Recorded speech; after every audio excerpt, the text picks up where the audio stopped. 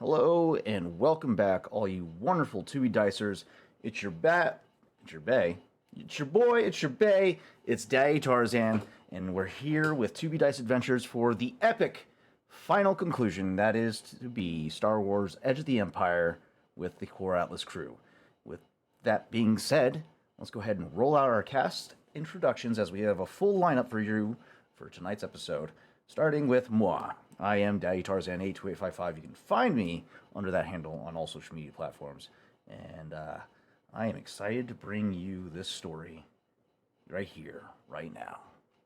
On to you, Victor. Other way, there we go.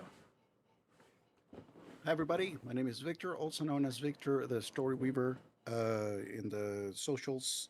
And I'm playing Oho, potentially Guy as well, my very charismatic pilot, and Oho, my very stealthy boy. Very excited for today's funeral. And yeah, on to the next person. Medicus. Hi, it's me, Matt, also known as Wartar Knight, out there on the interwebs, and I have the lovely pleasure of playing once again Chav Visto, formerly Agent Lancer of the ISB, formerly before that Captain of the actual captain, and now it's a kind of democracy thing, of Core Atlas.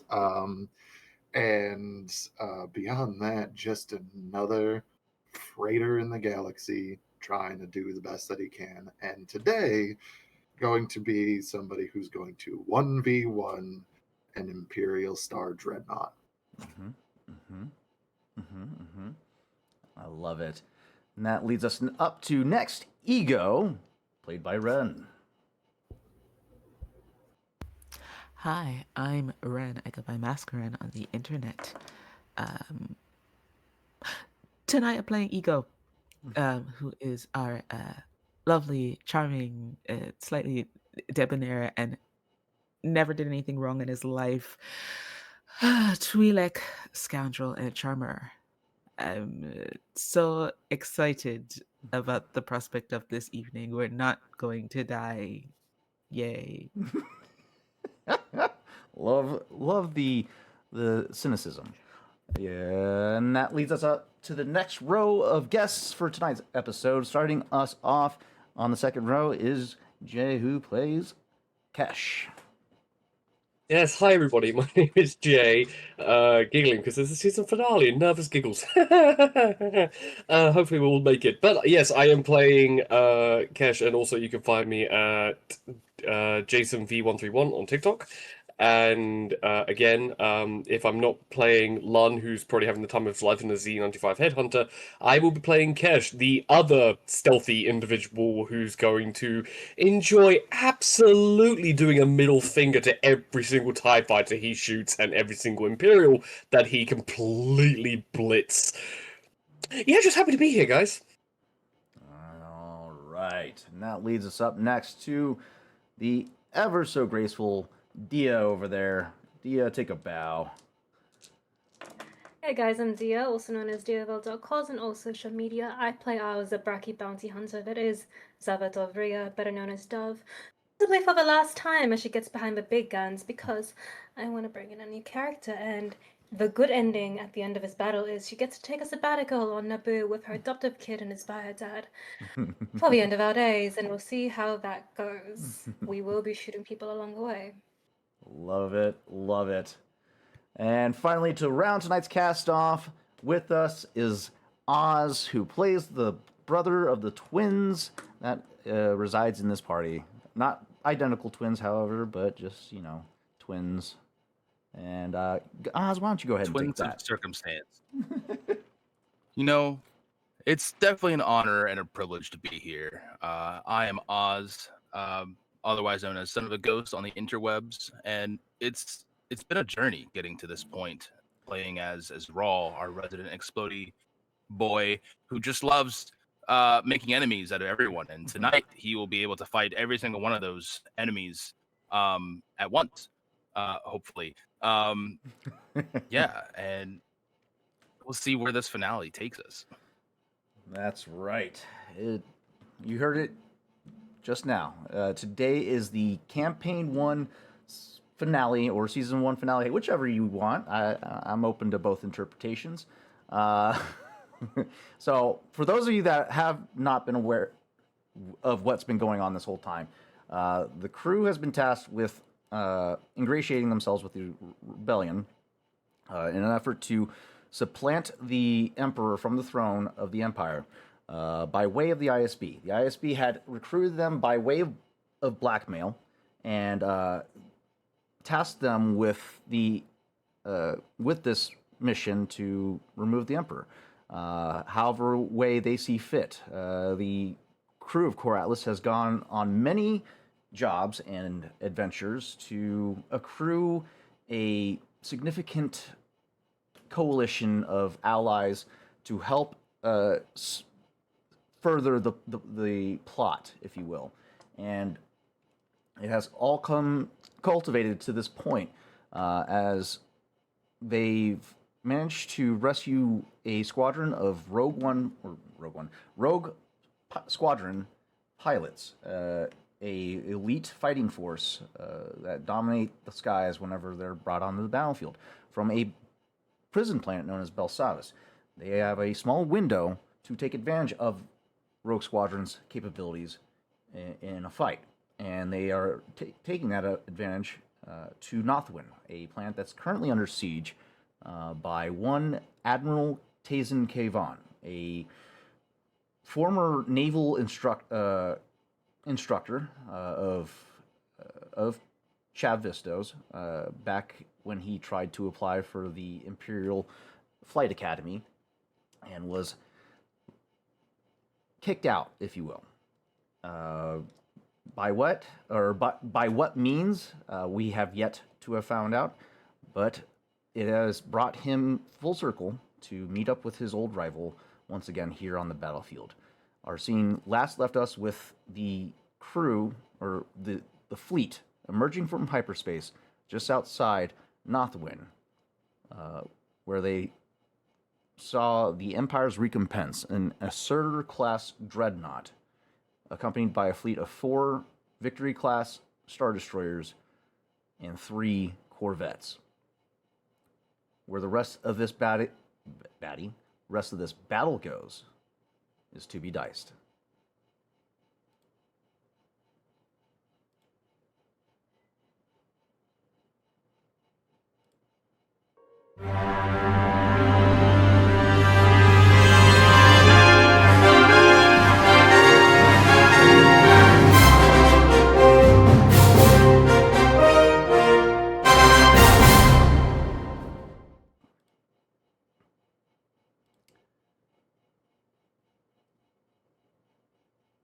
Our scene brings us back moments before emerging from hyperspace. Over the fleet's open channels, Rev Garland can be heard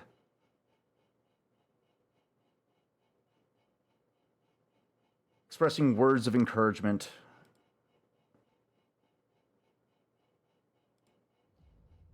and reassurance, and going over the battle plan with the fleet as a whole.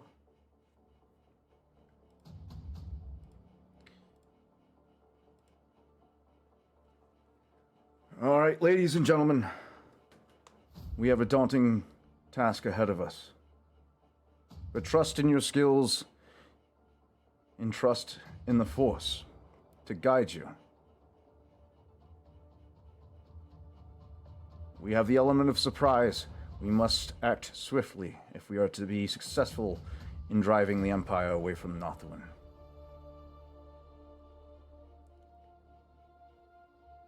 Commander Visto will be leading the strike force against the Dreadnought.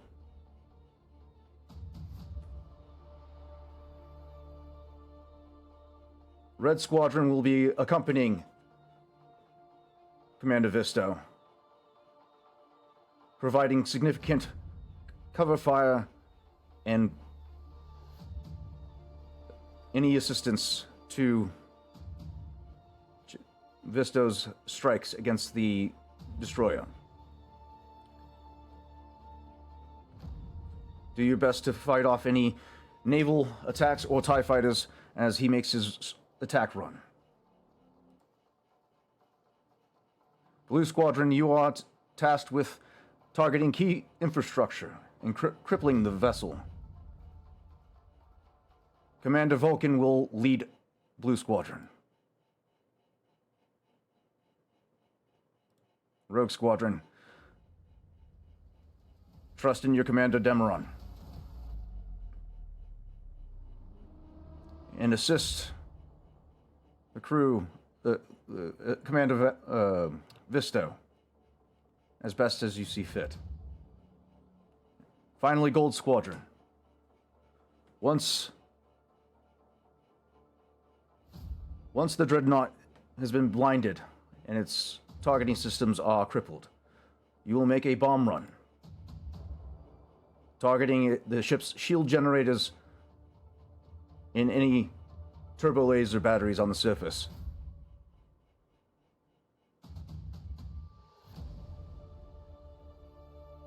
Know that we are here with you, and I have already made a communique to the rebel forces as a whole for additional support. When we arrive, we must move quickly to cripple the Empire's communications array as well.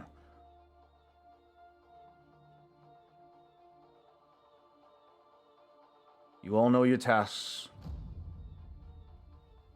Cover one another. And finally, Commander Visto, would you like to share any words?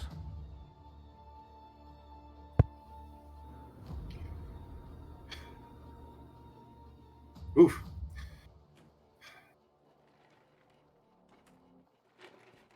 Chav is going to have this moment in hyperspace.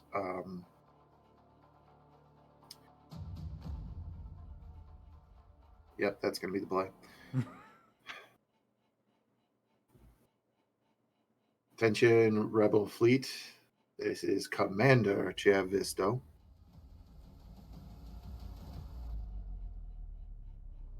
You have your orders. You know what is coming. I'm going to take this moment to thank each and every one of you. You are not the military of this galaxy. You are its people. Farmers, tradesmen, freighters, whatever life you came from before, this is where you are now. In the name of the galaxy as a whole, I salute you. And it's an honor to fly alongside each and every one of you. Now let's give them hell, rebels. And with that, you hear sequentially over the comms as each squadron's leader confirms and acknowledges your transmission. Red leader, confirmed. Blue leader, understood and ready to go. Rogue leader, I'll see you out there. This is Gold leader, understood and prepared for a bomb run.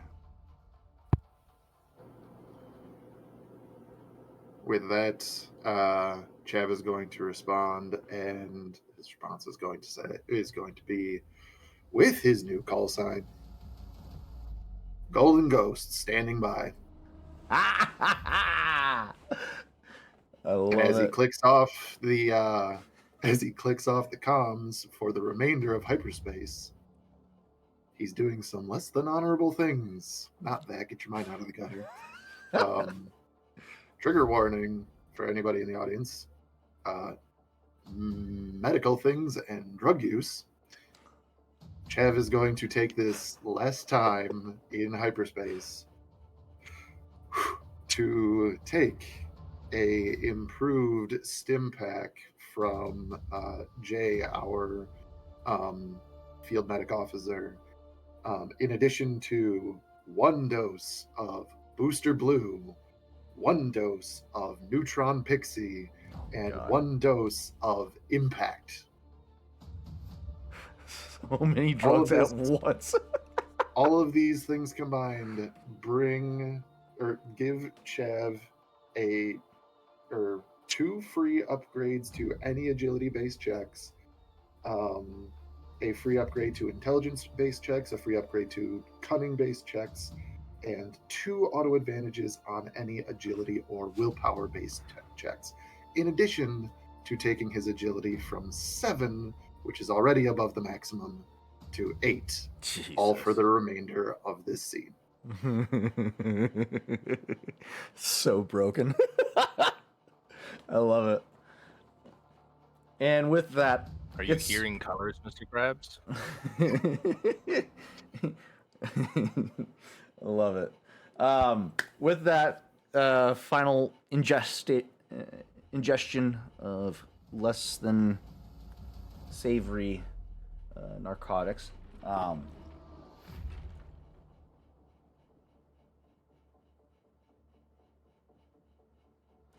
how would that manifest for you, So a lot of these spices, as they are called in the Star Wars universe, they manifest as they're described as deeper focus. So it's very much so like things slow down a little bit for Chav, allowing him to process at a higher rate of speed. Beyond that, it's very much so like, with also his brand new retinal tracking, his retinal trackers that he's had literally implanted yesterday. It's very much so like watching a camera zoom around, zoom in on something, focus on certain things, slow down. Like, even probably for a moment, if he's looking at like a ship model, watching it sort of do a 3D spin, Chav has a heads-up display right now, yeah. and it's not mechanical. It's all in his brain. He's actively the 6 million credit man.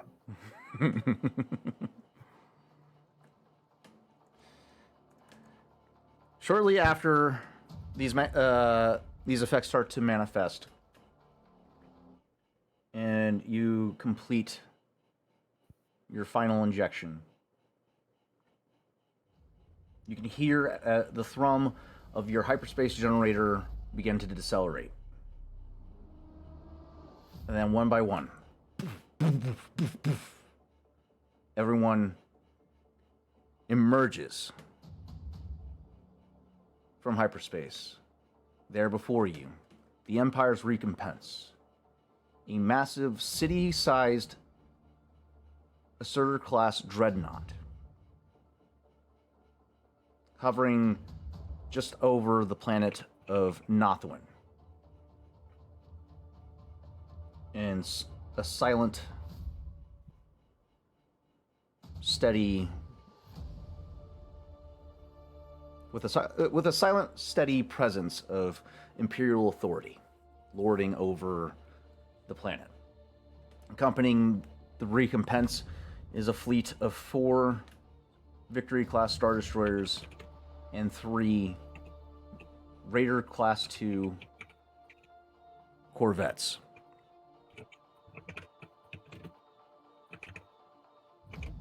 And one final command over the intercom, coming from Rev Garland once again. All squadrons, begin the attack.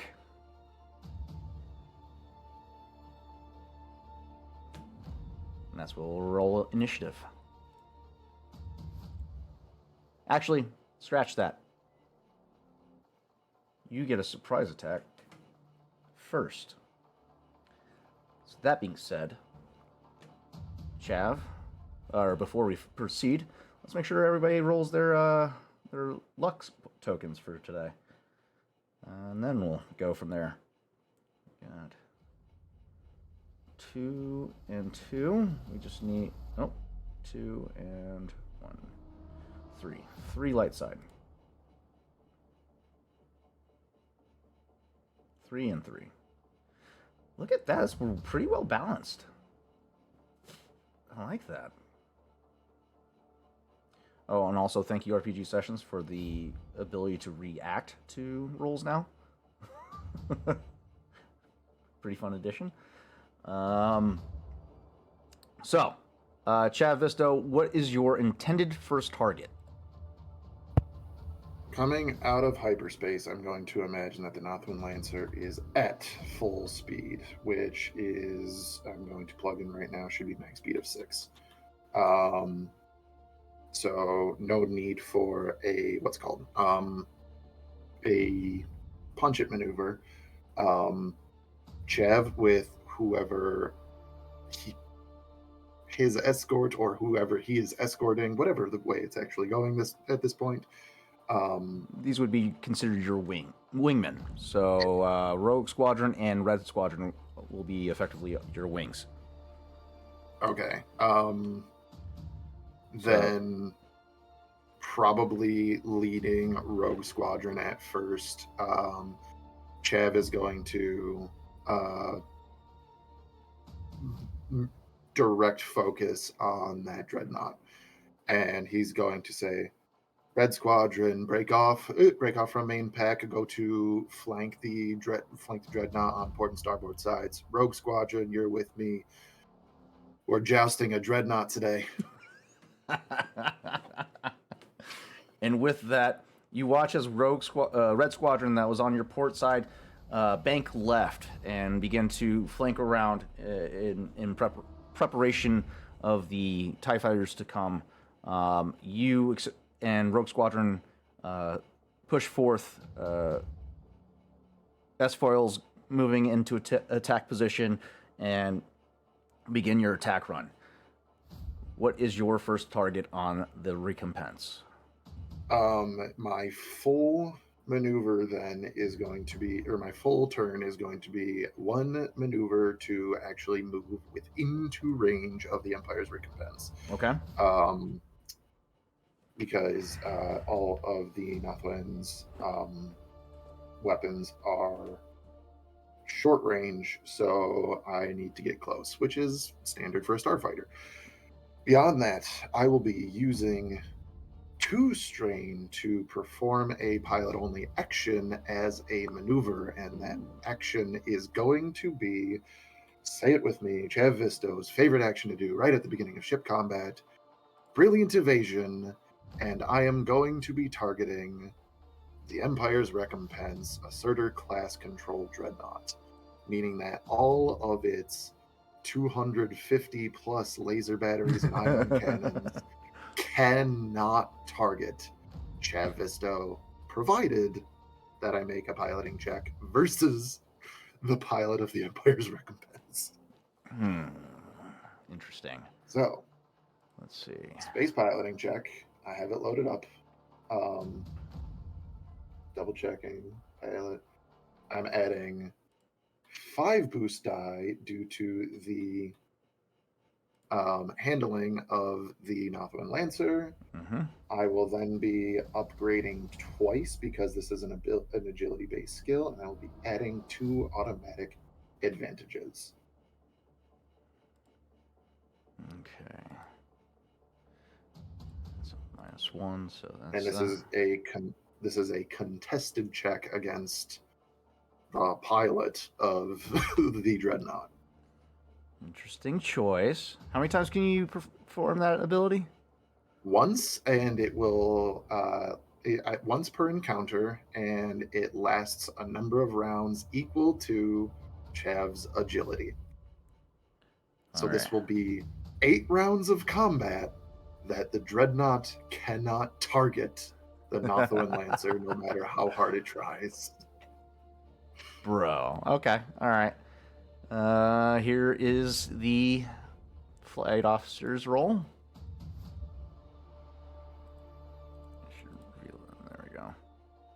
2 successes is what I have to beat. Okay.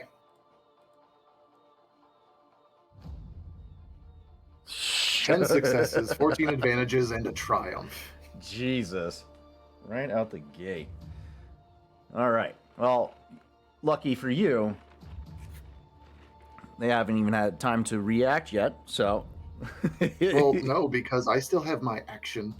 Right. So. I would like to attack the communications systems on the Dreadnought. Okay. That's going to be located on the fore section of the ship. However, you're going under the shields to make this attack run. Therefore, it does not benefit from its defenses. How wonderful. So, if So you you're would telling me that please. I don't have any additional setback die to this check? For this round, yes. You do not have any setbacks to contest with. So, if you will. Okay. The difference in silhouette between these 2 targets means that this is an easy gunnery check. Indeed. Indeed it is. The silhouette 9 Okay. versus the silhouette 3. That's, yeah, easy difficulty. Okay. Let me calculate all of my things. I will be using, so 2 free upgrades. Oops, not that. 2 free upgrades and a 2 free advantages. In addition to the 1 free advantage that I have as well, I will, because this is a gunnery check, from my targeting goggles, I will be. This is a true aim, or no, I don't have a true aim maneuver. I'm gonna have to take that off because I already used my maneuver, but that's okay. What other things do I have to add? Sorry, guys, I have all of the things, and I'm getting them all out right now. This is going to be. Please go ahead. Oh, no. By all means, just solo the tank class warship that's fortress sized. By all means, Not fortress, city sized. you got it. Oh, I'm going to do you well, a favor, Tarzan. Yes. I'm going to upgrade the difficulty of this 1 time Ooh. in order to make this a debilitating shot. Or sorry, a hindering shot, meaning that if I do still hit, every time that the Dreadnought moves, it suffers system strain equal to its speed Interesting. for the remainder of the encounter. So, all of these things. What the fuck? Yeah, I'm a freak. Here we go.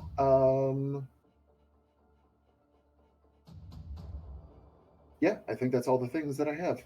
And let's roll for it. man 2 said, successes "Here we and go. 16 Hang on for the ride." advantages. So with my 16 advantages, Tarzan, as I'm making this attack with my forward-mounted proton torpedo launchers, I believe that means that I will be using 2 advantages to activate linked 1, meaning I am firing 2 shots. Is the blast 6 automatically applied, or do I need to do advantages for that? Blast 6, that's an active ability. So you'd have to spend 2 additional. Yeah. Is that per proton torpedo since I'm firing 2 of them? I mean, you got enough advantages, so yeah. Let's say it's twice, yeah. So that's 6 advantages used. Cool. Breach is automatically on. Guided isn't going to come into effect because I hit. Slow firing is going to take effect afterwards. So that is 6 advantages used in order to inflict as much damage as I can. In addition to, I will then use 10 advantages to activate 5 critical hits on this Dreadnought. As the critical rating of these are 2, I will be spending a destiny point to activate exhaust port and ignore the massive quality of the starship so that I don't have additional advantages. and I will also be using a destiny point in order to activate improved Dead to Rights, meaning that I will be adding my agility to the damage of both of these hits. So, Seeing Tarzan have a full crash out right If- now is... Oh, if my math is correct, that is 10 plus 8, 18 plus 2 for advantages, plus 6 for the blast quality. All of that times 2 because 2 proton torpedoes. That would be 52 points of damage to the Dreadnought, as well as 5 critical hits. Fuck off. This man did his homework.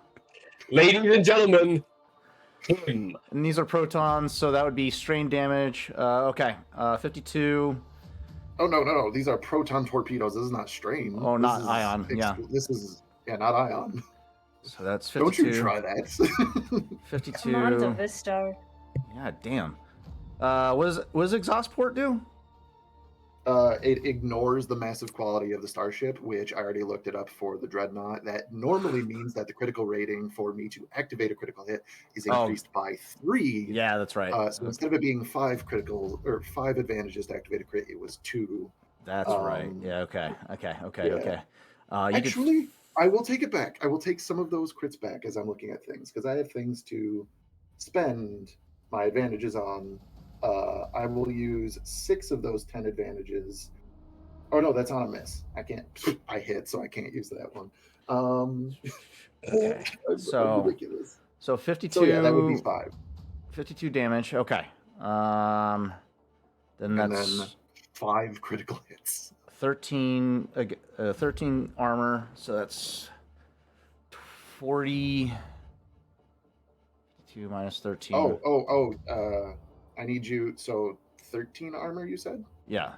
Commando Visto indeed. The proton torpedoes have breached 6. So it ignores 6 of the.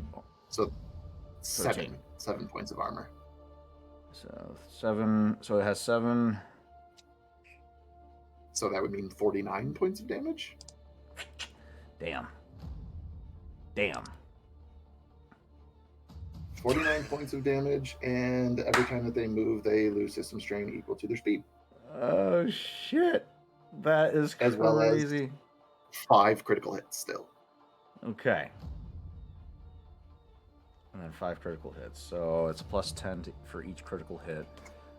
All right. So the first one's shield overload. Ship's shields completely fail. The Dreadnought has no defense. Yo.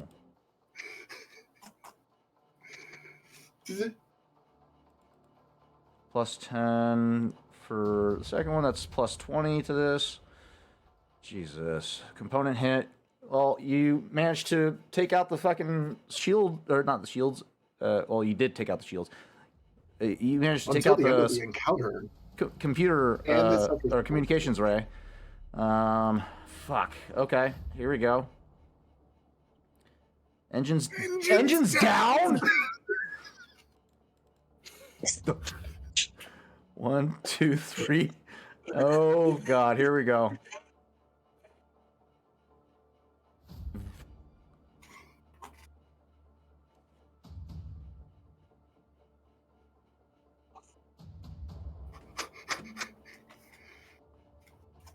That can't be right. I'm gonna mute. Just ignore me for a moment. I'm gonna mute. Son of... That can't be right. That's crazy. Let's go home, boys. Should we pack up and leave? Let's go. We're done here. For the listening audience who cannot see the game table, the critical result that was just rolled, which was the critical result of 154, vaporized. The ship or vehicle is completely destroyed, consumed in a particularly large and dramatic fireball. nothing survives. What the fuck just happened? Let's see. Hold on. Do I need to take a break?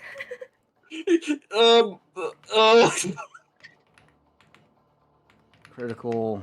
What is this? Critical, not injury. This is critical. Wait, guess- this is the third one, right? Yeah. It should not have rolled a 150. Yeah, that's not right. Mm. Okay. It was the fourth one. So it was ship shield overload, component hit, engines down, vaporized. So number 4. So This that should be a man just 154. railgun. Hold on. Or Hold on. 144. Wait, hold on. I don't think you can. I think you can only activate crits per hit. I don't think you can do multiple in one target on one target. Let me get confirmation on that. Critical injury rules. I'm told while we attempt to understand the game. I broke I it. remember reading that as long as you have advantages, you could activate as many on a single hit as possible. That's why there are advantages. No, that's why there's So- vicious ratings and whatnot. When a critical hit is scored, the target rolls.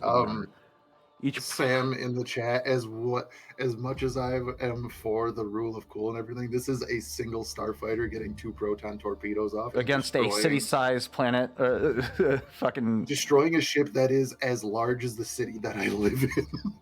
I am willing to And take you shot the it like L. at the nose.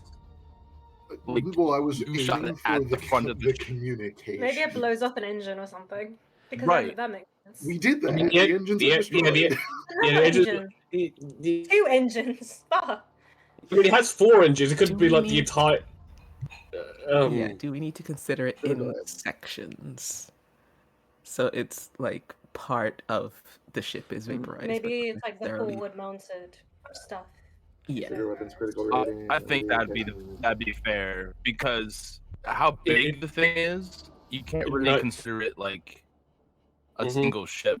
Just that amount of energy alone, it would require like almost a sun or a Death Star to just obliterate a city-sized ship. So I don't think 2 proton torpedo blasters can fucking do that. Listen, This would the very much torpedo- go. The torpedo is not the thing that would technically take it out. The chain reaction that the Right. torpedo may do with the hit, it's a different story. Right, Because it blew up the shield generator, which then activated another component, which then activated to destroy all the engines, which then is going to do a simultaneous reaction to basically go throughout the ship. So yes, you can only activate critical hits based off of the amount of hits that you land. So we can't do So 5. the first 2 Okay. is what we're gonna I'm down roll for that. with then. I'm down. So if for we can that still as have well. a session. Yeah. Almost threw me for a fucking loop That's here. Hey, man, That's it. Game of if we didn't get Darth Vader's notice at that point, I think we're doing our jobs wrong. Yeah, you guys. there would be nowhere we could hide. That was episode 1. That was episode 1. Jewel of Yavin fucking incident right there. Let's Right, drill okay, it in. like, Let's Let's drill go it then. in. Okay. Yeah, So, yeah. My then- house, the turntable. That being said, Here we go. your attack run is successful. You managed to take out not only the communications array, but the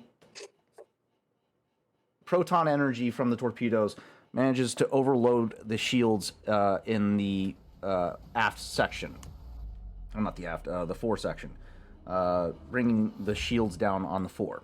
So we're going to take that 4 down to a 0 for the time being until they're able to fix that. That being said, you still did a significant amount of damage. And now their communications are going to be hindered until they're able to fix that. Okay. Fuck. What a So- fucking run. You make it. If I may then, because I technically have 6 advantages left since I can only activate 2 crits. Core rulebook page 236. There is a table of spending advantages and triumphs Yes. in Starship and Vehicle Combat. I can spend. I can spend 3 in order to do a couple different things.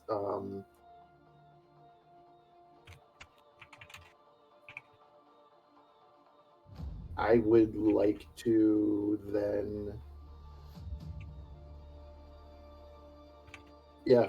temporarily damage components, 2 of them using the rest of the advantages that I have. And is there a list of components? There kind of is. Next Yeah, I would like. viable target would probably be what, the targeting array that you would want to take out. I think you wanted to hit that next. Yeah, that would probably be the best to make sure that it can't shoot my rebel ships. So I would do that for 3 advantages to disable that for a turn, and then beyond that, is communications and sensors the same thing? Communications and sensors. Communications, no. Sensors, you're talking Okay. about like radar scopes and whatnot. Yeah. Then I would also disable them for a round so that the rebel fleet can move with the ship being blind. So not only can it not talk to the rest of the fleet for the rest of the encounter, but it is blind until the start of my next turn. And that is all the things I can do. So Chev gets these 2 hits off. He has Phantom Squadron in a wing with him, and as those, literally, very calmly over the comms, you're just going to hear hits away. I think that we got their attention. Everybody scramble, evasive maneuvers. Make sure that you're hitting whatever components we can. Meanwhile, in the Legion of Doom, aka the VCX. So yeah, let's get rid of that one. You and Rogue Squadron begin to just unleash torrents of blaster fire on the surface of the ship, making your pass over the communications array. You line up your target in your sights, fire off these 2 proton torpedoes. The first one connects, obliterates the targeting array. The second one passes over the target and subsequently impacts with the shield generator over the 4 sector. Inadvertently taking out the shields for the 4. You now know that they're dead in the water as you pass over their targeting array, taking that out as well. And finally, with your passover, Rogue Squadron helping. You guys managed to take out the sensor array in the final pass.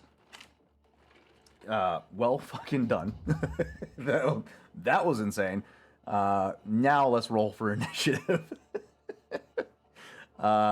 Empire's rolling with. In on this as well, or say again? are we gonna do? Am I gonna roll in on this as well, or are we gonna do turns of like VCX and then we'll come back to the space combat?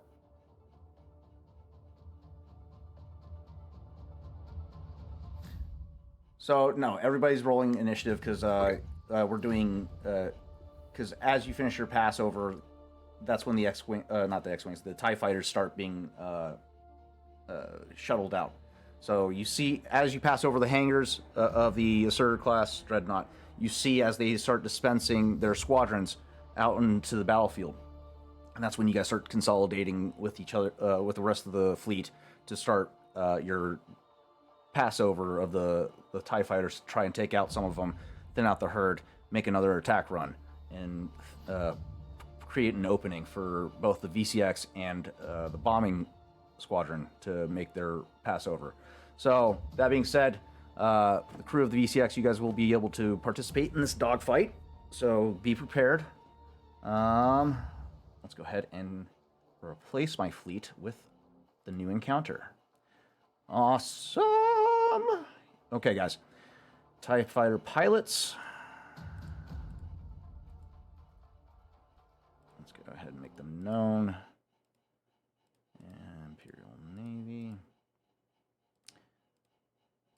Phantom Squadron. Red That's a Squadron. second triumph for Chaz Visto. And turn 1 hasn't even begun. Jesus Christ.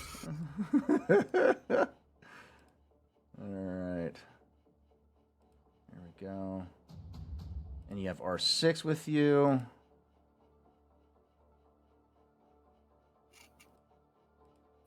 Okay, let's add the ships. Complete. Can we take a moment to look at the dice that Guy just rolled for initiative? And I'm okay that it happened in initiative because that would have been embarrassing any other moment. Would have been funny. Actually, not known. Or just not complete, just known.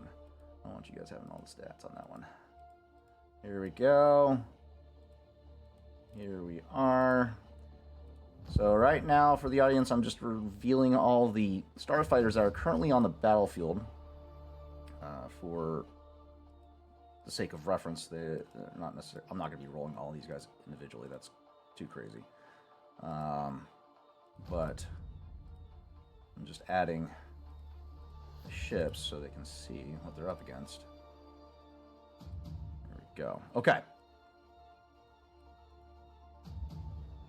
That being said, I need to get my pilots rolled. The starfighters are either vigilance or cool because they are prepared. There we go. Let's go with cool. They have a better skill there. Pilots are going to go cool as well.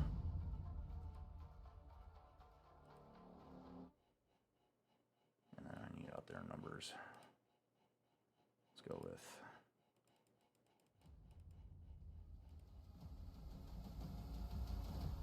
15.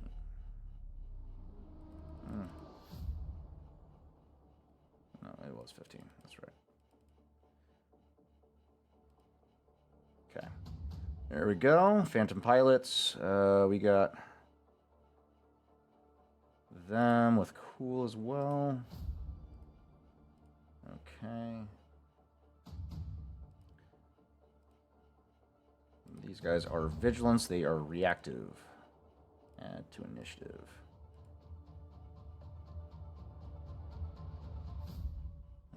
Phantom pilots got 3, 2, and 1. I need to change them over. 3, 2, 1.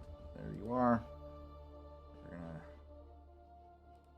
make them that, so I don't lose my 4, 3, 1 is starfighter pilots.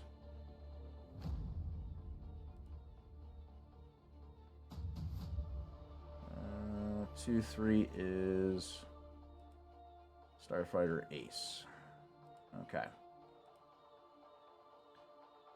All right, Imperial Navy. Vigilance. Add.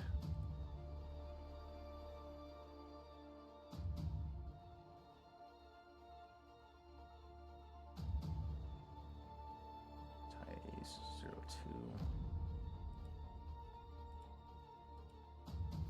2, 1. Is Imperial Navy pilot. There we go. And finally,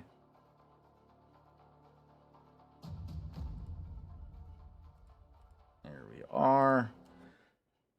Okay. Another 2, 1. Sheesh. That one's TIE pilot. Okay.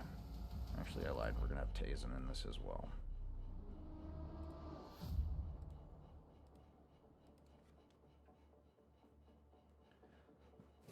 Okay.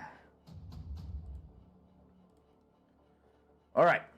So, you guys consolidate into attack formation as you make your pass back around over the winds of justice. And Rawl, you see as these squadrons of TIE fighters and interceptors begin to pour out of the dreadnought, and Chav and Rogue Squadron reconsolidates with you guys as you guys push forth into the combat. That being said, first slot up is player character. Who is going first in this round?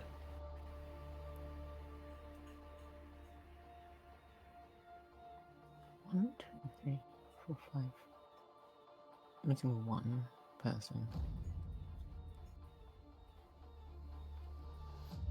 Whoever's on the VCX, you guys will all take turns on take a turn on that turn. So if you guys, whenever your guys' ship comes up, that's when just you guys figure out what roles you want to take on, and then we'll go from there, just for the sake of expediency.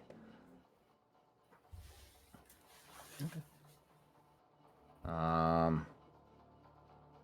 So first player character.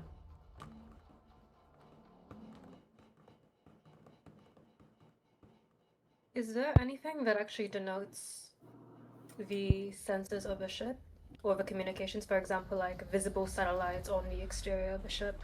Yes, you would see. You'd be able to recognize that a series of radar dishes, which would be an indicator of a communications array. For sensors, they are more of a bulbous structure. Actually, I think it's more domed. Sensor array for destroyers.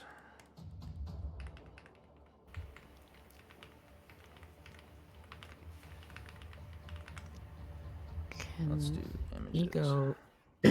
Yeah, it is a dome structure.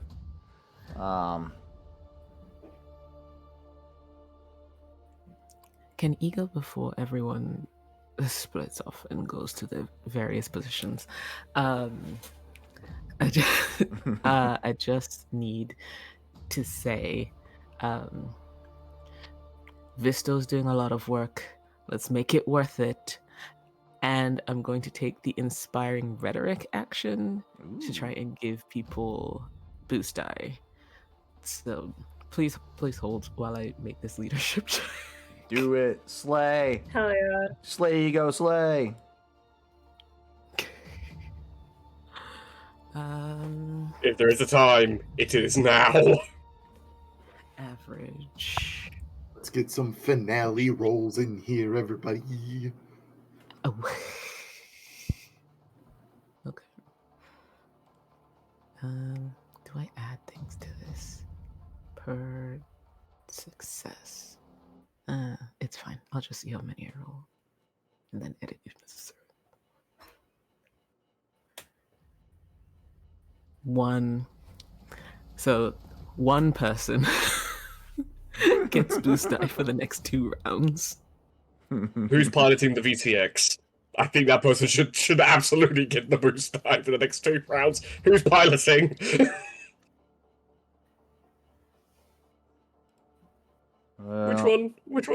Which one is this piloting the VTX? If it's one of us, I think Cash is the one that has the most piloting. Might be wrong about Shit. that, but I think so. Yeah, I managed to put enough skill points in to max out my piloting. But I'm really good at gunnery. Dubs max out on gunnery. Well, Okay, fair enough. it applies to all skill checks. So Okay. you decide who gets it, but for 2 rounds, you get 1 extra boost die. On all skill checks you make in rounds. So who do you want to inspire? I don't know who feels inspired. I mean, Chav is pretty Gucci on boost die for his skills for piloting. Chav is too far away for me to help anyway. I would honestly say whoever's going to be shooting should have the boost die, because it's like we need to punch a hole. Honestly, yes. For lovely dovely. There you go. Love it. So, okay. All right. So it sounds like VCX is going to take the first initiative slot. So what's the rest of the crew of the VCX doing as you guys begin to go head to head with the TIE fighters? Go ahead, Dove. As I was saying, Dub's going to continue to aim at the comms and sensors in particular, because she knows that as the command ship, the minute the head of a snake gets scrambled, it'll be a lot less easy to coordinate the remainder of the ship's attacks, because they won't know each other's actions. She is taking up a position on the forward-mounted twin medium laser cannons of the VCX. That only has a close range. Would we be within that flying distance to take aim? You're taking aim at the recompense or the TIE fighters? The recompense, I imagine. You guys would be at extreme range from the recompense. Okay, I'll take up the TIE fighters if they're closer then. Okay. If that's easier, that's fine. What difficulty would that be? I'm just rolling my gunnery for now. What is the attack range of the weapon system for the VCX? Let's see. You're using the forward-mounted twin laser cannon? Forward ones. Yes, it says close. Okay, so it's close range. With you guys actively piloting, you guys would maneuver. Where's my space combat table? What's the silhouette of the TIE fighter? TIE fighters are 3, I believe. If that is the Yep. case, And you guys are piloting at max speed, I would assume.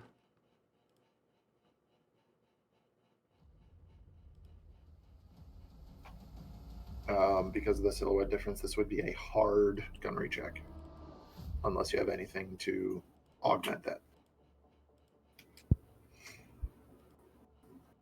Ren, was that a boost die with your leadership role?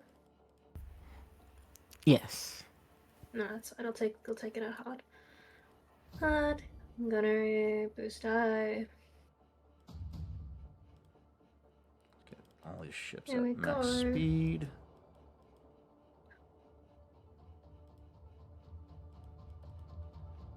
Oof. Okay. Wow, really? Was that my? Was that me, You're she said? you're just missing your boost die for the skill. 1 second, that was my bad. I was rolling on the page of the VCX. Boost die. 3 successes and 1 threat. Nice. It is it has the linked thing for the laser cannons. Yeah, the link feature allows you to get additional hits per 2 advantages you spend for the to activate the feature. So unfortunately, you do not have any advantages. So you won't be able to get an additional hit, but you do land a shot with the gunnery skill of the VCX. Let's see. Let me get my ships all. Damage 6, crit 3. Damage is 6, crit 3. Okay. So that would be 9 points of damage on the TIE fighters as you guys pass through their formation. Let's see. 9 minus their soak or armor of 2. That's 7. Okay. You pass through. There's a TIE fighter directly ahead of the VCX, and you let off a volley. Aim is dead center. The TIE fighter obliterates into dust, and you pass through its remains unscathed. Well done. You got 1 kill I on don't the get board. to play with these. Yeah, Dev is like happy. She's excited. She's telling the others, I don't get to play much with these big guns. This is great. She's like bordering on giddy, which is kind of dangerous and scary to think about. Chav comes onto the comms just enough time to say, "That's what she said." Not the time. Okay. That. Shit, I guess. Okay. Anyone else want to do anything before I attempt to do piloting?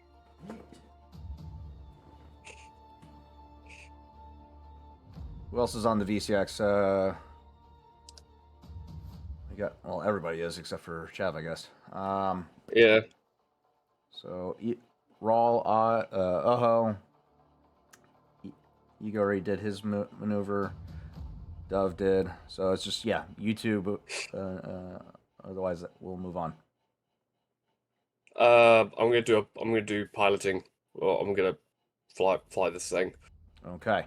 As you pass through the formation, that's going to add 3. They're at 5 max speed. So it's going to impose 3 setbacks to the piloting skill.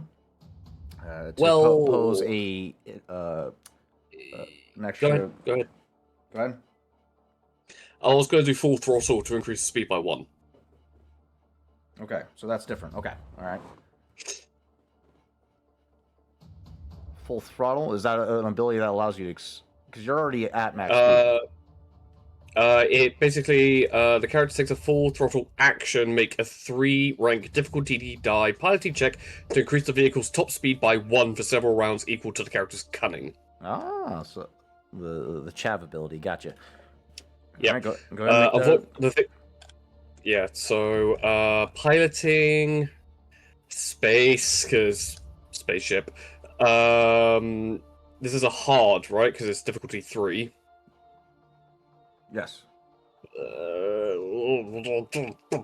Okay. Nope. All right. Damn. All those. I think I think I just averaged out. Wait. I posted a link also for everybody to go check it out, because there's additional vehicle actions that are things that we can do as crew members of a ship. I would like to roll an average piloting check for the action of co-pilot. Okay. So it would downgrade the difficulty of a pilot check. I know that we already rolled it, but...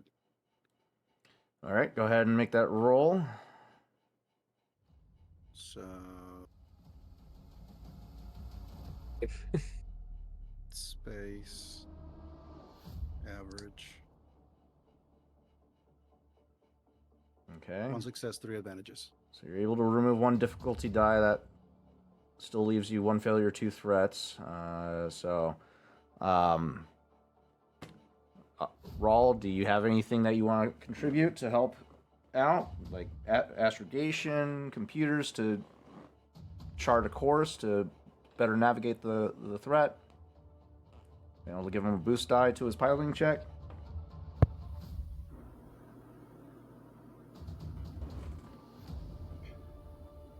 It looks like Oz is having connectivity issues. Oh. I'm going to propose whoever has good mechanics, there is an option of boosting shields. It's a hard mechanics check to route power from other systems to boost the defensive system of a vehicle. Well, if you successful check, the vehicle suffers 1 system strain and increases the defense on defense zones.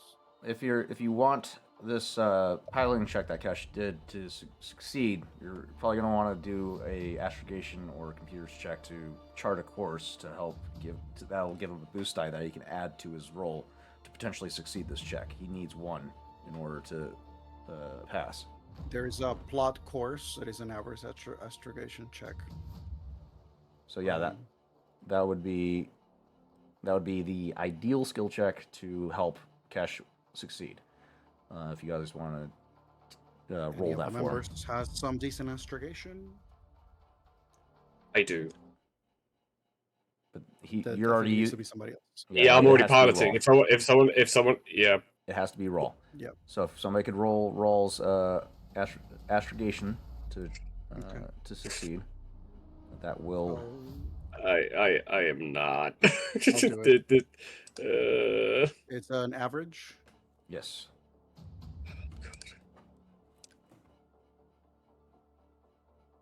2 successes. All right. That means, Kesh, you can add 2 boost die to your check that you've already made. Okay. So if you hover over your skill, you'll see a plus boost button. Click that I think just once, and then it's gonna roll 1 and then you click it again to add another.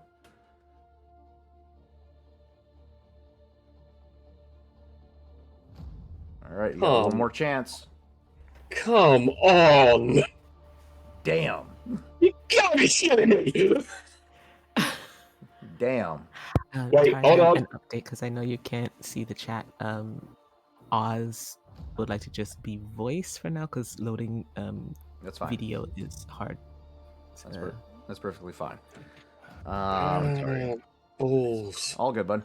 All right, that's going to end your turn. We're going to move on in the round to the Starfighter pilot's turn. They're going to perform a general gunnery check to try and take out some TIE fighters within the herd.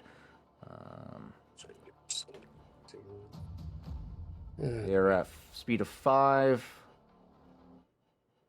Combat is different if you're targeting, so I think it's at close range. That's average difficulty. Am I right or am I wrong? Gunnery checks.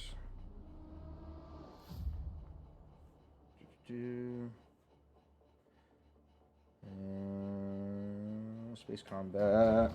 Where's my difficulties here? Short. That's.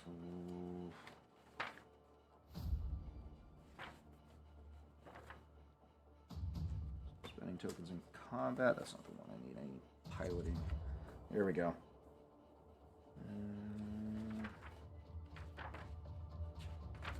And here we are. Ranges.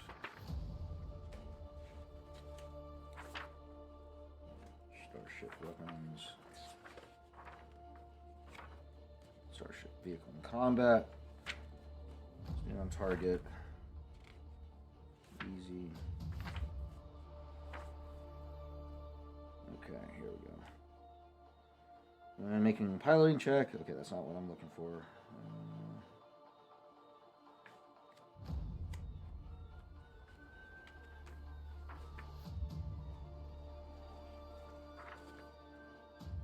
Here we go.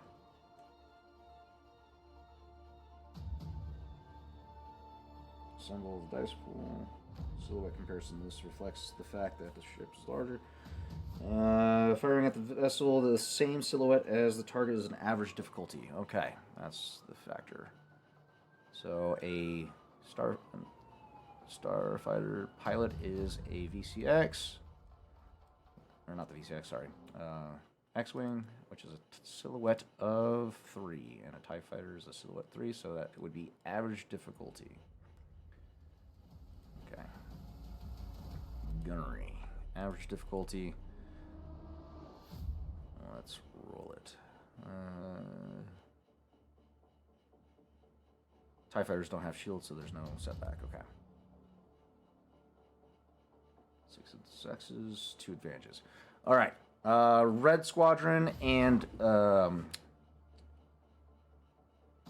Blue Squadron start navigating the Reaper. Yeah. Start navigating the TIE fighter formation, and you see as they start opening fire on the squadrons, and blaster fire and fireballs erupt all around you as you guys pass through these formations. That will end their turn. Phantom Squadron is also going to go next. They're probably going to do a little bit better because they're more skilled. Here we go. Yeah, damn.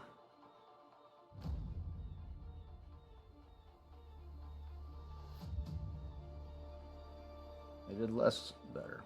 How unfortunate. Okay. So yeah, still Red Squadron and Phantom Squadron just tearing into these TIE fighters as you guys collide. That will end their turn. Next is next player character ship. Who else is on the field? Guy.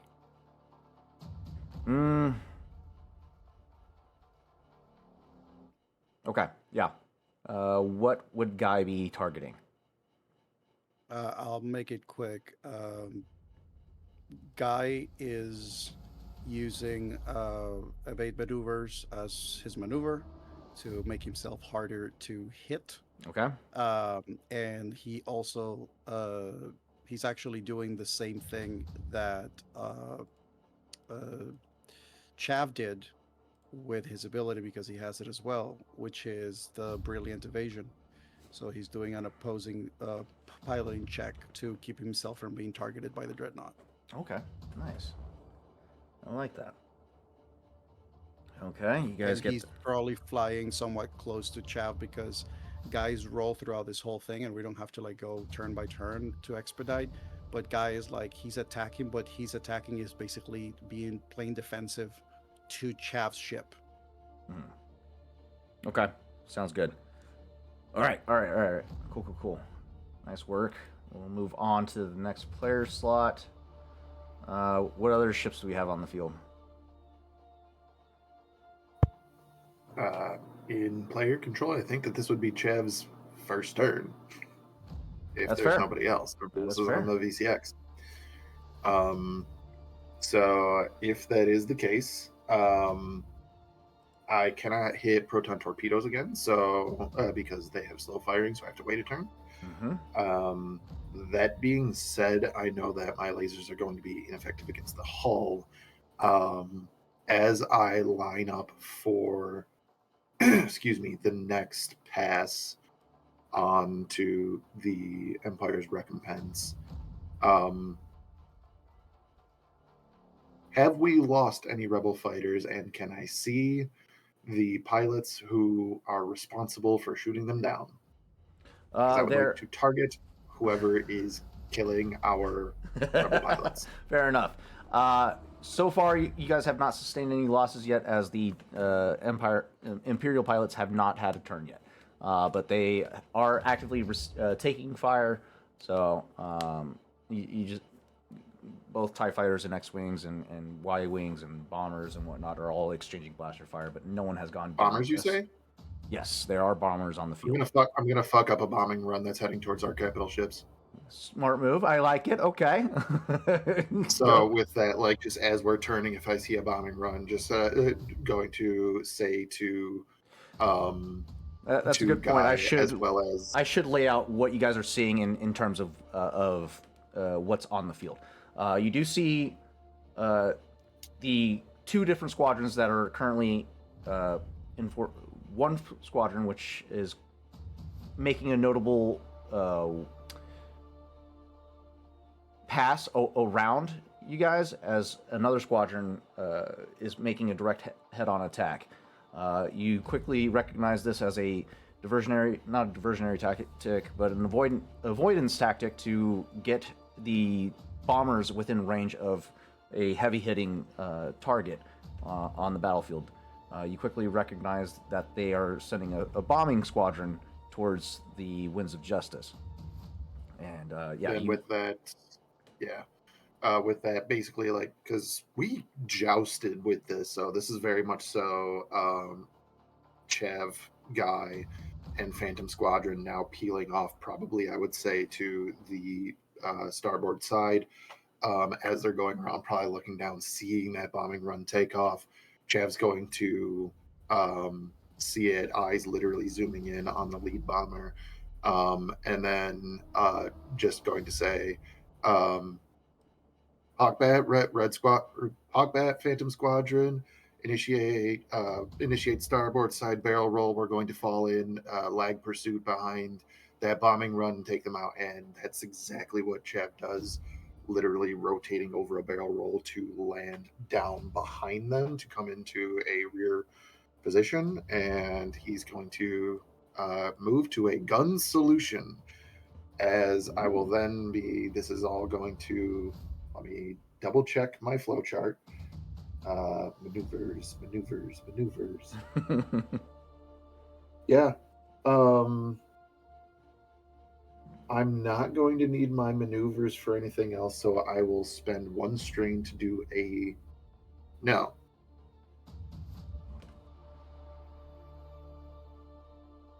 With the linked property, is that all on one ship? or if can I move the different hits to different ships? Because the Nothoiin Lancer has linked 4 for its. Technically, wingtip laser. it's supposed to be. Technically, you can as long as they're within close formation of each other. Which a bombing run would. Yes. Okay.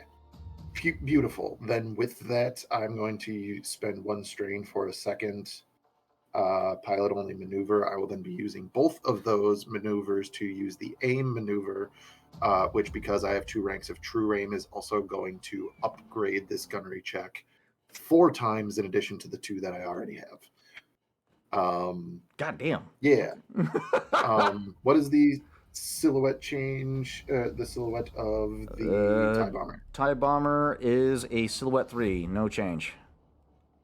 Okay, so this is an average difficulty. Correct. Alrighty. Cool. Here we go. I have to lock all the things in. Gunnery check. 2 true aim maneuvers. Locked in. All of that. I need to. Yeah, those are for those. Those are for those. 2 free advantages. This is an average difficulty.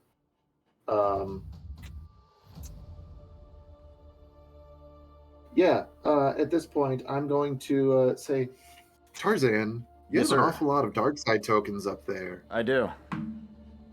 And I would like to get some light side tokens for my buddy. So would you like to upgrade the difficulty of my check as I am targeting these bombers?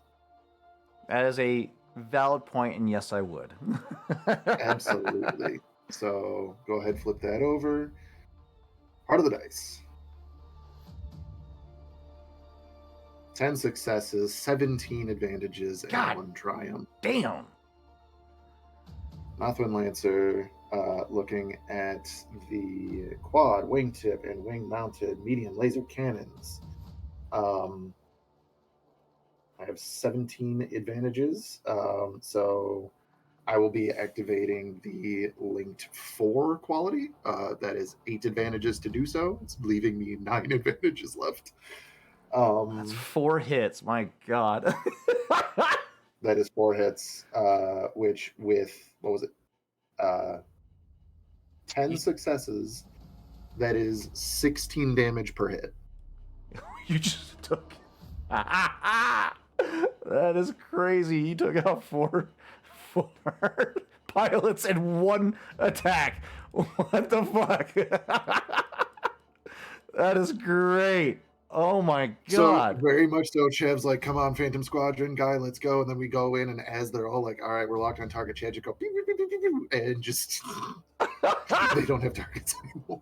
You hear through the comms, oh no, he's a show off. God damn, that was okay. So that they had a formation of 15. You take out 4.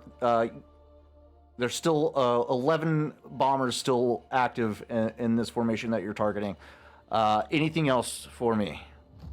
That is all the things that I have. 1, 2, 3, 4, 5, 6, 7, 8, 9, 10. It feels great to roll 10 proficiency dice for a check. That is disgusting. Oh my God. So that is my 3rd bank triumph, I will say. Just with collecting them. that, it's very much so. Chev is doing this to try to whittle him down and then get Phantom Squadron and Guy into position to finish off this bombing run as he lines himself up for next turn, because he has 4 more proton torpedoes. Back to you, Tarzan. I'm in so much fucking trouble.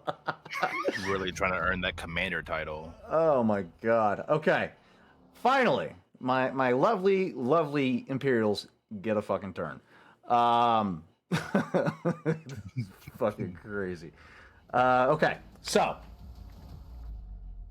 what is now known to you, Black Squadron, the attacking TIE Fighter Squadron, will now take their turn to start opening fire on the rebel forces as a whole. So let's go ahead and have them perform their gunnery check as they accelerate into the formation and target you guys.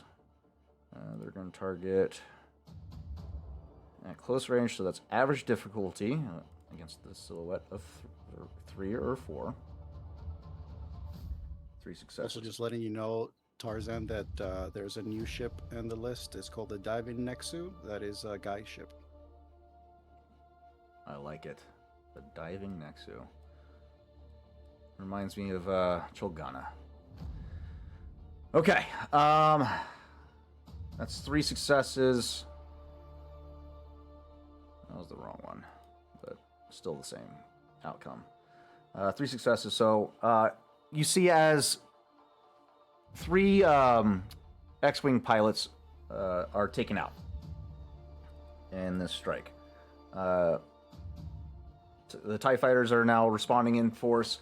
They seem to be coordinating strikes. Their speed is very overwhelming for some more inexperienced X-Wing pilots. But Chav, you know their tactics, you know their formations, you know how to exploit their speed for your to your advantage. Guy, you've worked all over the galaxy. You've seen all types of piloting skills. This is nothing new to you, but you quickly take notice as the X-Wings or the Rebel forces are starting to take losses in turn. Next in initiative is the Imperial Navy pilot. He's going to do... Actually, why do I have him in the front? Get him out of here. I didn't need him. Get rid of that. Next is going to be Admiral Tazen. Immediately reeling from the initial attack run. In the background, aboard the Empire's Recompense, a Admiral Tazen, this... Let me pull up his description for you. 56-year-old, 5'7", slender build, male human with short silver hair, piercing blue eyes, and light, fair skin. Draped, adorned in a naval officer suit with admiral ranking on his chest, and a cape, or not a cape, a cloak adorned over his uniform. Just behind him, you see gouts of sparks erupting from consoles and flight officers spilling over their stations after reeling from the initial attack and the subsequent explosions. Tazen looking over to the viewing platform, seeing these rebel forces engaging the Recompense. He's going to do a quick little scan over the battlefield.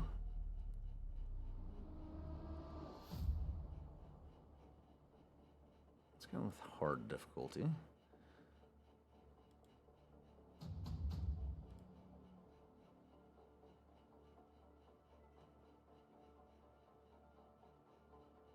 Spotting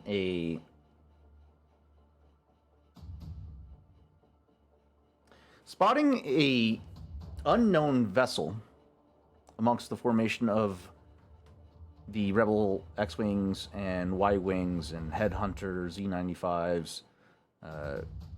This singular fighter stands out to him. And he continues to observe as he turns his attention. Black painted fighter that has, once again, I will remind everybody, in Orabesh written "Smile for the camera" down the port side fuselage. Which, if I came and and pulled off to the starboard side, the port side was very visible from the bridge. Very much was. Tazen turns his attention to the staff officers on deck. Let's see.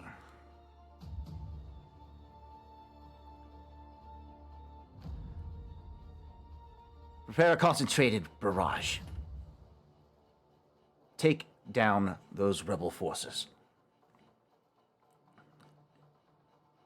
And that will trigger the staff officers to try and target the fleet of the rebellion. That is core rulebook, Age of the Rebellion. 246. Ooh, almost 4. That is going to be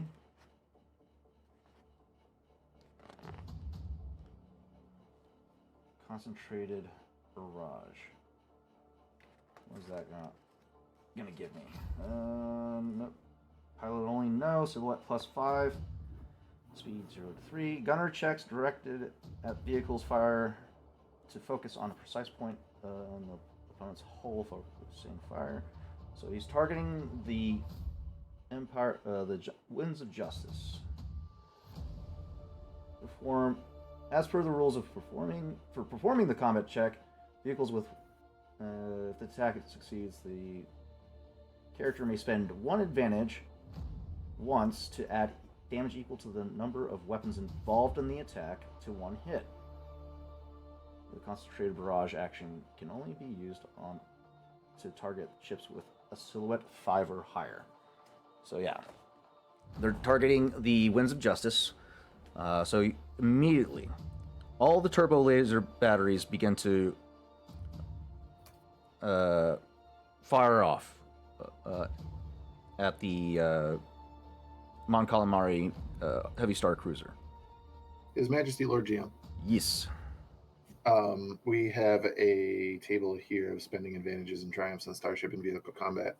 I would like to turn your attention to the cost of 1 triumph, and the first line there: upgrade the difficulty of the targeted character's next piloting or gunnery check.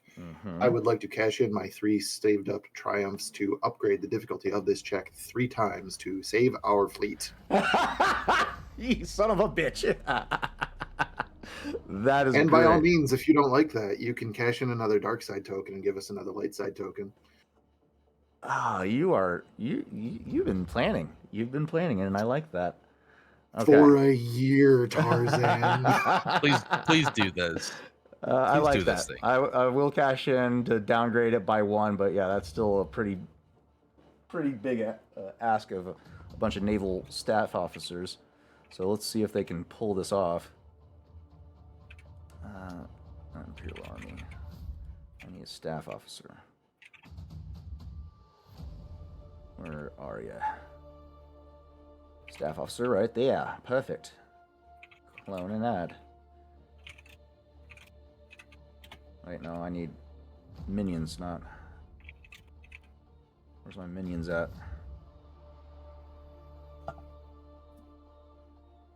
Let's go with...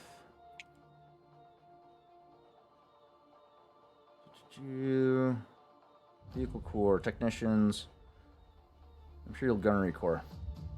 That works, actually. Let's do that. Clone. Okay.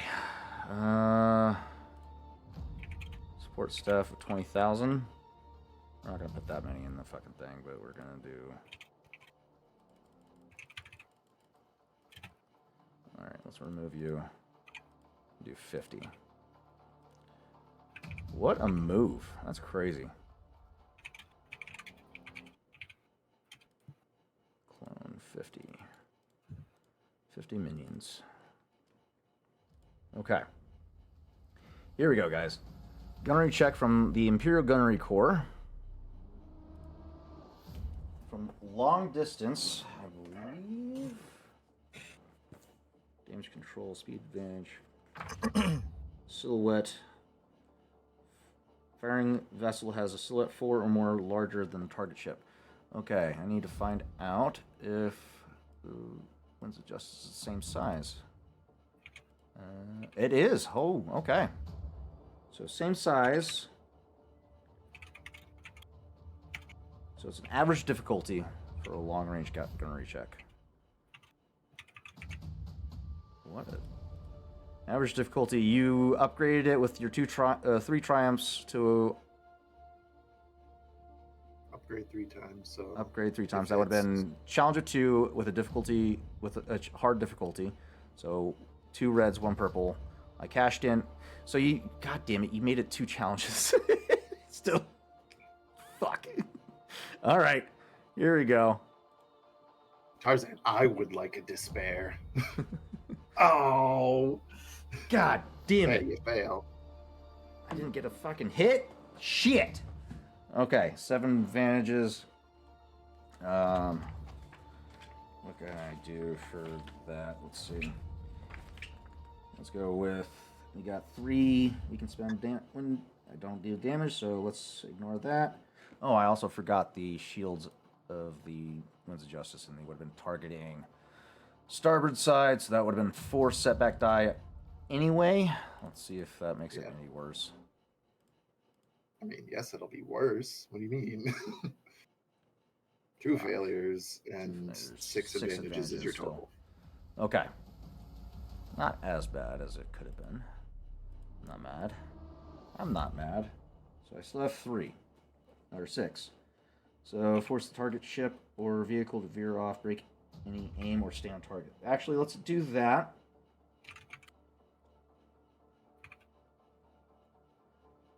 And we'll do that on the Winds of Justice.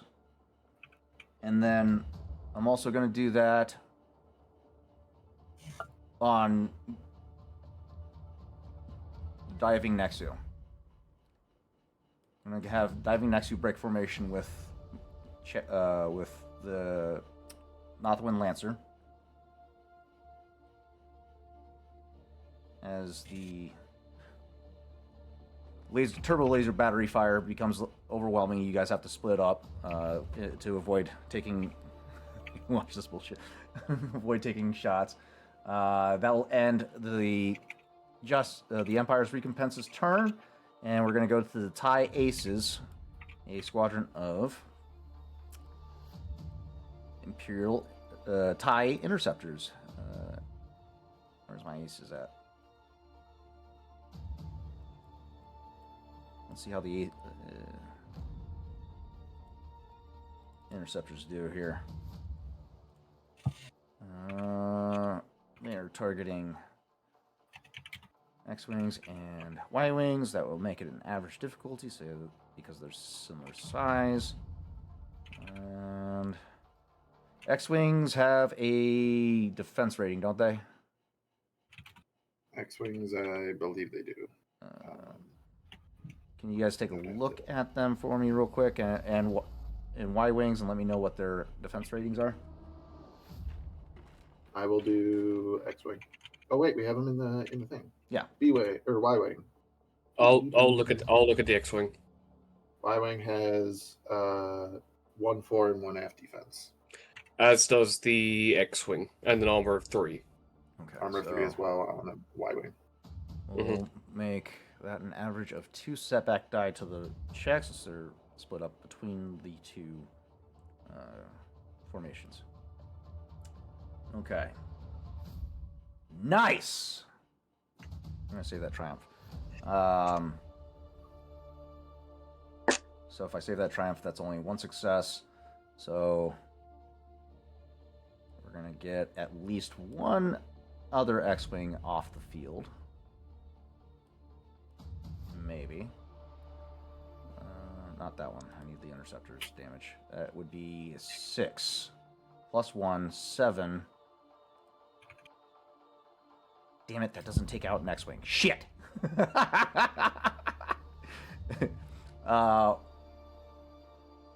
Chav, you watch as one of the X-Wings from Red Squadron on your port side takes direct blaster fire from the 4. The blaster bolts from this TIE Interceptor passing over and doing a downward arc over top of this X-Wing. The blaster bolts are deflected by its shields, but you see as its shields begin to wane and falter, but the X-Wing manages to pass through without taking any significant damage. However, you do see it's starting to smoke. That will end this round. Bring us back to the top. What are we doing next? We think at the top of the round. Yeah, at the top of the round, Rev will point out that two of the Corvettes have begun closing formation, closing the distance to provide support to the TIE fighters. So you see as two Corvettes begin a pincer maneuver on either side of the squadrons to try and help the TIE fighters and overwhelm you guys with superior firepower. I think that would probably be a significant trigger for the VCX to begin their plan. Mm-hmm. But I believe Oz is going to take the first go to add bonuses and stuff. All right. I believe Rawl was going to do that. Yes. I think I screamed, please. Yes, I would like to take my action to do the field commander action. Make an average leadership check. If the team would allow me to use a destiny point. I can't see you nodding your heads. Okay. Yeah, go for it. Yeah, go for it. Go for it.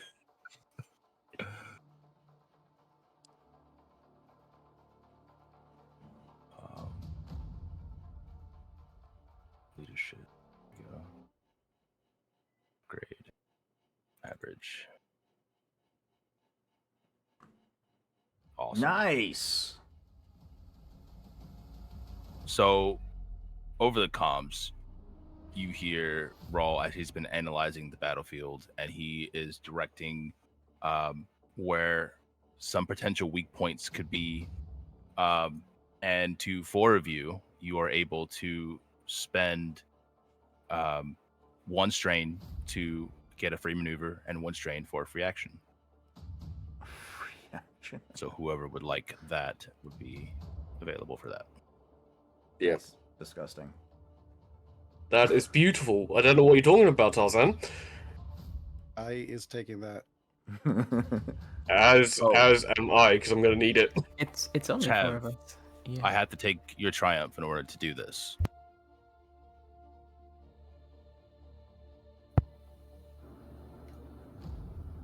I spent my triumphs to try to save the Wings of Justice. All Didn't I of get them? one? Yeah, you spent all 3. Yeah. Damn. Okay. I wish I would have known that. I would have saved one for you. No, 'cause it's I could okay. likely get another one later on. If I can't get the triumph from somebody, then all you can do is do the maneuvers. So an additional maneuver. Mm. Okay. Gotcha. Correct. All right. Anybody else on the VCX? I'm going to be doing a evade maneuver with a piloting check for an action, just to make sure that we can get to the nearest Corvette as quickly as possible to prepare the boarding tubes. Okay. Unless someone wants to do computers or anything to try and help with the boost. Yeah, I can totally do that because I have my maneuver and incentive. Yeah, that'd be great. Thank you. What? I mean, is that just a boost die from me since it's not my turn anymore? One advantage is you can give a boost die, to the next allied character's check. Dope. Well, that's just a boost die. It's fine. I'll take it. Right. So what's the difficulty in this one? Because I'm basically aiming to make sure we get in a good deployment zone to board the Corvette. Okay, so you're piloting directly at the Corvette, avoiding blaster fire. So let's make this a this would still be a piloting space check. Mm-hmm. It would be an average piloting check. However, with the significant firepower, ray of blaster fire going around. This is going to increase the setbacks from 3 to 5 at this point. Can Or- I? Oh, Can I? Oh, do you want to do Okay. it? We can do it. what were you gonna do? I was gonna do plot Co-pilot. course. Okay, we can do both Uh, of those. Yeah, everyone on the VCX can contribute to a check to the vehicle. So whatever you guys want, get that out there, and then let's move along. Okay, plot course. I'll do a hard perception check to study the terrain. Each success would reduce the setbacks suffered by 1. So let me do Ooh, that. nice. I got 5 successes on the co-piloting check, so that gives each success downgrades the difficulty of the pilot's next piloting check. So that's literally reduced 5.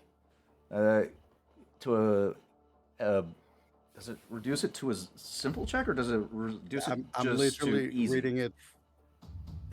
I don't know. It just says on a successful check, each success downgrades the difficulty of the pilot next piloting check by 1. So would it go down from an average to an easy? Yeah, You yeah, have just no easy. setbacks Should because be- I've reduced. God, I damn. have 6 successes, so you have no setbacks for terrain. So this Okay. should literally don't roll a failure. Like you need Yeah. one success, that's it. So easy difficulty, no setbacks. No difficulty. What?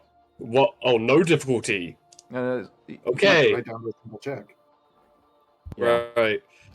1 boost die from roll. No setbacks, no difficulty. Please, for the love of God, do me a solid here, Cash. Oh fuck! There you go. That's what There you I'm go. talking about. All right. Also,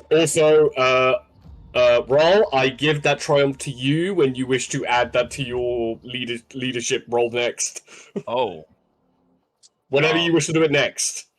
okay. All right. Next is going to be the Red Squadron responding to the incoming attacks as they begin to maneuver around these TIE fighters and corvettes that are now coming in. Did Dove do something? Oh shit, that's right. Dove, do you have anything? Yeah. Is there any other TIE fighters coming off the nearest corvette or anything that looks to be within defensive range? She's trying to pick off the ones that could come to assist it if we were to board. I mean, you guys are in the thick of it, so it's just a matter of let's see.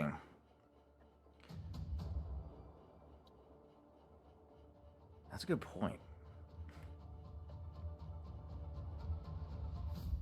So you'd have to offload if you didn't want to be exposed too long. Yeah. There's, like I said, you're facing off against a complement of like 150 starfighters. So I mean, this is somebody is going to eventually see it, but you could. It's just a matter of thinning the troops at this point. So yeah, if you want to try and reduce the amount of eyes that can spot you guys boarding, I would just that would just be a gunnery check, average difficulty. Average difficulty. Damn. 3 successes. All right, 3 more TIE fighters go down. Let's see, maybe it'll take down. Yeah, it'll definitely take down an interceptor. Dove is just cleaning shop with these fucking pilots. Punching a hole. Everyone else just needs to follow through. Literally, Dove just hears over the intercom. Keep punching that hole. We need the window. Let's go with. All right. And just clarifying, we do not want to entirely disable the corvette, right? We still want to use that No. ourselves. Yeah, we're still using that to ram into the Okay. dreadnought. Just to ram? Just to ram. Just a ram and use the Do gun. they need their sensors? Do they really? These are important questions. We need the Corvette completely intact, Dove. Okay, The Corvette should theoretically be blind fine. because of what Chav did to the Dreadnought. Yeah, so their sensors are Right, damaged, No, not the at blind. least. It's not The blind. Corvette, Limited. the Corvette has its own sensors. It's just they can't communicate between long range distances. So as for sensors, the Corvettes have their own sensors that they operate off of. That gives them the ability to spot threats and whatnot. So you could target those as well on the Corvette. Did you generate? Actually, you know what? Yeah, shoot the sensors. Yeah, just making sure because there's easier ways to disable a ship than ramming a hole through its hull. Let's see, Corvette. Yeah, I think the pilots are going to help you guys target those sensors now that the Corvettes are in range. So let's go ahead and have There's them. also I don't know, is this related to targeting comms or no? What do you mean?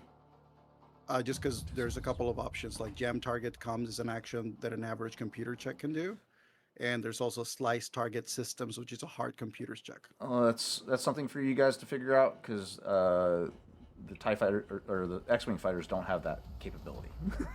So the starfighters are going to target the X-wing or the Corvette, try and take out its sensors. That's what I gotcha. That's going to be they're 2 sizes larger, easy difficulty. Damn. Corvette has a shield rating, I believe, which is 2. Okay. Let's go. Okay. Starfighter pilot 2 setback for the shield rating. Okay, that should do it. All right. Fingers crossed, guys. Whoo, shit. Okay. Wow. Okay, Red Squadron and Blue Squadron begin to converge on the Corvette on the starboard side of the engagement. Seeing a opportunity as the formations of TIE fighters begin to part, a beeline for the targeting. You guys want targeting array or communications array on the Corvette? Because you guys have a Triumph that they're about to use to help destroy that thing.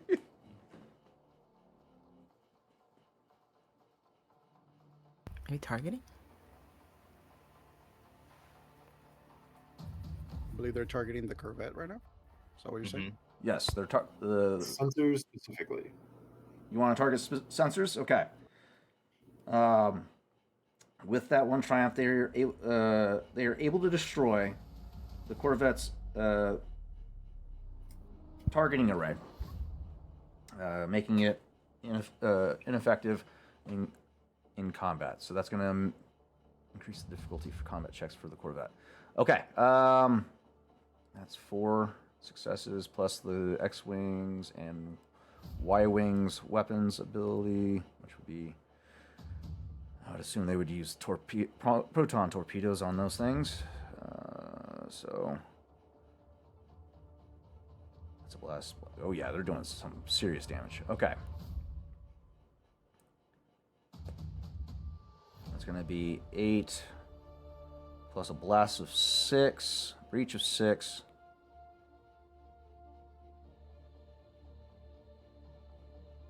And they have 4 advantages. So that's linked 1. So that's 2 hits. 16 plus 6. Breach ignores 6 points of armor. So 24. Holy fuck. Times 2. 48. Jesus. 48 damage on the Corvette.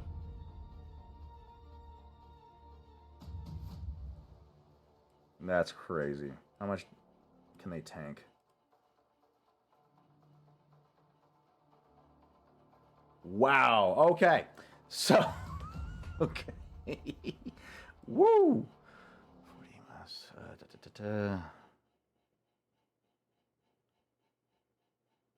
They have breach, so that ignores armor.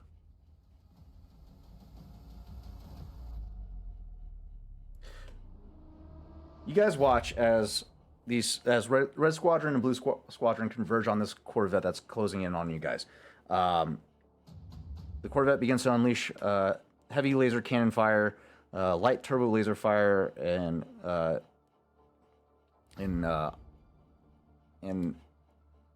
the X-wings and Y-wings converge in a strafing run. The X-wings providing cover for the Y-wings from the TIE fighters that tried to intercept, and they complete their bombing run, and the final bomb impacts into the bridge of the Corvette, immediately eviscerating it. The Raider 2 class Corvette on starboard side immediately detonates. So we still have one more Corvette in range for you guys to Yes. Just take for a nice Sunday drive. Port side Corvette is still in the battle. That'll end their turn. Phantom pilots, they're going to concentrate on covering you guys from the squadron. Black Squadron. Right. Average difficulty. They have no defenses on TIE fighters, so we don't have to worry about shields. Okay. God damn, another triumph. Since they're on your side. Sheesh. I guess you guys can pocket those 2 triumphs, since it is on the light side of the force. Yeah, I'll give you guys those 2 triumphs. That's fine.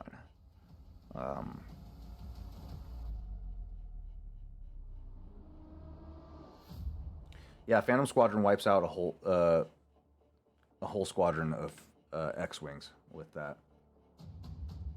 That's crazy.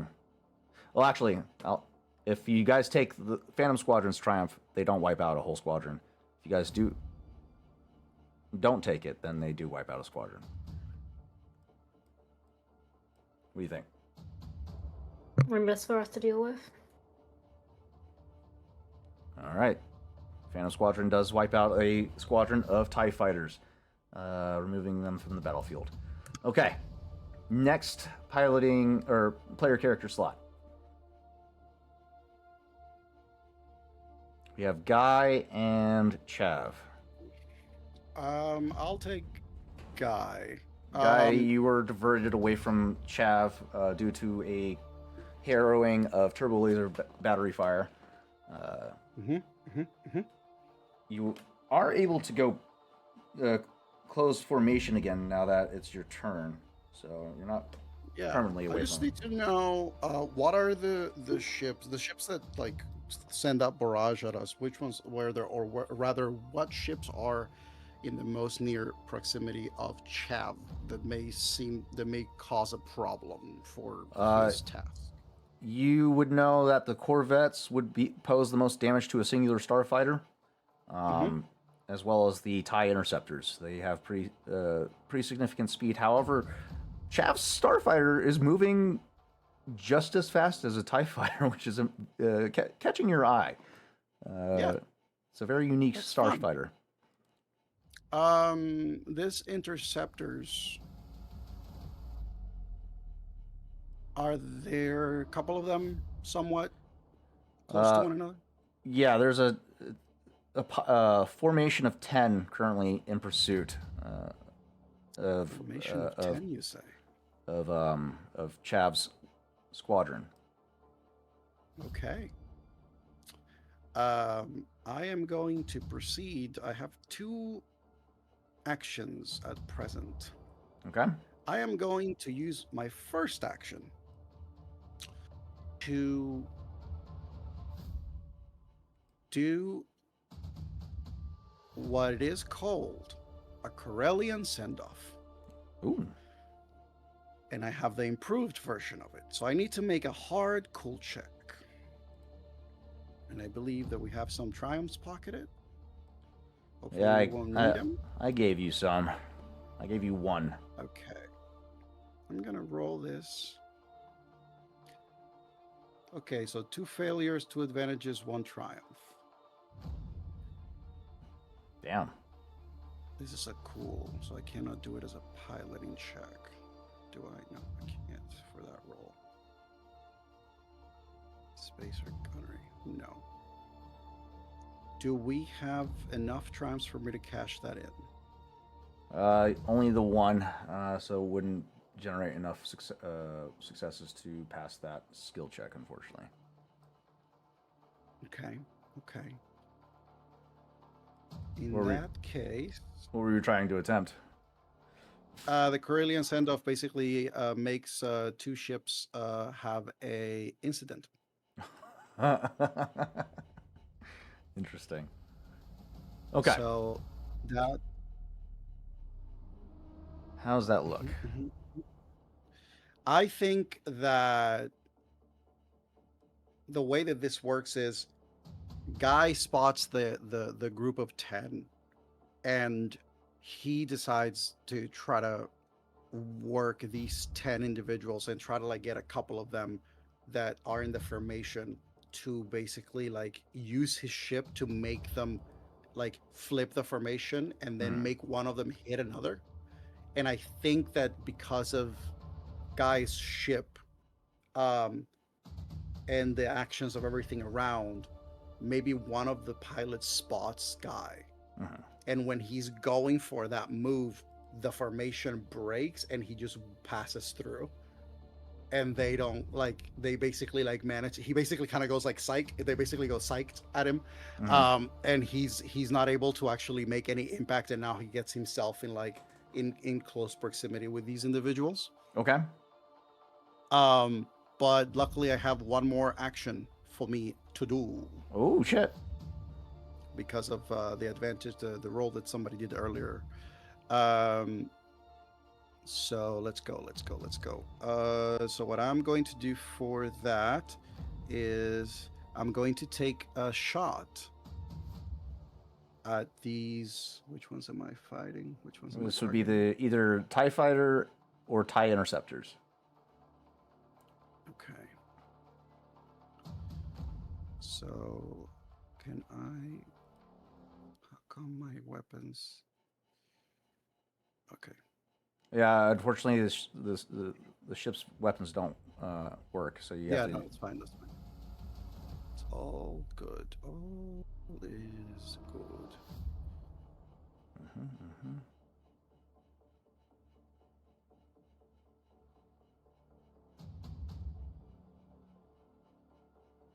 Okay, so... and then... So wait, so how do I do, since I cannot target with the weapons? It's just you just have to know what you're targeting, and which one are you targeting? These guys that I was trying to, I think the interceptors. Right. Interceptors. Okay. They have no shields. They're silhouette of 3. So I believe your ship is a silhouette 3 or 4. It is 4, but it's considered 3 while being attacked. Nice. So same silhouette. That's going to make it an average difficulty. And then it's a gunnery check, and then you just decide which weapon that you're using. Average, okay. That's going to be my quad laser cannons.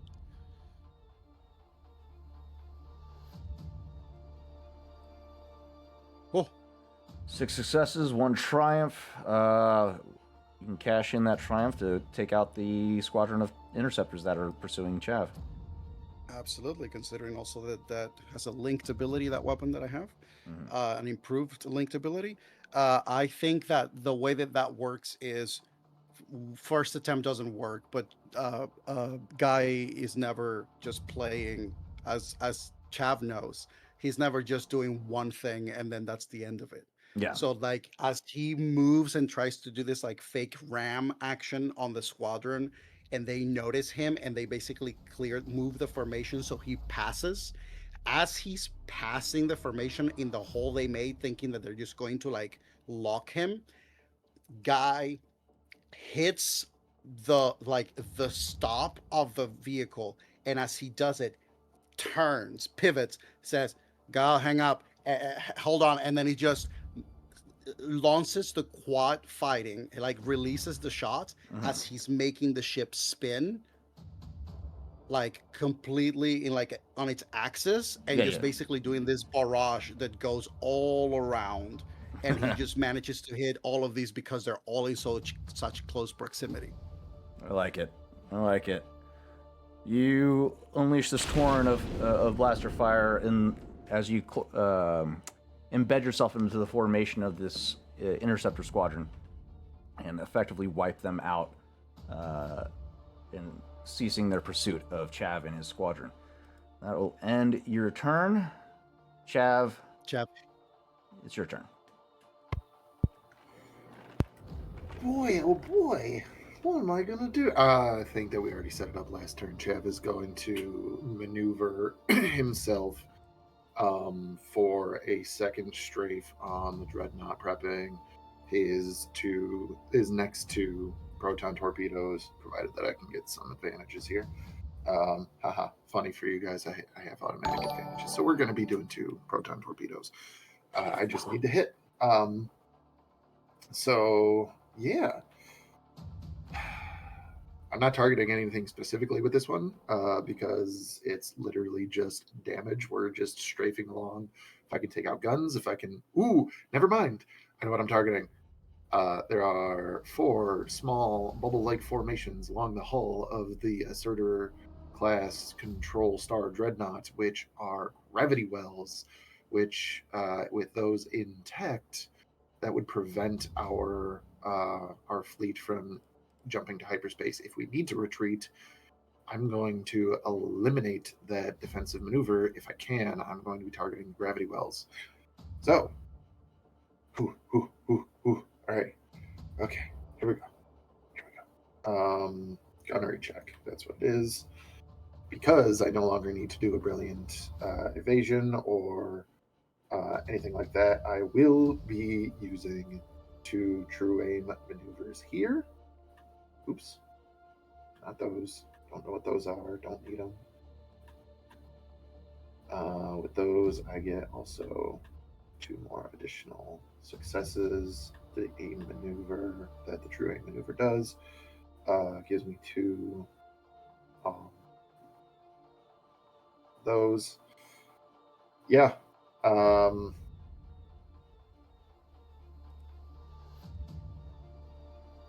It's at this point now that I'm going to ask my friends. I have 2 uses for the 2 destiny points. May I use one or both? One of which being ignoring the massive quality of the dreadnought, meaning that more crits, and 2 being that I can add 8 more damage to whatever damage I deal, which will ensure that I am bypassing the dreadnought's armor with the damage on from these 2 proton torpedoes. No resistance? Okay. And with this, that means that I am giving Tarzan full permission to counter by... I mean, this is an easy difficulty for me. Do you want to upgrade anything at all? Yeah, why not? Let's do it. Okay, so net we're only using 1 destiny point here. I will flip those back now. So massive quality ignored and improved dead to rights active here. I will put in the 1 upgrade here, which is meaning that my difficulty is just going to be easy difficulty, challenge of 1.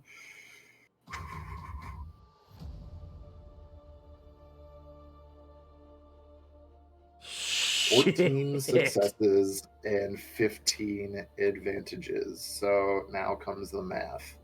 This is 2 proton torpedoes. So that's 2 additional 2 hits.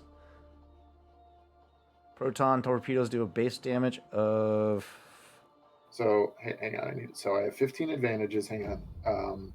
2 to activate light. 2 to activate the blast. 2 more to activate the blast of the second one. That's 6 used. Reach is always on there. Don't need guided because I'm hitting twice. Okay, that leaves 16 plus 6. 12. So, guys, stop talking in the Discord. I can't see what's going on. 16 plus 12, that's going to be 30 or 28. Plus 16 plus 12. Yeah, 28 plus 14. Hang on. Stop saying numbers. I have so 6 there. I'm going to be using 4 more advantages to activate 2 more critical hits. So the first one will be a plus 20. The second one will be a plus 30. Total damage, I have 14 successes. So 14 plus 8 is 22, plus the blast quality for 6 is 28, plus we'll do the that at the end. So 28 times 2 is 56, plus 8 is 64 points of damage, minus 7 for the armor, 57 points of damage net onto this dreadnought, plus 2 critical hits. Do you want to do that again? What's the number Are you again? gonna? 57, you said? Yeah, 57 is the net after all the math. 90. 57 plus 49, that's 90. 106. We've done 106 damage so far on this dreadnought. That's crazy. In terms of D&D, it would be considered bloodied. Yes. Do you want to roll those 2 crits before I answer Oz's question? I mean, we can take the other 2 that you rolled before that we didn't count. Let's be fair. So nav computer fail. Cannot make the jump to hyperspace, and then we already have engines down. No, that was before. Oh, okay, so now the engines are down. Okay. Now the engines are down. Gotcha. All right. Okay. Now, hang on. Oz, are you somehow allowing me to do this again? You can't with the slow no. fire. No. Okay. You have a free maneuver because I don't think anyone's used it yet. No, because I paid for my maneuver. It only cost me one strain to do a pilot only maneuver, a second pilot only maneuver. Is that something you can do? That is because I'm wearing a G suit, which normally costs 2 strain for a second maneuver. It's 1 so long as I'm wearing that suit and I'm piloting. All right. Okay. Well, I'm telling you because of my field commander, and I don't think anyone's used it yet. You have a free maneuver if you want to use another strain. Does this go beyond the normal 2 maneuvers per action rule? If not, give that to somebody else. Because I am fine paying 1 strain. I am not sure. That would be a GM question. Because it doesn't say so in the skill itself. It doesn't say whether or not it supersedes that rule. What skill is this? I would assume it doesn't. It's mercenary, field commander.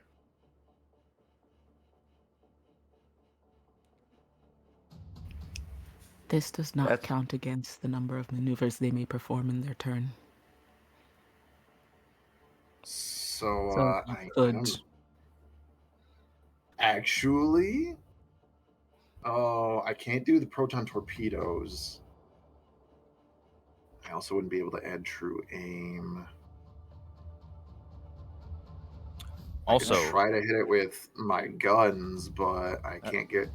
That's another action. You only get a maneuver. Well, well, funny you well, should say that. I have the master pilot talent, which allows me to do a pilot only action as a maneuver if I spend 2 strain.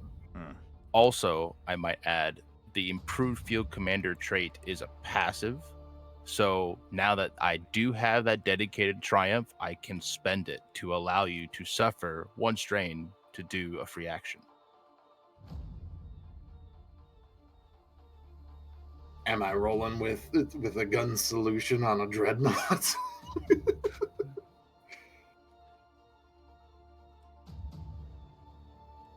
Let's make a decision. Come on, guys. All right, I guess I'm doing it. Here we go, guys. Alrighty, let me line all that up again. Gunnery, we'll leave those there. That's that. I still get the 2 free advantages.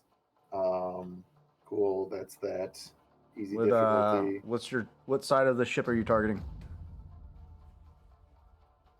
I was on its port side. Spun around. I'm on the port side. Okay, so those shields are still up, so you'll have 3 setback die to that targeting, but you have things to remove that. Yeah. Actually, 4 setback die, you said? 3. 3.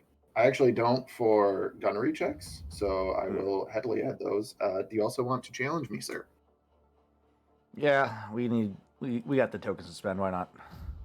Yeah. Alrighty. Let's see if we can get some free damage. Thank you, Oz. Yes. Okay, now things are getting interesting. Mr. His Majesty Lord DM, do you want me to do all the damage and then you calculate for that despair? Yeah, that's fine. Go ahead. Okay, so because there's even a good chance that I might not do enough damage to breach the hull. So 6 successes, 11 advantages. So with 11 advantages, linked quality of 4, that would be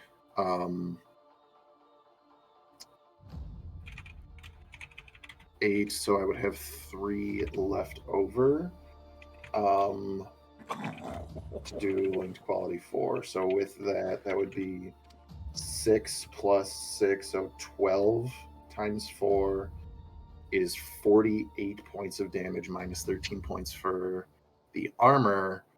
That would be math 35 points of hull trauma damage, to which then I still have 2 advantages left over. I'll do another crit. That's a plus 40 crit.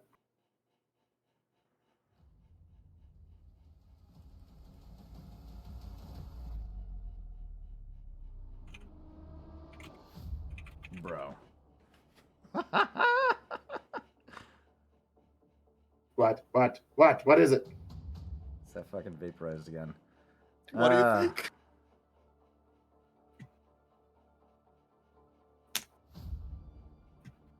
You're lying. Chavisto, the man that you are.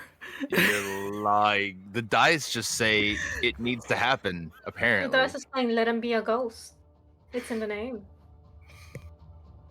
Did we get a free Corvette? Well, so again, that shouldn't. Why is it calculating like that? Because it should. This is a plus 40. Oh, I'm adding already on it, and they're adding it automatically. Oh. That's why. Jesus. So it's the Okay. opposite. It's already calculating it itself, and I'm adding more on top It should of be it. 119. It should be 119, not 159. Oh my God, I didn't realize they were doing that all for me. That's so convenient. Thank you. Wish you guys would have posted an update. Let me know. That's Hey, you guys don't have hilarious. to add your own fucking critical injury points anymore. We added it for you. So do you want to roll it again flat since it's already doing the plus 40? We'll stick with the 118. Major system failure. Okay. Component. One component of the attacker's choice is heavily damaged, at which you were targeting the gravity wells on that ship, so that would be your intended target. Therefore, the gravity wells are disabled. Well fucking done. However, The Come on. gravity well got vaporized. come on. the May I just say before you even speak, I'm so happy you got a despair in all this because you love your despairs. I do. Chav, this is the first time field application of the Nothoiin Lancer without, or not first time. This is your second time field testing this Nothoiin Lancer experimental fighter. So far, everything has been copacetic. It performs beautifully. It turns smoothly. It responds almost instantaneously to your inputs. Everything is going swimmingly. That is until you unleash this volley of laser fire.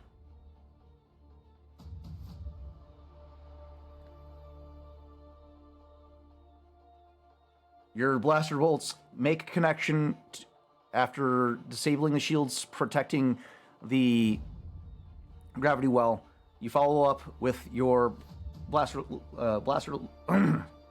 medium laser cannon fire and destroy the gravity wells.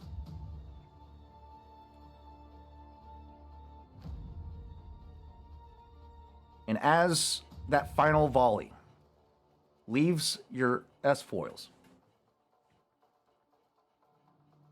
an audible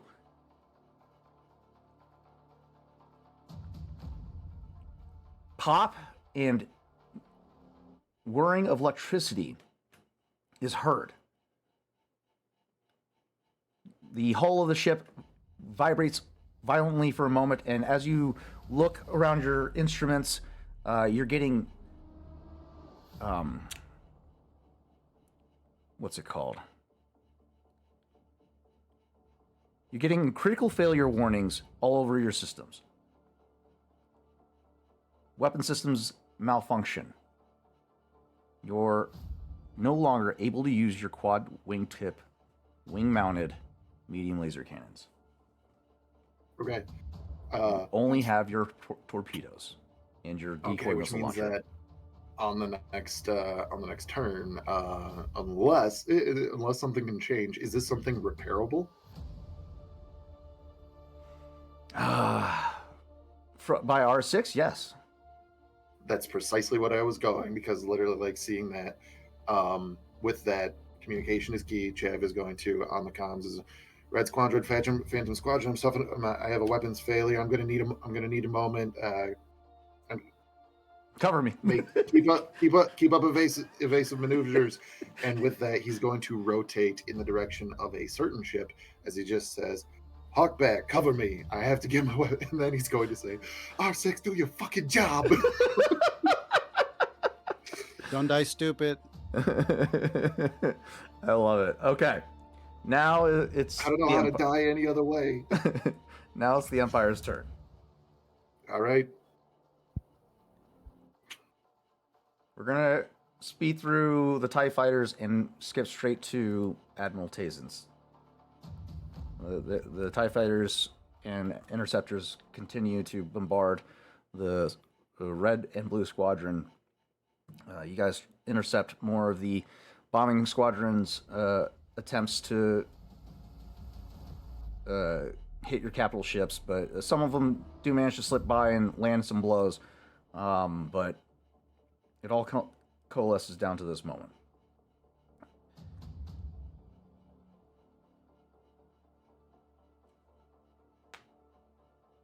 Admiral Tazen, observing your tactics from the viewing platform aboard the Empire's Recompense, gleaning familiarity. By this point in the battle, The bridge is in tatters. Gouts of sparks erupting in every direction as the staff scrambles to make repairs, put out fires, and fix the vessel. An lowly officer standing next to Tazen, just offset, as Tazen turns to him. Prepare Save Us Squadron. Ready my ship. Send out Dagger Squadron ahead. And with that, Tazen leaves the bridge. And immediately soon after, another squadron of TIE fighters and interceptors disembark the hangar, bearing a unique red stripe on the solar panels with an emblem of a dagger pointed aft. Emerges and begins to engage your formations.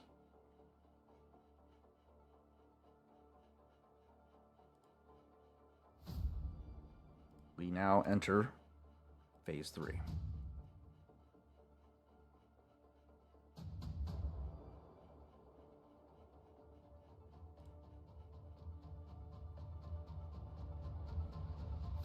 With that, we're in round 3. You watch as the Dagger Squadron emerges and begins to overwhelm your squadrons in quick succession. They start eliminating X-wings, X-wings and Y-wings in quick succession, navigating through the battlefield with expert precision. What do you do?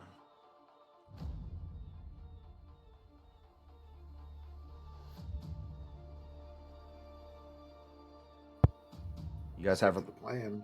Corvette approaching your port side. A new squadron of what appears to be elite TIE fighters entering the combat. And you have an ally with his weapon systems down.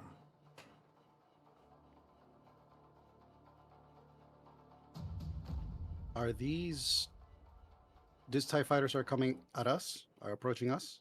They are making their way through the squadrons, and as they're passing through, eliminating X-wings and Y-wings quickly, and making their way like towards a specific squadron of ace pilots that are just like, doesn't matter what's in front of them, they're taking them down.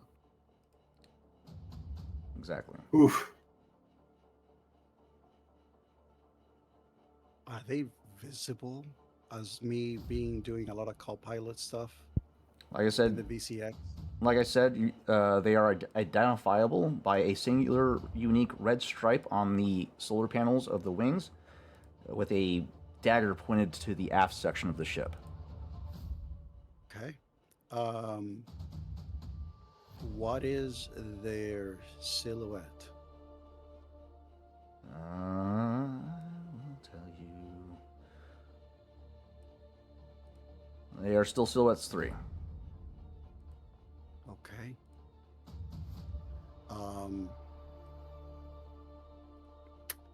I think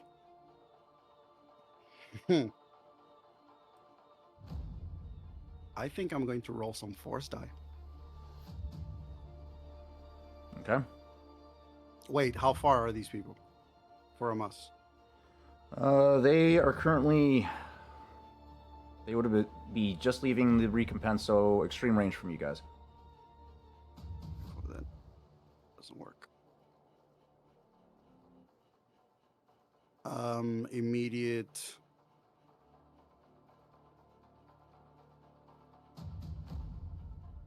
Sorry, looking at the different options here.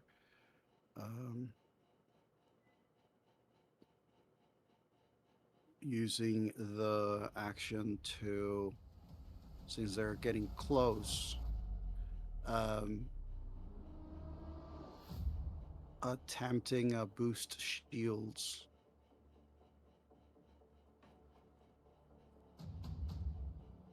Unless somebody else wants to do that. To increase the defense of our ship. If they're coming our way.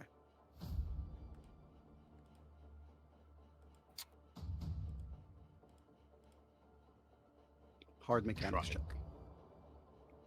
Would that Ooh. be an action or a Oh. maneuver? That's an action. I'll do that. 'Cause I don't really have anything else that I could do unless you want me to do the same roll I did last time, the leadership check. I think right now the hard mechanics checks for boosting the shields might be worth. Okay. I will do that then.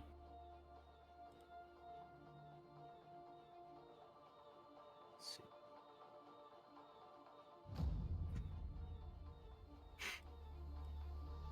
Mechanics.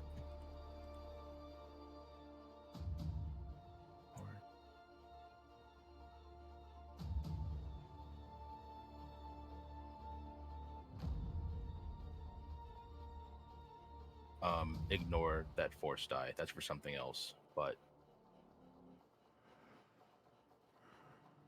there's your hard mechanics check. Okay. So, according to this, what that does is the vehicle can suffer one system strain and increases our defense of one of the zones by 1 until the beginning of the next crew member's turn. Increases durations per round, additional, I think, successes. What is the explosion symbol? Is that a success or an advantage? Those are successes. Okay. The advantages are the ones, the wings with the star. So basically, we get that extra defense on one particular section of the ship for 2 rounds. Okay. And then I'm going to make a hard vigilance check.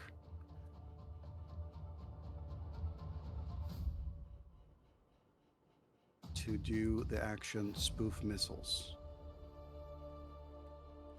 No successes. So that's all for me. Okay. Anybody else?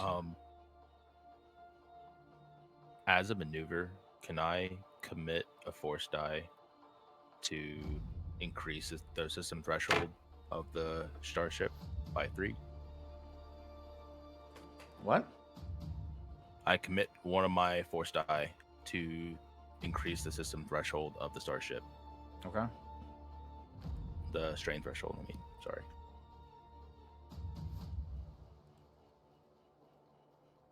But that's it.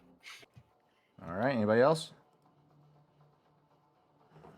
Tarzan, if these ships were to target us right now, like if they're coming from which direction of our ship? Are they coming from the back of it, the front of it, the side of it? Dagger Squadron will be heading directly at you from the 4. From the 4. So I'm going to use the maneuver angle deflector shields, and I'm going to put them on that section to increase 1 point of defense. Okay, so you guys have an additional point of defense on your 4 section. Correct. Okay, I can talk now. I was asking how. Sorry, guys. Discord had a bit of a moment. Well, what was the? Is everyone? Everything okay? We can hear you. Yeah. Cool. Anything else? I'll be close enough To what? to Not- do the breach on the Corvette. I'll be close enough. Not yet. We're not there yet. Okay. Can I do a piloting check to start getting into position? Yeah. Go ahead and make that piloting check. Again, with the hail of blaster fire, it's going to be a average piloting space check. with 5 setback to the check for the environmental. All right.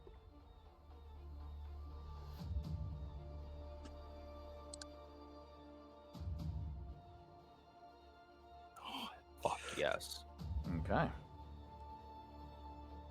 Nice work. Thank you, skilled jockey. Oh man. Okay.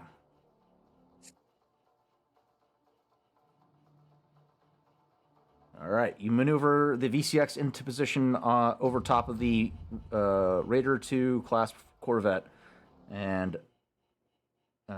begin locking the ship into position through Magna locks and activating the breach tube.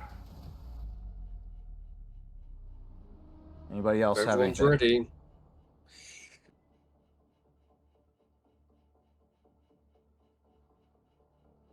I would I say guess I think at this point, if we're already locked in onto the ship and we're starting the breaching, I don't think we want to do too much noise. correct. Focus on that. Reaper will be standing by to take over for piloting the VCX. Yeah. All right. Sounds good. Okay. It's over half, so that's gonna be a hard difficulty.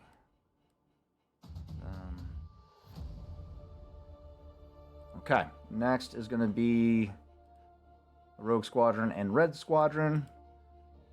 They're gonna help assist with the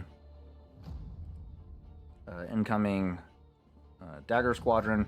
They're gonna maneuver in position and take a. What is the maneuver? Nope, went too far. Medium range, long range, ultra.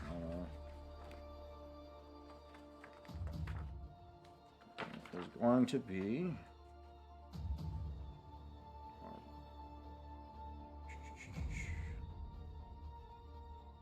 Scan the enemy. They're piloting, so they can't do that. Let's do.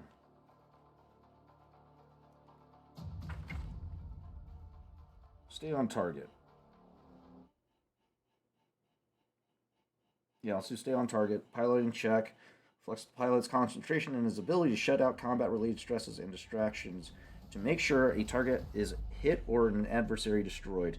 Until the end of the pilot's next turn, all combat checks from the vehicle or vessel executing this maneuver upgrade the ability pool of the dice pool once. Unfortunately, while concentrating so hard on his target, the pilot blocks out all other threats and is an easier target for opponents. Any combat checks made targeting a ship executing this maneuver also upgrade their ability once until the end of the pilot's next round. This starship maneuver is restricted to small vessels. So, they get an upgrade. However, anybody targeting them gets an upgrade. And they are specifically targeting Dagger Squadron. Alright. That's 5 successes. Okay.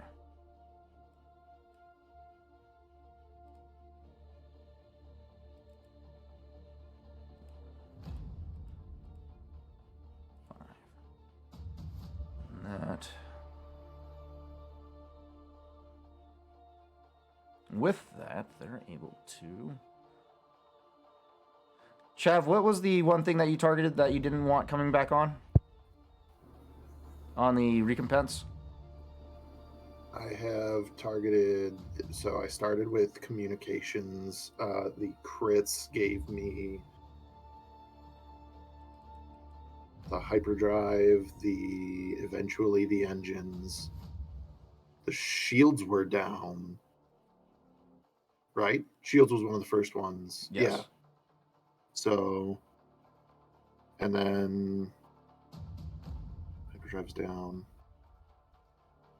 And then I believe with my crits for 2 turns in a row, or for 2 hits in a row, it was the sensors that were down. Well, you said you had an ability that prevents anything coming back on. Are you talking about Brilliant Invasion? No, when you initially took down the first hit, you said you didn't want something coming back on after you critted. Was it the shields or was it the components. Everything that That's- was from everything that was from a ship or from a crit rather is encounters until they can actually fix it. So then the hyperdrive, okay. the engines, the shields and stuff, those should all be down. Shield With is my down. advantages, I see it now. me spending the 3 advantages on those hits, that was me disabling the sensors for a turn. Yeah, I see. I would want them to stay down permanently, but I haven't been able to do that. Have a computer. Okay.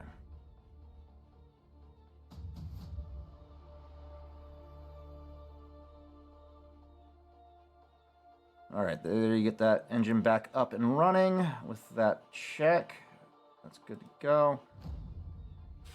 Okay. And they reduce their critical injury by 1. Okay.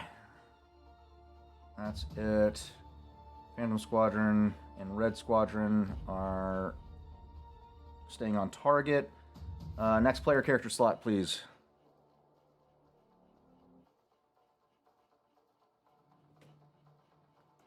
How long does it take for the breach tube to take effect, essentially? Like, once it's locked in, what are we waiting on? At the end of this round, you guys will be effectively inside, because we're going to transition to the next phase.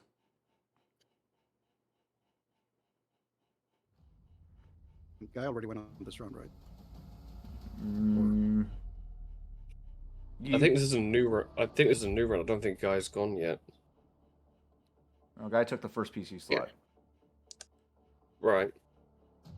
Cool. Just making sure. So we have the VCX. Oh, wait, no. Never mind. I lied. The VCX took the first slot. Yeah. So So Guy it's- hasn't gone yet. So it's Chav and Guy left. Yeah. The ships that we are currently, this Dagger peeps. Dagger Squadron, yep. The Dagger Squadron is also coming in Chav's direction. Generally, you guys are all kind of centralized around each other. Chav is coming back towards you guys because his weapon systems went down. So he's kind of exposed with Dagger Squadron quickly coming up on his heel. Jev is specifically heading to cross paths with Guy. Yeah. How close is the Dagger Squadron currently? They aren't really gaining on the Lancer because they have the same engines. So Chav is effectively keeping out of range. What's their speed? Dagger Squadron's speed is 6. Ooh, they got souped up ties because regular ties have a speed of 4. Yeah, they have daggers painted on the thing. That makes them faster automatically. Oh, that's what it is. I'm sorry. I apologize. You're thinking of the tactical bomber has a speed of 4. The starfighters and interceptors have the starfighters have a speed of 5. The interceptors have a speed of 6. Are they flying? If they were to catch up with him, are they flying? Are they coming from the back, from where he is, or where? They would be coming from the aft, yes. Okay, so I think this, to make it simple and to make it not too crazy. Chav, you see Guy's ship now flying your direction. Now it looks like he's just literally going head to head, like as a face-off almost. And then he just says, "Just do whatever it is that you need to do. I got you." And he does a maneuver. The ship basically looks like it just like the front of it hits tail, goes up, spins over you, and then maneuver to basically place itself right behind you. He has Gal brief everything to the back.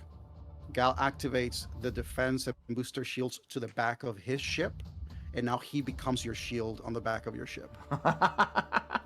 So like whatever is trying to hit you from behind, Guy's ship is basically like placed with his shields and his trained all the way in the back of it, just covering the back area of the ship. So that's the area that he cannot see. That Chav cannot see. That's the area that Guy's going to be protecting. Gotcha. So you're diverting all shields to the aft. Okay. Gotcha. Correct. Can you do all shields, or is it just one point of shields? Well, I didn't use an action, so I'm going to say that I'm going to take 2 maneuvers. So I'm going to have boost shields, and I think you can do it twice because there's 2 different things. One of them raises the shield. the boost would raise it temporarily, and then the angle would take it from your silhouette of 4. So yeah, take it from your 4 defense and add it to your aft defense. But you can only do that a number of times as your ship actually has defense to shift. So yeah, you can take your 4 defense and then end up at 3 aft defense using, or actually plus the boost. Sounds like it would be 4 aft defense, but then you'd be at no 4 defense. All right, so with that, you got souped up shields on the aft of the next diving Nexu. Yep. All And right. he's driving like really close. Like he's keeping up to the best of his ability with the ship to keep track. And whenever he needs to, he will do the gaining maneuver just to basically make sure that he is angling himself and always keeping track and protecting Chav. Okay. You will find that keeping up with the Lancer is a bit of an endeavor, as it is kind of dusting you at this point. However, you are a larger sized ship, making your silhouette or your profile a suitable shield for the time being, as Chav works on his ship to get it back into the fight. That's I'm going going to say that the justified way of this is that Chav is not driving on a straight, like he's not piloting on a straight line. He has to probably do maneuvers and evasive stuff. Every time that he does that, guys right behind, and he uses the moments where he needs to like either slow down or move to a direction, and guys literally just doing the same version but skidding version of that to just catch up. Gotcha. And then they're Chav communicating. Chav also, I don't even think they would need to communicate because they both play pilot chess. So very much so, they both have the tricky target maneuver or the tricky target talent. So they are, like, he's the Nothoiin Lancer is a silhouette 3 ship, but for defensive purposes, it has a silhouette of 2. So behind or in front of rather this YT that you're flying, literally, which is silhouette of 4, silhouette of 3 if you're trying to target it. Yeah, they are a column of you want to hit them and you fucking can't. All right. Does that conclude your turn, Guy? Yes, sir. Thank you. All right. Final player slot in the initiative, that is you, Chav. Again, your weapon systems are down. You have only proton torpedoes at your disposal. However, you just fired them, so you have to wait another round. I have to wait another round, which is going to make me begin my turn by asking if R6 could make a mechanics check to try and fix my quad-tip laser cannons. Let's go ahead and have that. Mechanics check. So literally using this time in the shadow, in the umbra of the diving Nexu, literally just looking at the screen that says, like, laser cannons offline, flashing at him, just waiting for that to turn green. 258. What's the difficulty on this? This would be...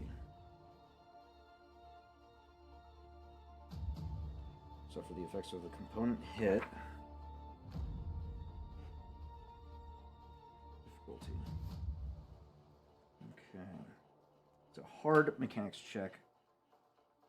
Or daunting mechanics. Wait. However, these repairs should be somewhat inferior to the real thing, hard to perform, requiring several hard or daunting mechanics check, and time-consuming and short. They should be an arduous plot point for the PCs to overcome, not a cheapskate way to avoid getting work done at a proper facility.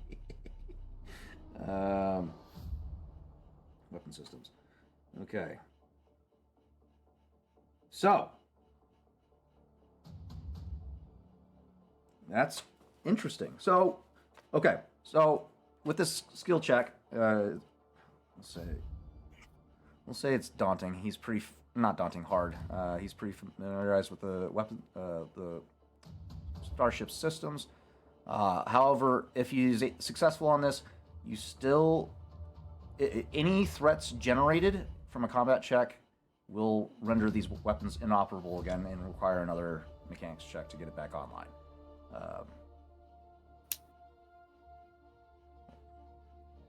Or do I increase the... Do I upgrade the difficulty of combat checks instead? No. No, we'll just keep it as threats. We'll say baseline 2. Any 2 threats generated will result in the weapons malfunctioning again. Sound fair? All right. Oh, shit. Okay, So with he's that unsuccessful. with that, Is what I'm. yeah, he's unsuccessful in getting them restored. And with that 1 threat, he's going to take a point of strain as he takes an electrical surge from the ship's systems, trying to navigate a way to circumvent whatever is causing the malfunction. And he just inputs, he chirps back in binary, still working. Issue seems to be more complicated than initially assessed. Don't worry, we just got a whole squadron of ace pilots on our tail trying to beat the shit out of us. But don't worry, you take your sweet ass time there. And with that, all right, here we go.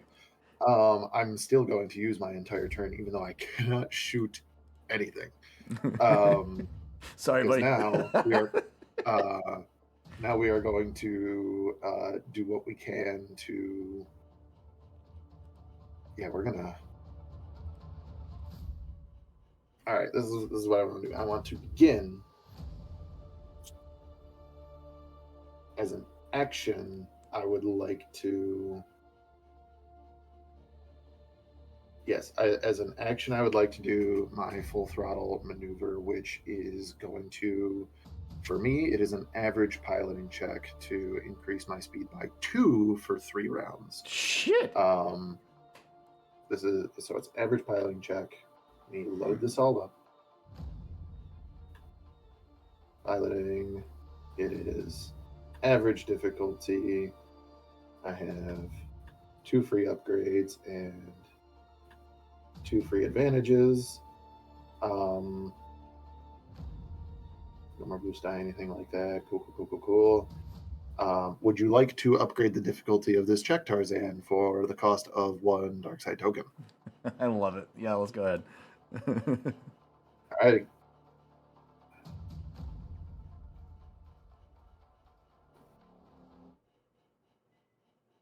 "12 successes and 10 advantages." Okay. Which, ooh, hang on. Where's my core rule book? There we go. Ooh, 10 advantages. Ooh, real quick, how many setback are you able to remove from a piloting check? 4. 4? Okay, so you would only have 1 setback to account for the amount of blaster fire in the environment. So if you could. Oh, add... actually, now that I think about it, I did not add the 5 boost die for the handling on the Nothoiin Lancer. Yeah, you probably should do that. Yeah. So you just click the Can I just plus edit boost. this roll? Yeah, if you hover over your roll, you'll see a plus boost button. You just gotta click that 5 times now. And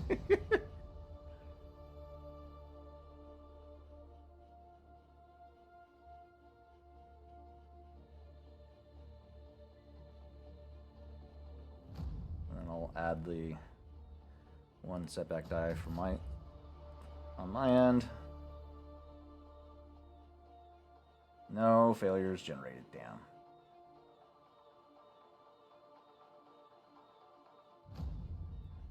The last 3 one. initially, so 1 more. God damn. All right. So 12 successes, 18 advantages. Let me see here. With 18 advantages,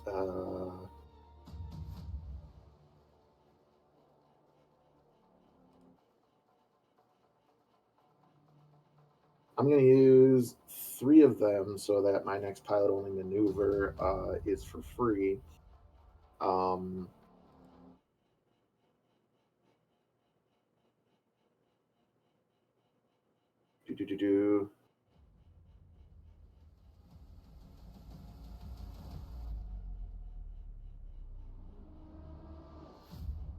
So that leaves me with 15. I would like to... How many... I would like to give 7 boost die to Phantom Squadron then, with the remainder of those Okay. advantages to be used as you see fit. Here we go. So that is that. That was my action. Now 2 maneuvers on the defensive side of things. I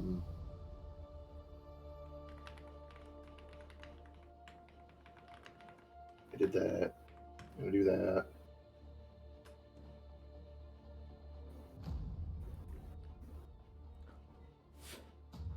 So, okay, I have to use 1 maneuver to... It's technically going to be punch it so that I can get the Nothoiin Lancer up to a total of 8. Mhm.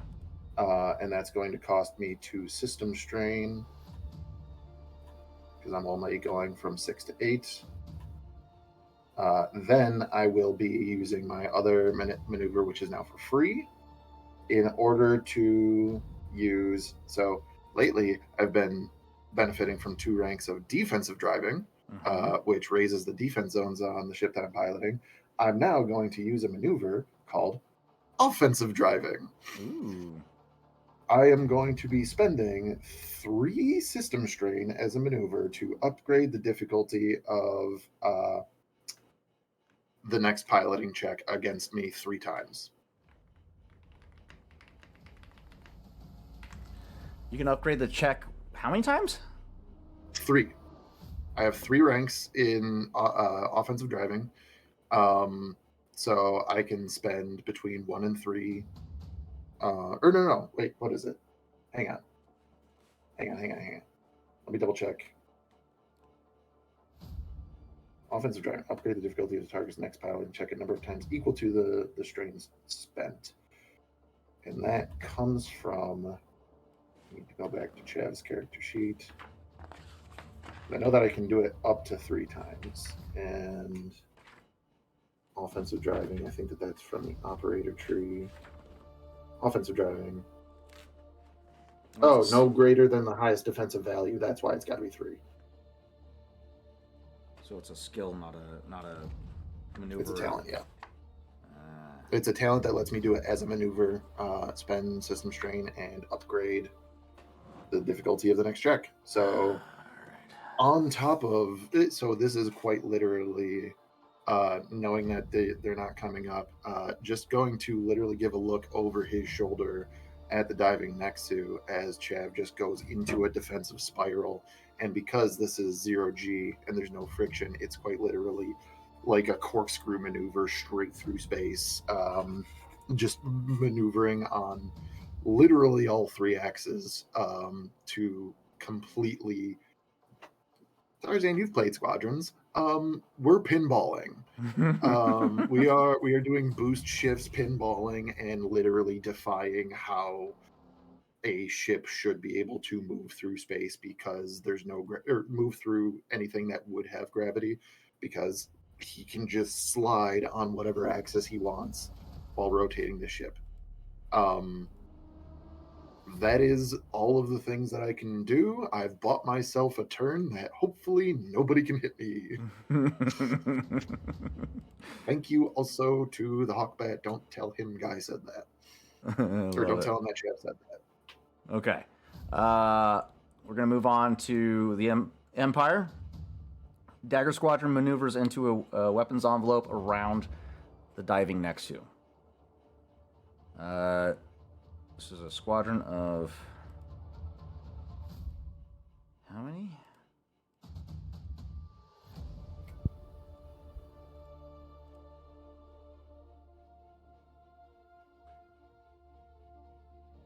Not Saber Squadron.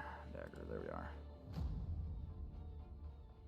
Fifth Dagger Squadron is going to be a squadron of 10 pilots. Okay.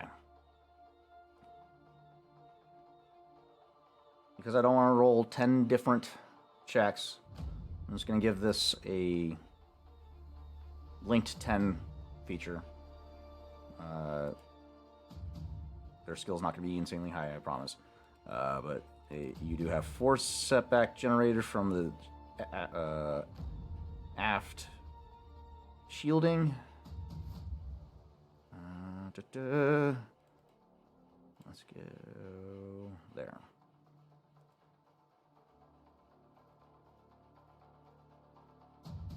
Okay. A formation of 5 and 5. Three TIE fighters and 2 interceptors in each wing. They unleash a torrent of blaster fire into the aft of the diving Nexu. Landing, they didn't land enough to get a linked hit. However, TIE fighters are going to land 6 plus 1 plus a triumph. So 7 points of damage against your hull. And then let's go ahead and have the diving next to you roll a critical damage roll. Flat.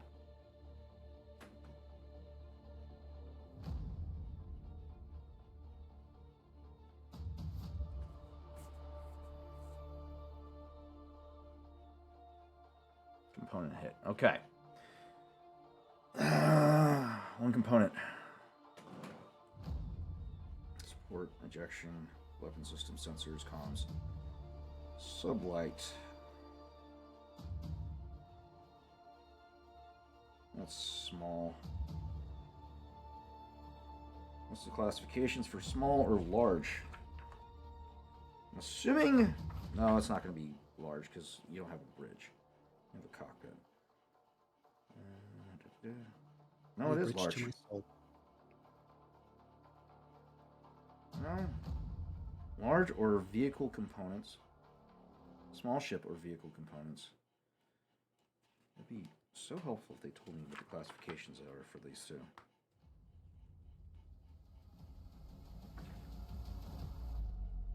Let's see.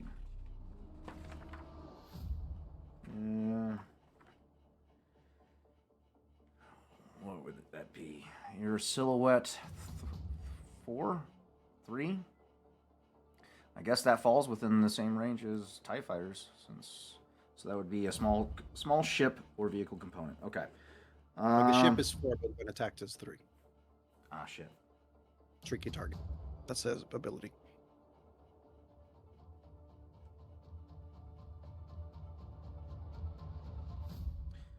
Yeah, we'll stick with small. Once we get to silhouette 5, we can... Yeah, okay. Shields. Shields defense is reduced by 1 point in all defense zones. Your shields begin to wane on your aft as a torrent of forward-mounted medium laser cannons just tear into the aft of your starship. That'll end their turn. Let's have Black Squadron do their turn. Have them come to assist.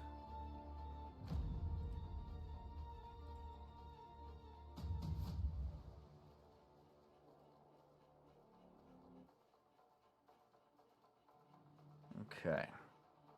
Oh, wait, no, I need one more black die. So I reduced it by 1.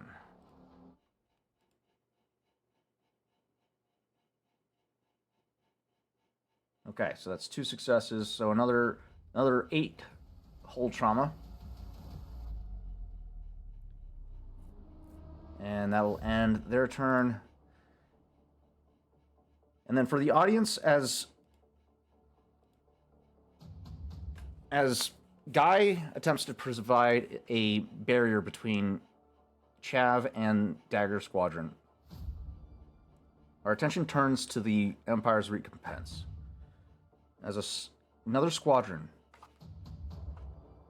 leaves the hangar, bearing a red and silver stripe across the solar paneling, with a silver-bladed saber and a golden hilt gripped by a hand pointing towards the top of the ships. Exit the hangar bay. You all spot 2 modified TIE starfighters and 1 modified tactical bomber as they close formation and make for the Nothoiin Lancer.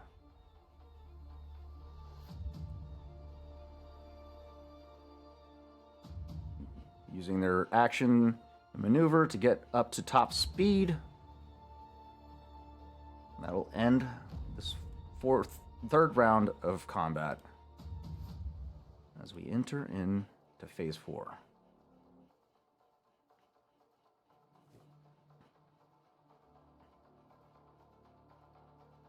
By this point,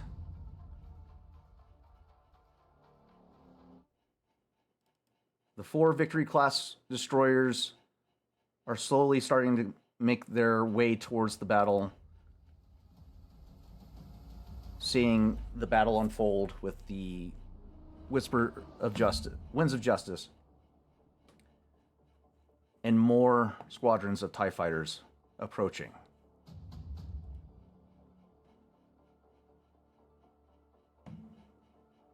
With that, let's go ahead and take a quick 5-minute break, sorry, I only have a 5-minute counter. Resituate ourselves, and we'll be right back with the continuation and the conclusion of Campaign 1. We'll see you guys in 5 minutes.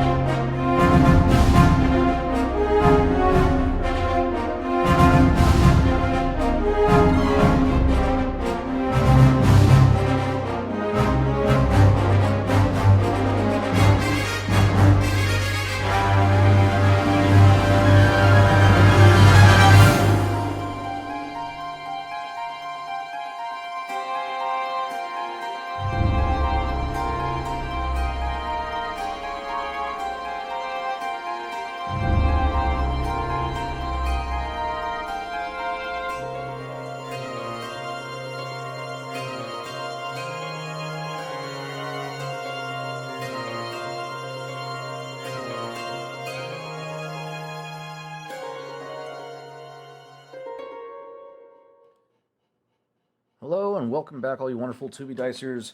In my haste to get this campaign finale kicked off, we forgot to do the slate for the week.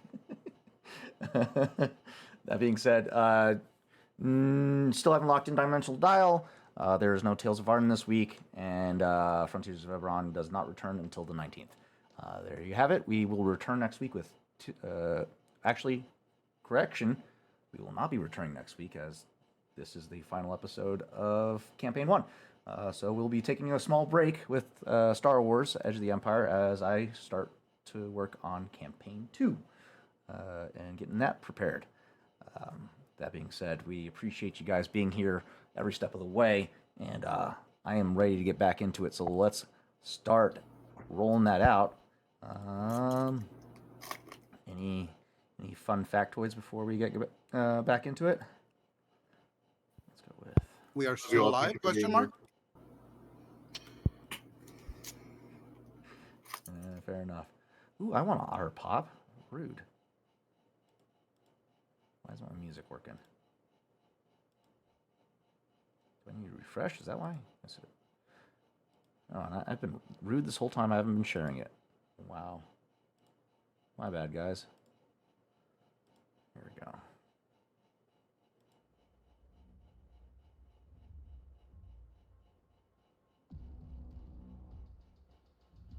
Accurate. I like it.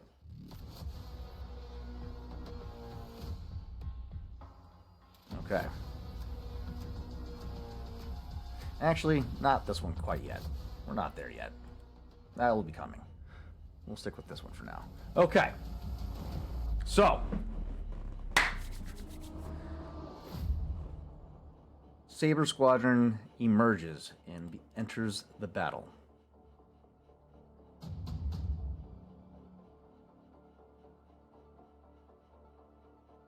Chav, this emblem on the side of these starfighters, once your attention is drawn to them, you'll hear multiple callouts of a new squadron entering the battle from the recompense. A silver-bladed saber with a golden hilt gripped by a hand pointing skyward. You recognize this as Admiral Tazen's squadron when he was back at the Flight Academy.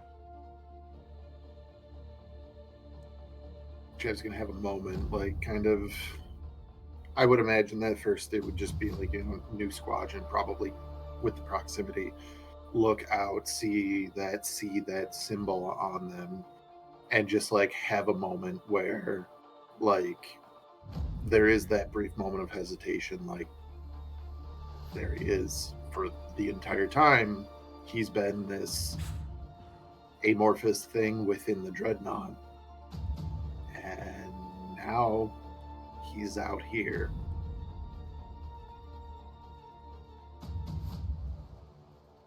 No words are said at this point. He just keeps his offensive maneuvering to stay out of sight of the squadron on his tail. He's waiting for those guns to turn green. He's waiting for the laser cannon. He needs his guns back online, but at this point, we're getting to the point where his last salvo of proton torpedoes is almost ready.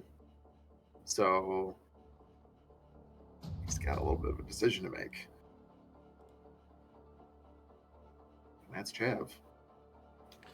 I would imagine you're still giving or having R6 continue his repairs to try and get the weapon systems back online. So we'll go ahead and have that resolved here and now. Would you like to... You're using a maneuver to maintain your defensive bonuses that you had. Would you like to use your action to assist R6 with identifying the... I have not used my action or maneuvers yet. I am not going to take my turn until R6 is decided, because whether I have guns or not... Well, in order for R6 to go, you would have to go. Because he operates on your turn. Right, but he will be at the top of my turn, is what I'm saying. Oh, you're waiting for him to go first. Okay. Got it. Okay, so then he's solely relying on his own skill. Okay. I'll give him a boost die since he's been working on it consistently at this point. Let's see how he goes.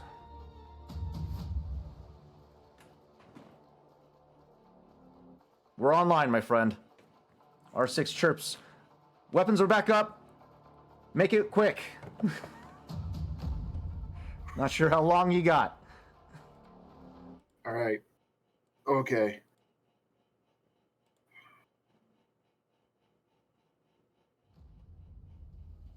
And he takes one additional point of strain for the threat that was generated.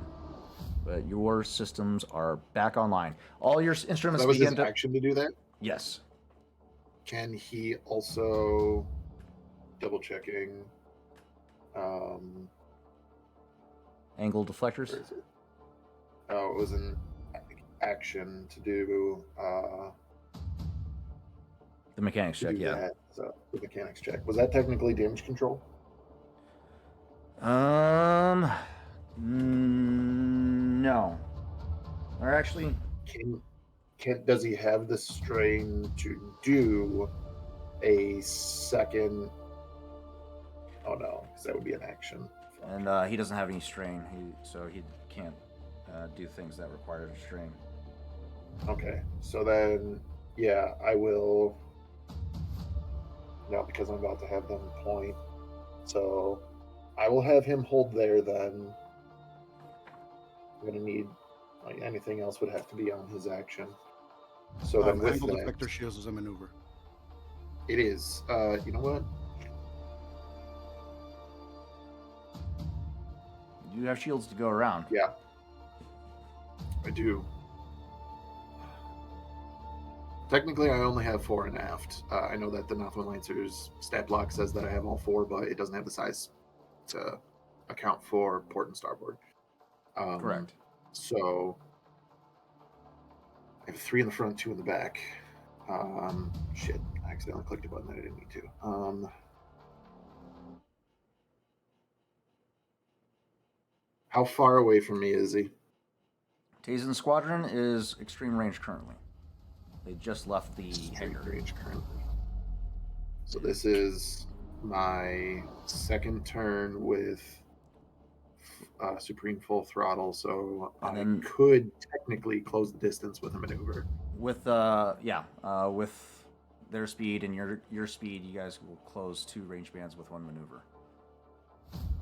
Clear 2 range bands with 1 maneuver.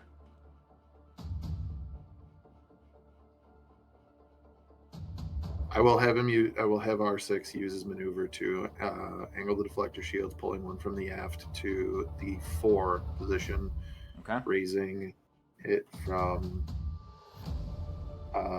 3 to 4, which is the maximum that a defense zone can be. Oh, boy. Just in case anybody's moving things around elsewhere, you guys know that as well. And I'm doing this because if I'm flying towards him and he's flying towards me, this sounds like I'm setting him up for a joust. And it takes a maneuver to get over there. I have an action and a maneuver left. I am going to...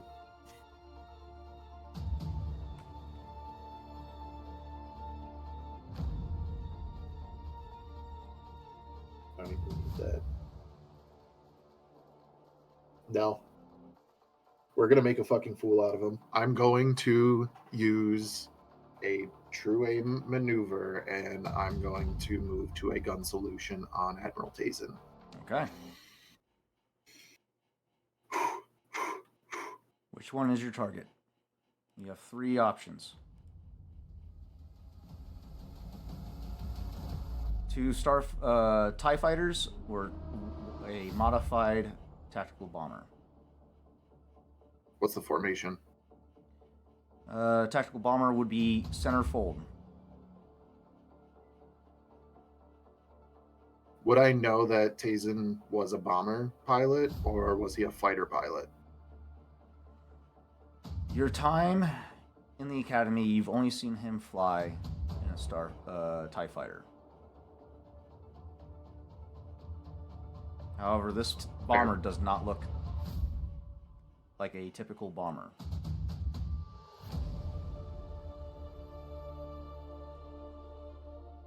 It moves faster than a typical bomber. You get a sense that the other wingmen are probably traveling at a slower pace to maintain formation.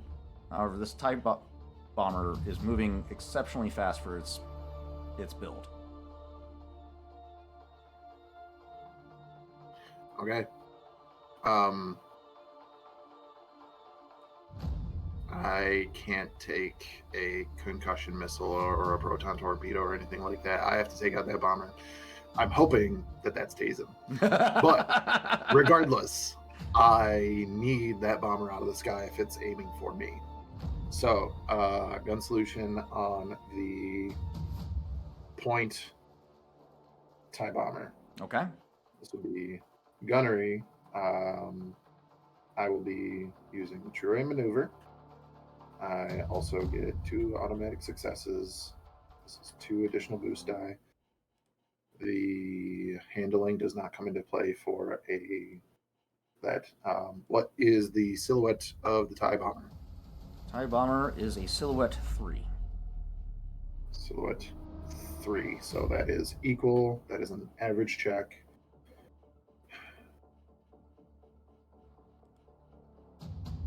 There's a reason why I keep doing stuff like this, and it is because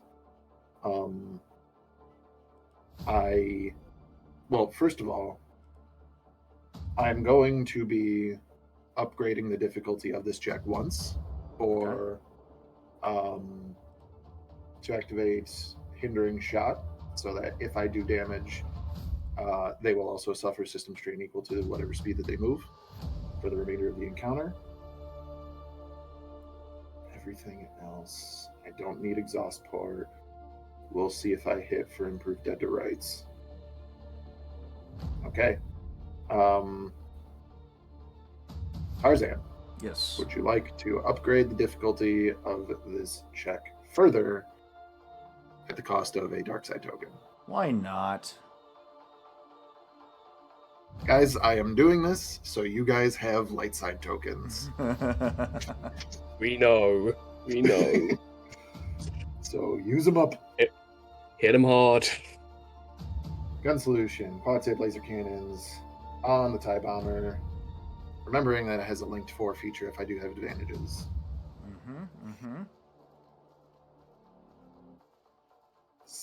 12 successes, 7 advantages, and 1 triumph. That means that I can activate the linked property 3 times. With 12 successes, that will be plus 6, 18 points of damage. I'm going to 18 times 3 would be 36 plus 8, 44, 54 points of damage. I'm going to spend a Destiny token to add 8 points. So 54 plus 8, that's 62 points of damage.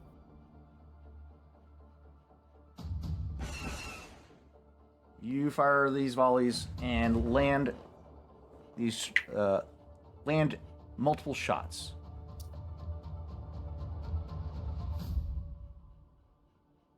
You manage to take out 2, not only the tactical bomber,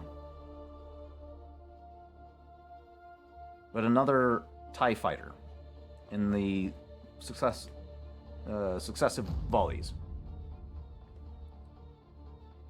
There's still 1 Saber Squadron TIE fighter on the field. With this, then I would imagine. So, would that have been the bomber's port or starboard escort? Port. Port. So, my starboard. So, with that, after destroying the bomber and then my port side TIE fighter, after passing in this joust, Chav is going to hard bank to the starboard, and it's actually up to him. So with me going starboard, I'm either initiate one of two things is going to happen. He's either going to think that he has handling over me, and he's going to turn the same way, initiating what's called a one circle defense or a one circle attack, Mhm. or he's going to shift away, trying to make a two circle attack, which he thinks then that he's faster than me. Interesting. Okay. So good. as I make that starboard turn, literally going past his flight path or where he just was, I am looking over my right shoulder to see if he's meeting me in the one circle or if he's trying to push a two circle. Gotcha. Okay. We'll see once it gets to their turn. Brilliant. Good.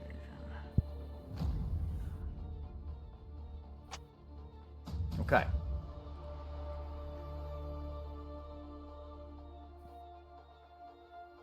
Guy, you still have Dagger Squadron hot on your tail. They are lighting up your backside, and you see as Chav manages to get his weapon systems back online, he breaks formation with you, and immediately engages what you see as Saber Squadron to your port side. You now have an entire squadron on your tail trying to break you down piece by piece. What do you do? Why, thank you for asking. What do I do? Is indeed. I'm going to say.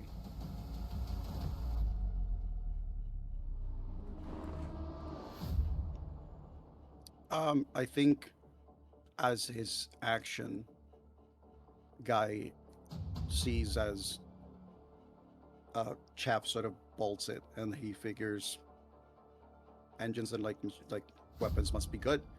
He seems to have a target. He wouldn't be piloting this way if it wasn't for his ship is ready to go.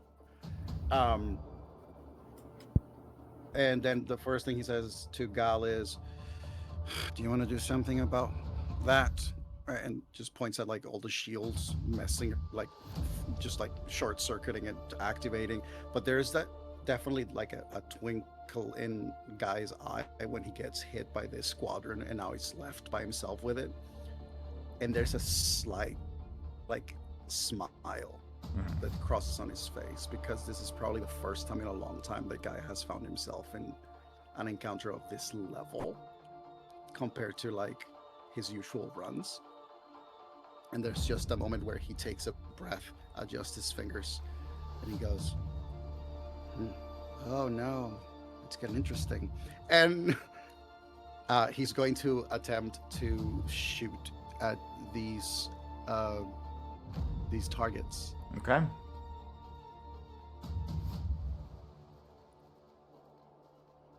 All right, you got 5 and 5. Which squadron are you?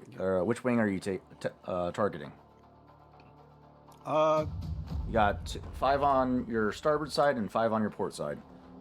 I mean, neither one of those sections for this ship has defense, so it's what I'm going to. Yeah. The way that I see it is because of the fact that they're doing that, he's actually like maneuvering where he turns the ship, so that now instead of them being on the sides of the ship, they're on the front and the back, and he literally just like it's like killing the engine, like making the ship keep going in the trajectory that it's going, as it just like starts shooting in one direction to whatever is on the front of it. So I think that's where I have the ship shots. And so remind me, how do I do the roll, since I cannot do the... Oh, I'm targeting them through Guy. Which ones are they? It's a gunnery check. So. All right, the gunnery check, right. Yeah. So with that, you'll just have to do a difficulty based on the difference in silhouette. So officially, diving next to is a 4, and then these ties Yeah. are 3. So I still have that open. If it's a difference of 1, it's still an average check. Still an average check. Okay. Okay. It only factors in if it's 2 sizes smaller or larger. Gotcha. My torpedoes actually have an accuracy of 1, so that gives me a boost die.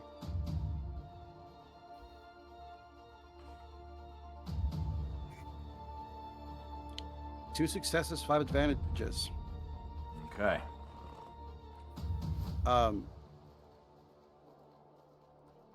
Now, here's the thingy. Doing quads.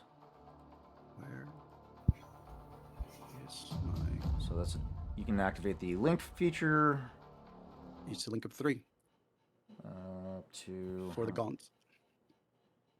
I think it's 3 advantages per.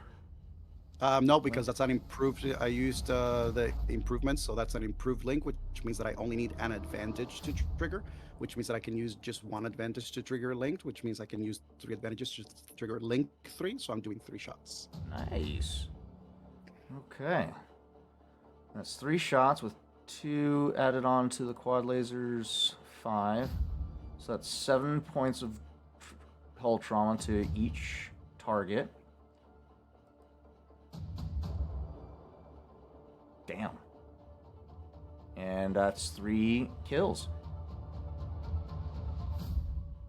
Nice. Yeah, they both have the same armor. 7. Wait. You have 8? Or wait, hold on. Hey, what? No, 7. Okay.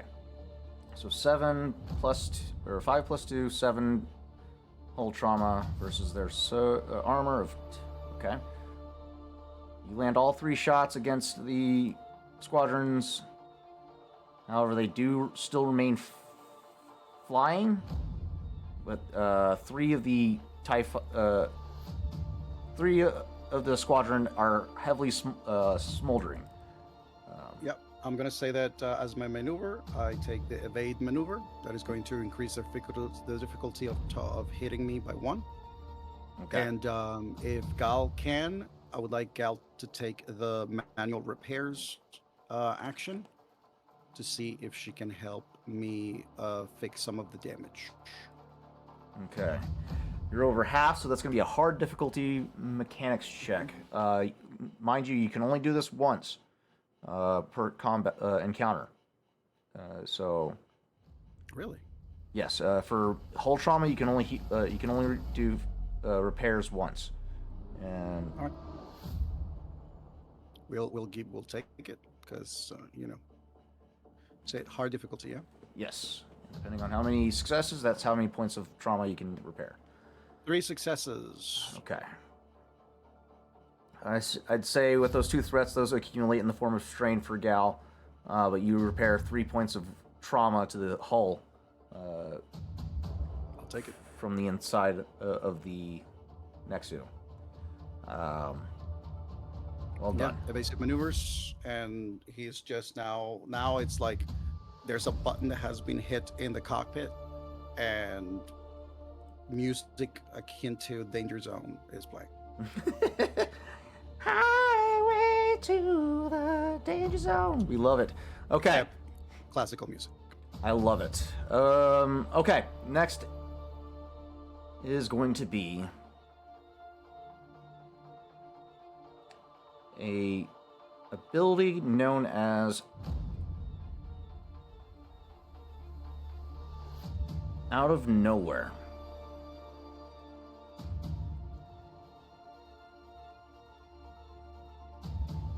Jav, you pass through the remnants of what was a TIE bomber and take out a subsequently taking out a TIE fighter as well in the run.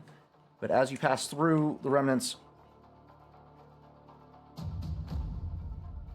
a series of volleys comes down from over top of you. What's your silhouette currently when targeted? Defensively, it is 2. So that's okay. It's still only one size smaller than my vessel, therefore it's still an average. Okay. Okay. And you have currently, this would technically be your aft. How many points in defense there? Just the one at the moment because I thought that I was going to be able to rotate. All right. The other TIE fighter is still locked in a spiral with you. However, this came from a different direction. Let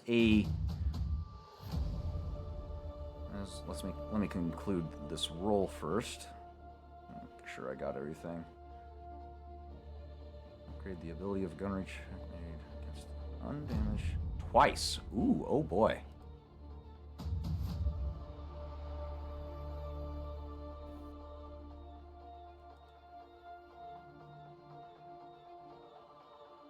Oh, shit. As you're locked in a death spiral, as some would know this maneuver to be called, a series of volleys comes raining down from over top of you. As a TIE Phantom multi-role stealth starfighter exits its Stygium cloaking field and opens fire on you. There it is.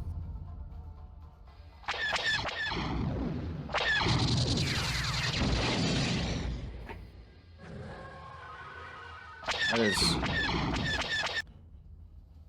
7 points of hull trauma that you sustain minus your armor. So a total of 5. Plus a critical hit sustained. Okay. Am I rolling this? Yes, please. For your ship.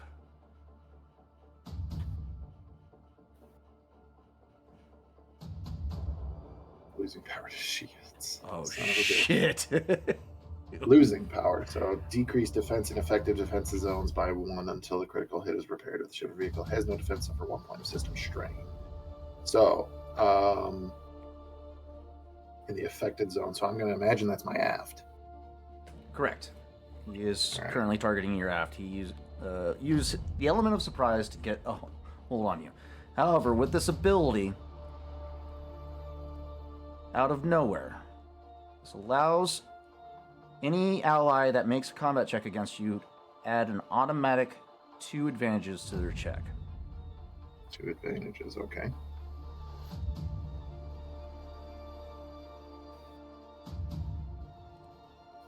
As he uses his maneuver to accelerate to full speed,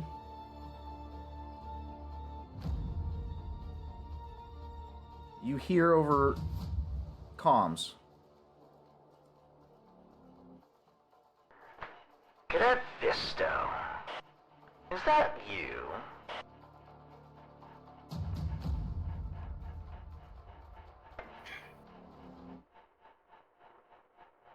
You just couldn't resist, could you? I had to go and make a few dents in your shiny new dreadnought. You just had to come out and see what all the fun was about, huh?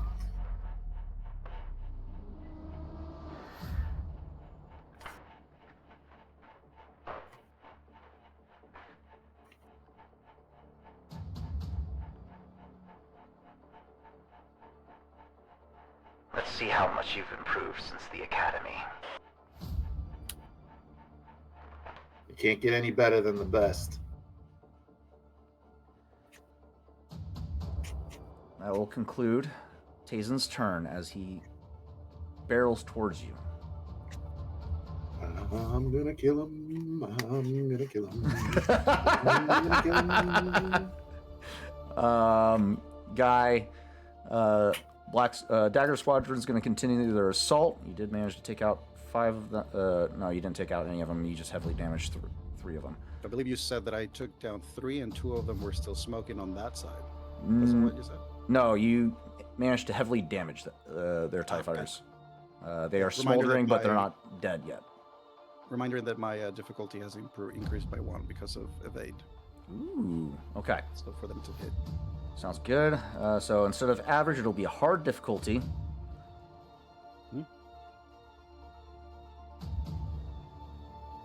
You have shields currently on your aft at 1. I think it's 3 at 4. 3 at 4. However, you just unleashed on them, so they're breaking away to avoid direct fire contact. So the ones on your aft are going to take advantage to the blind spot. So let's go ahead and have them roll. Oof. Okay. That's going to be another hit from the TIE fighters on your aft. So that's a plus. That's an additional 7 points of damage. And I'm going to cash in 3 of those for a crit. So go ahead. That's 7 points, not counting armor, right? 7 points, not counting your armor. So you're able to reduce that damage by your armor. I think I didn't count that on the last attack. And they have a linked feature on the forward-mounted medium laser cannon. So we'll go ahead and cash in. I think linked requires 3. 2 advantages. 2 advantages? Depends on. I think, as far as I know, it's the 2 advantages.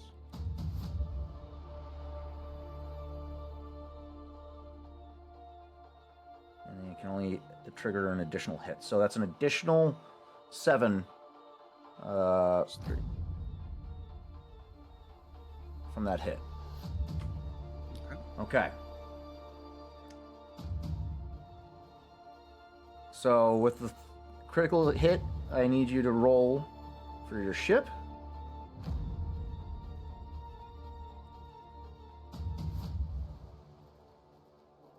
Not a computer failure.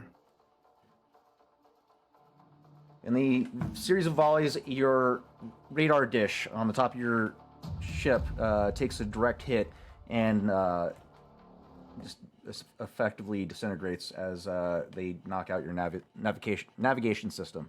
Can jump to hyperspace. That being said, that will end their turn.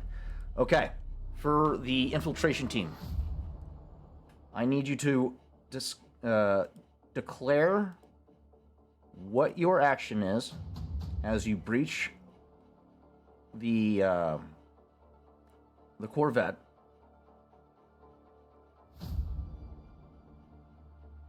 Mine is using Let's Ride to get to the cockpit as an incidental and using stealth to get there. You guys would be breaching from above, so you guys would essentially already be in the cockpit. Then that Corvettes aren't that big.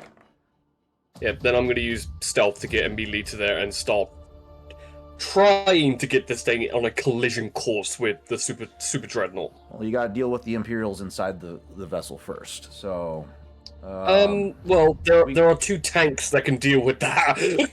Fair enough. I was going to say Doug would be trying to clear the path to the Okay. cockpit and disarm the people there before Kesh can act. When they're subdued, her plan is to try and... what's the word? Sort of barricade the door to stop anyone else from trying to get into the cockpit once these guys are taken care of. Gotcha. So go ahead and you're going to be taking a ranged combat skill of your choice. Anybody else? I think Guy is also going to assist Dove.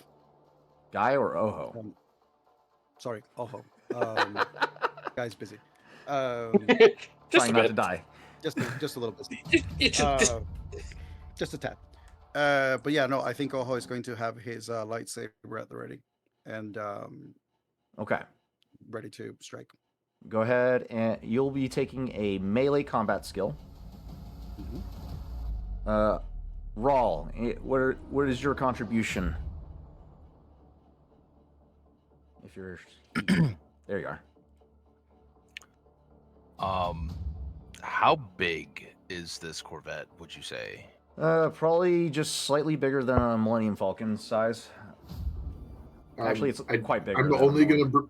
gonna bring it up because I put it in chat officially. The Raider 2 class Corvette is 150 meters long, But like, which is Thank you for the essentially meters. well, that's the official length as well. That's how they put them. But the VCX is a third of that. oh, so So it's pretty large. maybe at least double the crew. Okay. So if you're looking in terms of dispatching the crew, you're facing off against 15 officers, 77 enlisted, and a potential of 30 ground soldiers. I think all would just say, Raul, do his thing. Raul, do your thing. clear the ship. At least Making sure that it gets in there. Ren posted into the Discord rhetoric. Let me give y'all boost die. Ooh. Yeah, they were going to do inspiring leader before we dropped in. That's right. Yes, okay. we need the good pep talk. Which I think is the equivalent of just, let's just fuck shit up. All right. That's going to be what? That's a charmer. Inspiring rhetoric. Take the inspiring rhetoric action to make an average leadership check. Okay. Alright, I'm going to have you guys roll this skill because I don't want to roll for you guys because if I fuck it up, it's on me. If you guys fuck it up, it's on you. Oh, never mind. Ego already did. Ego is fantastic. From Damn. beyond the veil. That's 6 successes, 2 advantages. Okay. So, all of us. Each ally affected by inspiring rhetoric gains boost die on all skill checks for a number of rounds equal to ranks in leadership. So, Ego has how many ranks in leadership? 2. You guys get 2 boost die. Or is that number of rounds? Never mind. Just 1 boost die. For 2 rounds. Okay. Cool. You guys also recover 1 point of strain. And then 2 allies can gain an additional 1 point of strain if you have any strain to recover. Making sure chat is out of range for this, right? Oh yeah, 100%. Okay.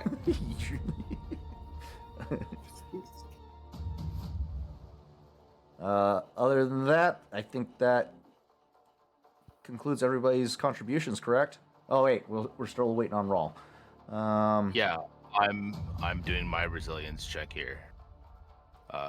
And that is for last one standing. Oh boy. And that is 3 successes, 3 advantages. All right. Oh wait, I have boost die for that too. Hang on. Oh boy.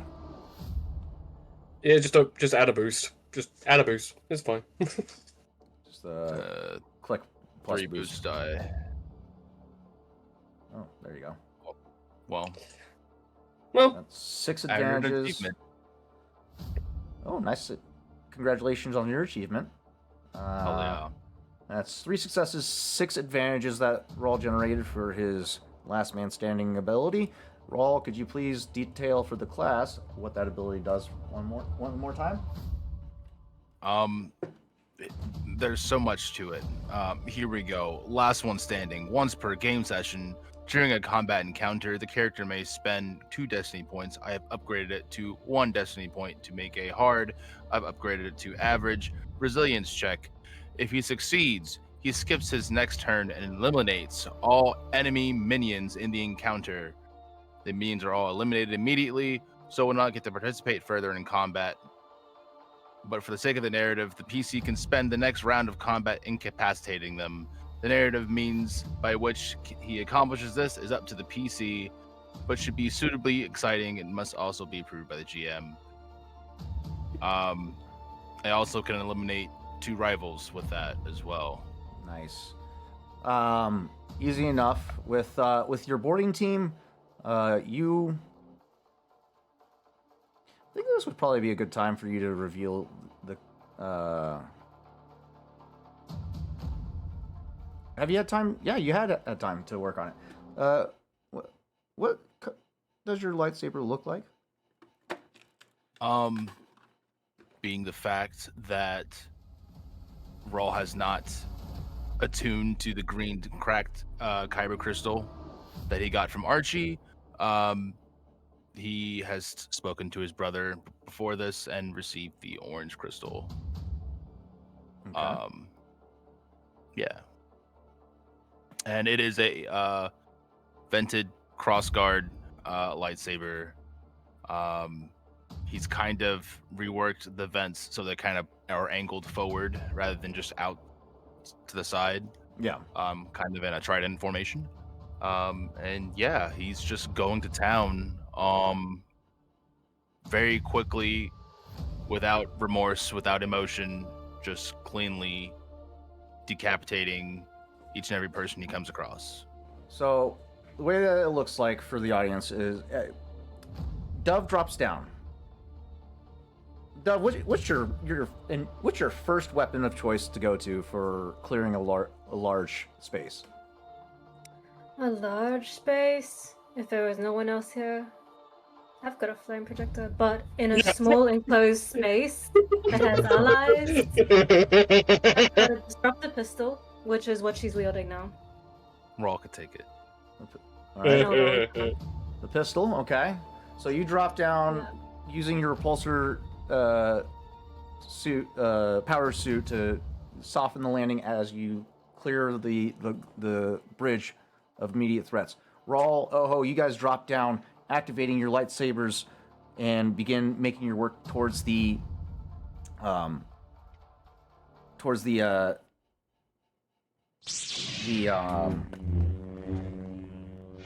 center, the common cargo area, or the crew.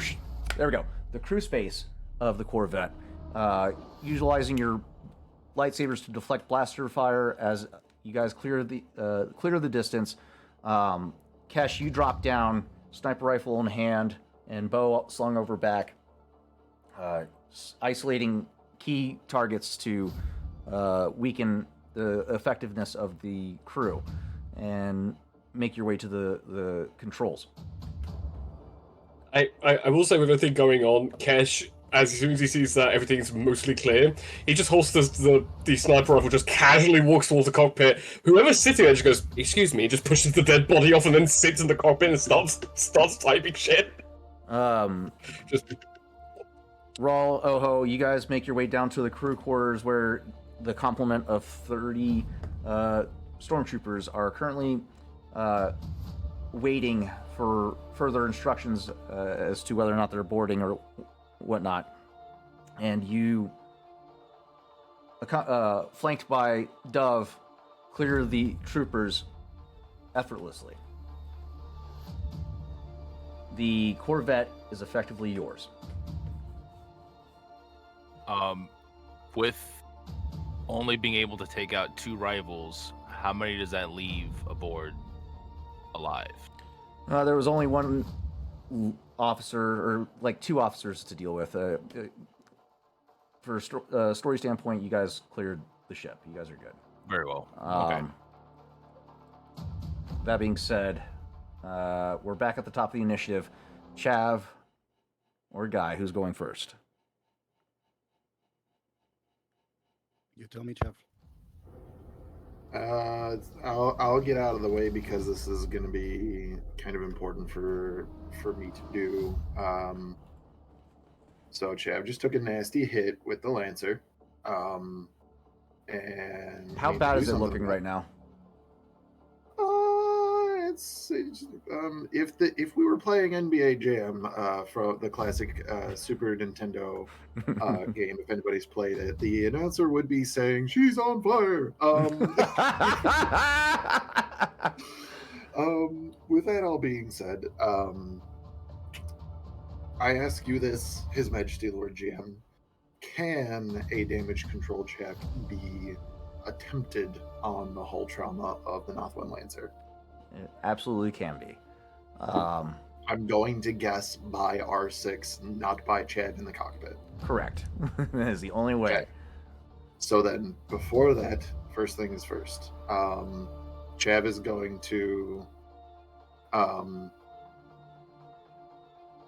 Did he follow me into, or no? He came from above. Yeah, so is he? he's in trying to break pursuit? your. Yeah, he's in pursuit. He's trying to break your formation, your flight path, so to better pin you with his wingman. You got a choice to make. Go after. So with that, legit. So him and his wingman both kind of coming from two different angles. Chav trying to navigate it. He is going to try his best, and this is just going. He's not going to say this over the comms, but he is going to say it out loud. Just going to say, "Let's see how well you're paying attention." And in one smooth motion, I will be using an action and a maneuver, spending 2 strain to do a pilot-only maneuver as an action. That action being an attack. At the same time as Chav would like to fire the Nothoiin's hull-mounted decoy missile, Ooh. I would also like to activate the Nothoiin Lancer's superior Stygian cloaking device. That is amazing. Okay. So there is conditions, I believe, with that ship's abilities.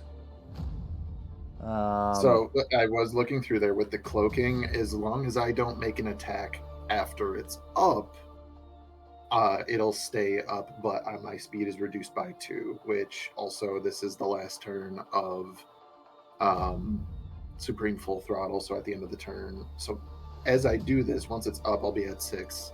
At the end of my turn, it'll be down to 4. You're able to travel at the speed of 6 while cloaked? Oh my god! Only until this turn is over, basically. So I will have to basically slow down to maintain the cloaking. But while it is up, in order for somebody to spot Chav, they need to make a daunting perception or vigilance check. Correct. In addition to that, the decoy missile launcher, once it is launched, it broadcasts an electromagnetic signature that draws off enemy missiles. So in order to fire it, I'm not making a gunnery check. I'm making a computers check, but an easy computers check. And so long as I am successful, any attacks against this, any attacks against my ship, using weapons with the guided quality, upgrade the difficulty by 1, plus an additional upgrade for every 2 advantages that I roll to activate it. While it is active, 1 round per success.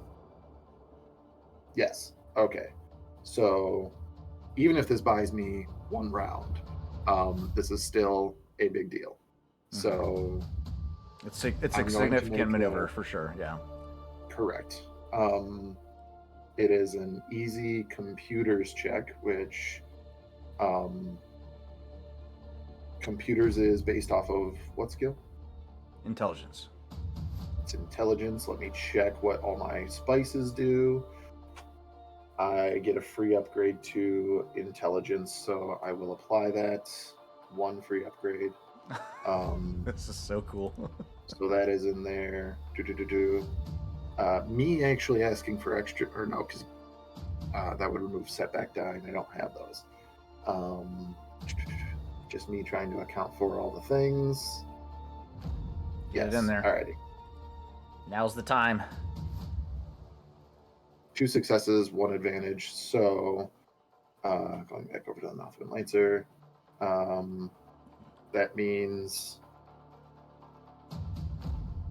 upgrade for every additional 2 advantage. It is every 2 advantages. So I only had 1. So they only upgrade the difficulty once, but the guided missile is active for 2 rounds. And additionally, I will spend a 3rd strain on this turn to attempt a second pilot-only maneuver, which is going to accumulate up to, because there is a chance that they could still see me, and there's a chance that they could still, what's it called? There's a chance that they could still try to make attacks against me, so I will be spending my 2nd maneuver for evasive maneuvers targeting the TIE Phantom. Nice. Okay. Meaning that he specifically will have to upgrade his difficulty once for any attack. So any attacks that Tazen makes against me will be upgraded by once. If it is a missile attack, it will be upgraded twice. Okay. That being said, now I would like R6 to make his mechanics check to try and heal the hull trauma while we are cloaked. That is amazing. Okay. R6, acknowledging your commands, performing a hard. You're over half your hull trauma, correct? Yes. Yeah, then hard. Is it hard or average difficulty for? I think I still have it up. No, back on this one. Hull trauma is equal to or more than half its an average difficulty. Average. Oh, damn. I've been penalizing you guys this whole time? Oh, you bastard. We will take this in the form of Tazen just randomly exploding right now. Now they're vaporized. Okay, The dice say so. you're able to recover 1 point of hull trauma and 3 points of system strain as R6 goes to work on the starfighter. Okay, I mean, I guess that's something. I'll take it. That does bring me below half. Okay. And 3 points of system strain. Now, my question. Oh, you already said that I can't attempt to do the hull trauma anyway. So we're gonna Not from inside. I would then like R6 to. Oh, I lied. You get an Angry. additional point from solid repairs. An additional point of hull trauma? Yeah. One Hell yeah. additional hull trauma point. Look at that. Look at you, R6. You're so Thank you, R6. you're so good. All right, Okay. yeah, that brings me down to 3, so that's pretty good. I will then have him use his maneuver. He doesn't have any strain, so he can only do 1 maneuver, right? Correct. Okay, so yeah, I will have him angle our deflector shields because right now it is my hope to get Tazen behind us again. Behind you or in front of you? Behind us, because I need to reposition. Okay. All right. I need to buy time. So he can't move the shields just yet while the cloak is active, but he'll have it ready to go once you drop the shields. I can't adjust the shields while the cloak is active? Scanners, comms, weapons. Well, I guess shields are different than weapons. Yeah. Yeah. Okay. Yeah, you're fine. You're fine. Yeah, that's okay. Yeah, you're good. Thank you. Never mind. Thank you, Your Majesty. And in the dark, yeah, so this golden ship becomes a ghost, hence Chev's call sign. I like it. I like the visual of it as Tazen's like unleashing this volley of blaster fire from you, from this experimental TIE fighter against the experimental starfighter that Kilbolt had made for you. And then all of a sudden, what he used to catch you off guard, you use to catch him off guard, and it's poetic. It's very poetic, and It's very poetic. It rhymes. and he goes to continue to try and predict your trajectory, and still opens fire on your in your general direction. But you're able to break the pattern utilizing the cover of the cloak, and then fire off that that decoy pod, alerting his To be fair, sensors. technically it's the second that fire and then hit, because if I use a weapon while the cloak is active, it deactivates and Yeah. short circuits. So Correct. just So- making sure the order of operations. Correct. Yeah. So you activate and fire, activate the shields or the cloaking field, and the decoy fires off in a guided direction from your position as your shield goes up, and that'll end your turn, Guy. What are you doing, buddy? You're starting to look a little toasty in there. Well, technically no, because I don't think we took into account my armor in the previous 2 attacks. Because I told you about the armor in this last attack. Yeah, it would have been 7 plus linked, so, So I had 14. like 2 attacks that I had 2 attacks that would have been reduced by like 8 points if it was 2 attacks, and it was counting my armor. So yeah, So you I just think subtract whatever the 8 armor points. is. Yeah, 4 armor. So 2 attacks, 4, it's 8. So it would actually leave me at like 10 hull trauma out of 25. You'd be, in D&D terms, bloodied. Yeah. Yeah. All right. Well, I mean, if Guy was trying to keep an eye on Chav disappearing out of like nowhere, there's that moment that just goes, well, that's not fair. I think Guy, being the weird self that he is, the ships that he's fighting that are within the visual of his like front of the ship, of his like glass, he's literally just going, woo, woo, I'm invisible. He's just randomly just probably throwing them off if they can see him on the cockpit, just kind of like waving. Okay. For some reason, like can't see me. It's just, what the fuck?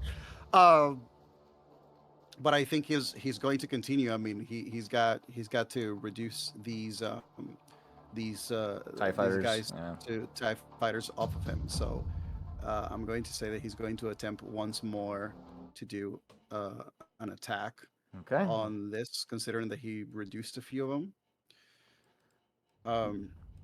Go so I ahead believe that it's and the- make a gunnery check, average difficulty. Average difficulty. My boost die for accuracy.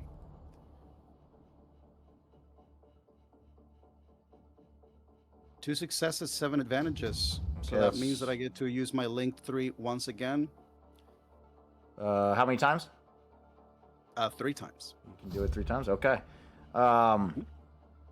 That's gonna put it. What's the weapon damage for the quad? One moment, please. Weapons for the quad, damage is 5. So 5 No, plus sorry, that damage is 6. Damage is 6. 6. 6 plus Yes. 2. That's 8. 12. Oh, sorry, yes. You hit 3 times. 24. That's 24 damage in total. That's 4 ships. 24 minus 6. That's 18. Yeah, that's 3 ships. Okay. Just to make sure, linked 3 means the main attack plus 2, or is it the main attack plus 3? Plus 2, okay.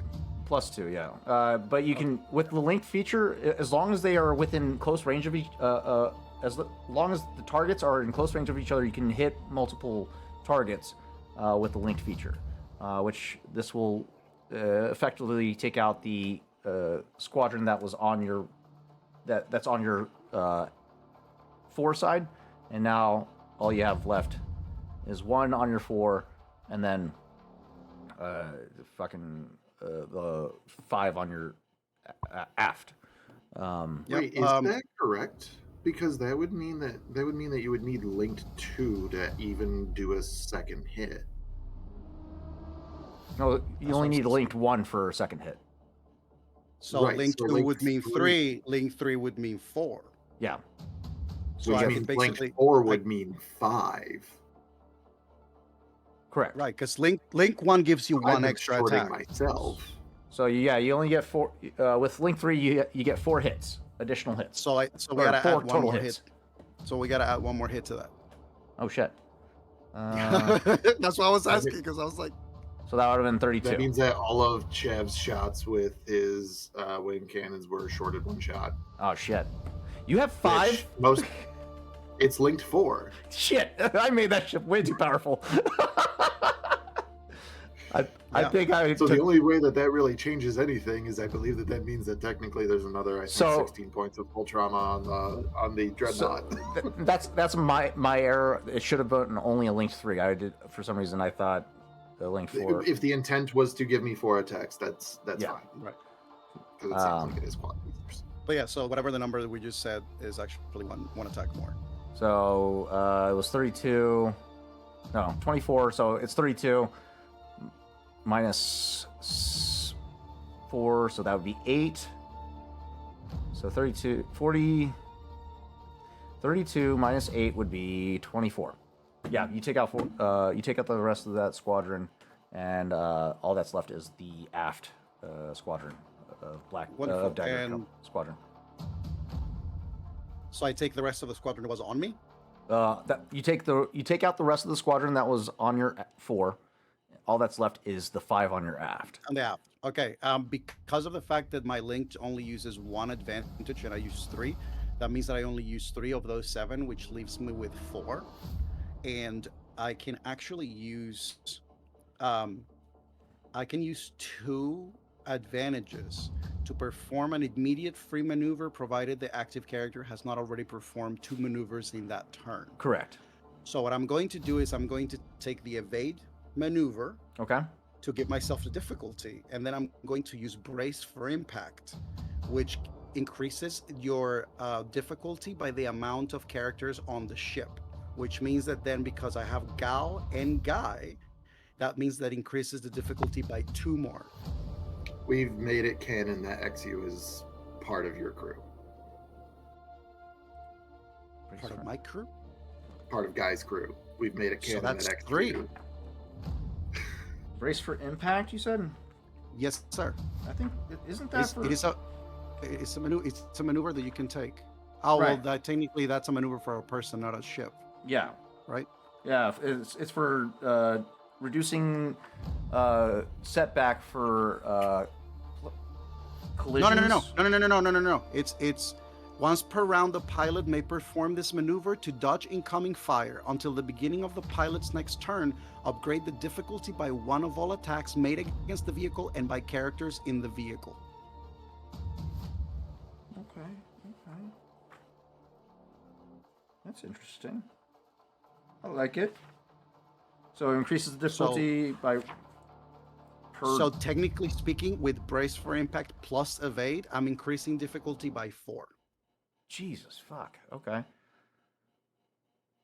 Okay, all right. I think the way that this looks is literally once Guy gets into that, like he's doing like the, oh, look at me, like I'm invisible. He takes that opportunity and he just makes a whole turn. The ship basically shoots in like a barrage, takes down all those people, and then he's literally ends up looking in the direction of the other group, like, your turn. And then it's just what's the name of the other droid? It's Gal and XU. It's Gal and XU are just working like double time to like try to like jam the sensors and everything off the other ships, while he's at the same time like just like moving in a weird way, like he's doing like a am I good? I almost had you. Yeah, pretty much that's what guys do. Okay. Very impressive. I like it. Okay. So Admiral Tazen and his wingmen are. First, Admiral Tazen's gonna. He recognizes immediately what you're using, as he just used it on you moments before. However, I know what I did, but he's still got to find me. Right. He is going to use his perception to try and spot the displacement field of that provides that cloaking to your ship, and see if he can find you. It is a daunting or formidable difficulty for that? Let's see. Whatever 4 is. 4? Daunting, okay. Daunting. Okay. All right. That's a nice use of his action. Yeah, it definitely will be his action.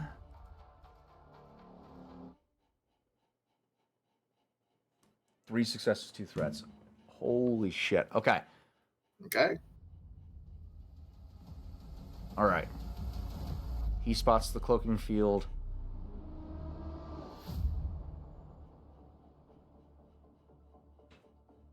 So his sensors, as he was initially closing the distance with you, and you fire off the decoy and activate your cloaking field immediately thereafter.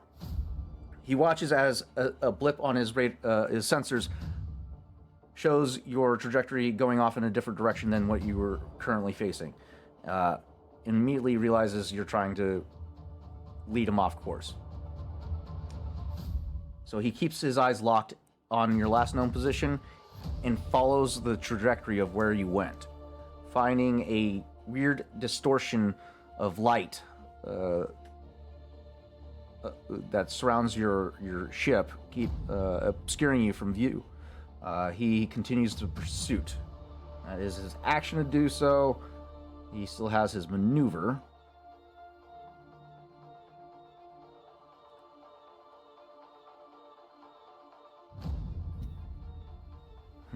Choices. Choices that destroy. He's going to take the gain. Is that an action or is that a maneuver? Gain advantage. Gain the advantage is an action to do. Shit. Where's my maneuvers at? Alright. He's going to do something. We have actions. We need maneuvers. Here's the maneuvers. We got evasive, accelerate, decelerate, stay on target. There we go. He's going to stay on target. He's going to increase his, upgrade his ability pool once to stay on target. But anybody that targets him while focused on you also gains an upgrade.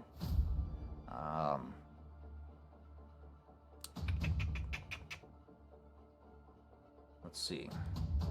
Does the wingman follow suit, or does he break off for the pod? Does he get fooled by the pod? Well, it's more so fooled by the stealth check, or the stealth field. The missile, as intended, will only get the decoy missile will only get missiles off of me. Oh yeah, fair enough.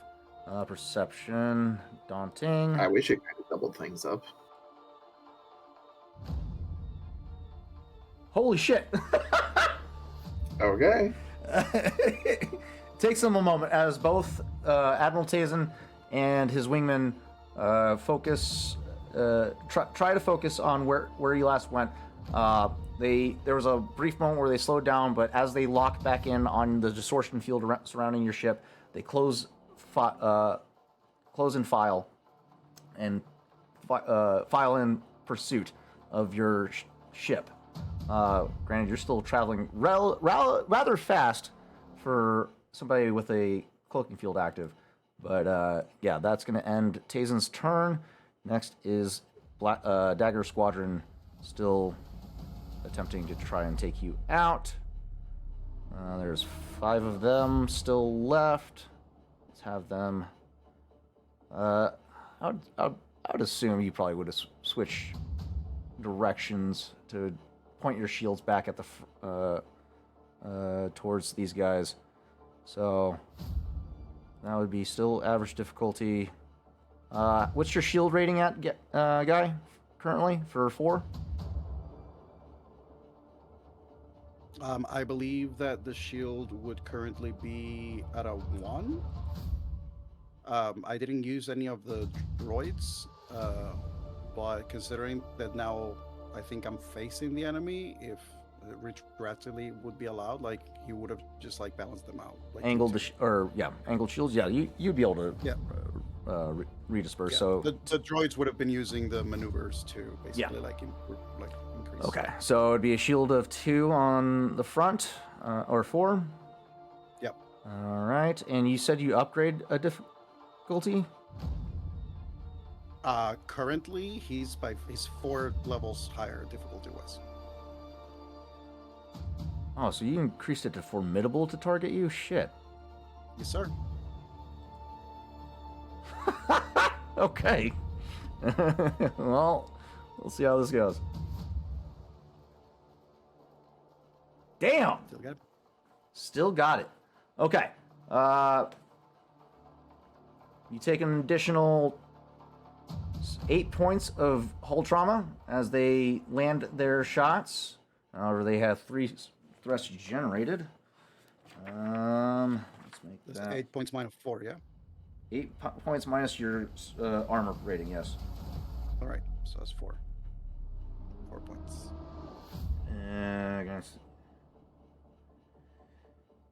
Grants the enemy a significant advantage in the ongoing encounter, such as drifting straight into his line of fire, decreasing the difficulty of any checks made against the active character's ship or vehicle by 1 until the beginning of that character's next turn.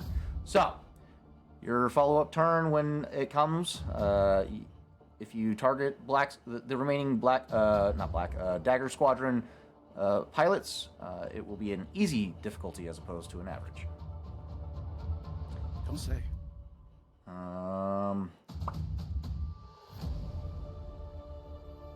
I guess I should use their maneuver to see if I can reduce that. Let's see. Was it true aim or stay on target? No. Punch it. Angle deflector shields. Concentrated barrage. I guess it would have been stay on target then. So then let me upgrade 1, see if I can get anything.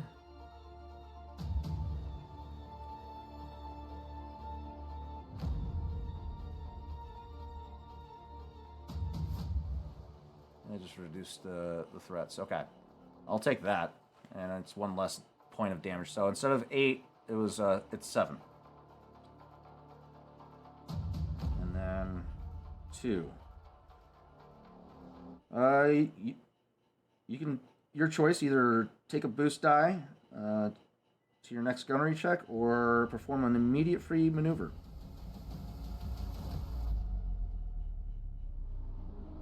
What you feeling? I'm going to take the boost. Boost die? Okay. All right. That'll fix that. With a stay on target, that will give you a free upgrade to your gunnery check next round against the Dagger Squadron. Okay.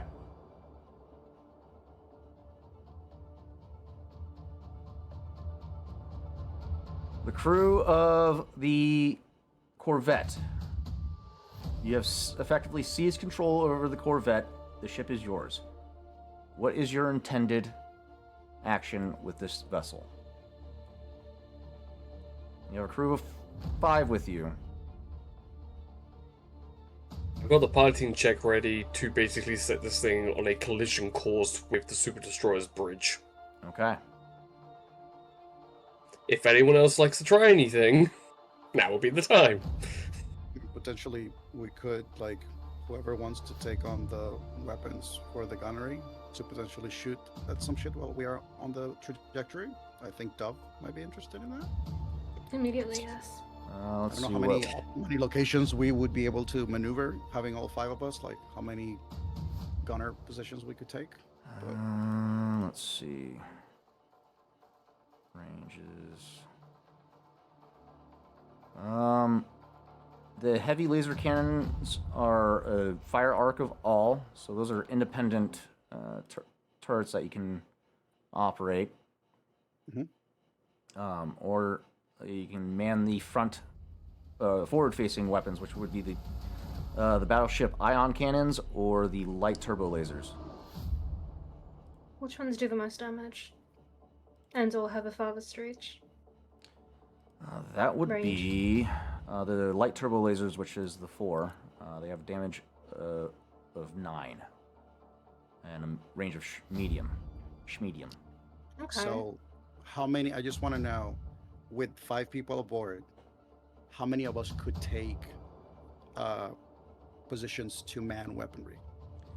There are 2 heavy laser cannons on the Corvette, and then the ion cannons and turbo lasers are manned by the co-pilot. I mean, I will take some of that too. Dove can pick first because ladies first. Chivalry ain't dead in a galaxy a long time ago and far, far away. So whatever Dove takes, I'll man whatever else, and I don't know if there's anybody else who wants to also take. Okay. So it sounds like you guys all just want to do gunnery checks, and then Cash do a piloting check. So go ahead. Cash, give me a piloting check with a setback of 1 for the ship's handling. This will be average difficulty. Average difficulty, you said? Yes. Okay. Let's add 5 setback for the environmental hazards. Incoming blaster fire. So it'd be altogether 6 because of the one that's already in handling. Correct. Okay. And then Dove, Rawl, and Oho, go ahead and give me individual gunnery checks. So I have a question for you, good sir. Yes. What are the ships, enemy ships, that from our current position look as the most threatening, challenging, etc.? And what are their distances? The Empire's recompense, and that's extreme. Yeah, I am still asking. You guys got other corvettes entering the field, the battle. You got 3 ISDs, or no, 4 ISDs just reaching the battle. You guys got a lot to choose from, so I'm just asking for general gunnery checks just to expedite the process. I'm only saying it because I just want you to know that my sniper shot ability applies to anything other than any range attack, unless it is a thrown attack, and that includes gunnery checks. Fair enough, yeah. That's and I have enough sniper shots unlocked to basically increase like 3 range bands. So yeah, you could touch out to strategic range is where he can shoot right now. That is what I'm asking. What is gonna be the thing that if I hit it, it's gonna create the most impact? I don't know if it's the dreadnought from here, since I can reach it. But you did mention the idea that this is meant to be like making this costly. So I want to make this count. Mm-hmm. I can also stretch out to 1 more range band. So So if we need to long hit 2 things at once, we can. I mean, Also, I can stretch up to 3.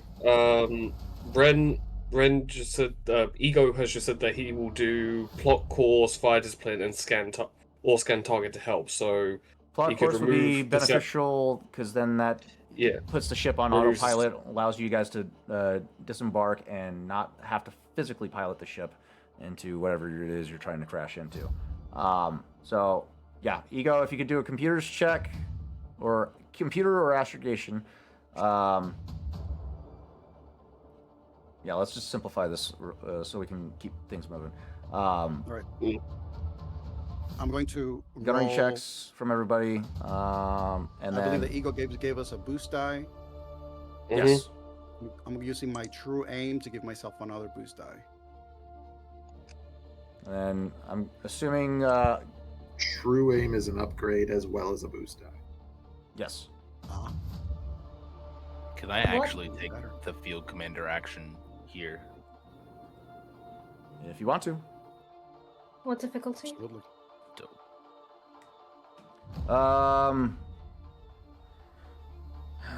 Because you're targeting ships, there's no ranged difficulty. It's all silhouette sized. So depending on whatever you're targeting,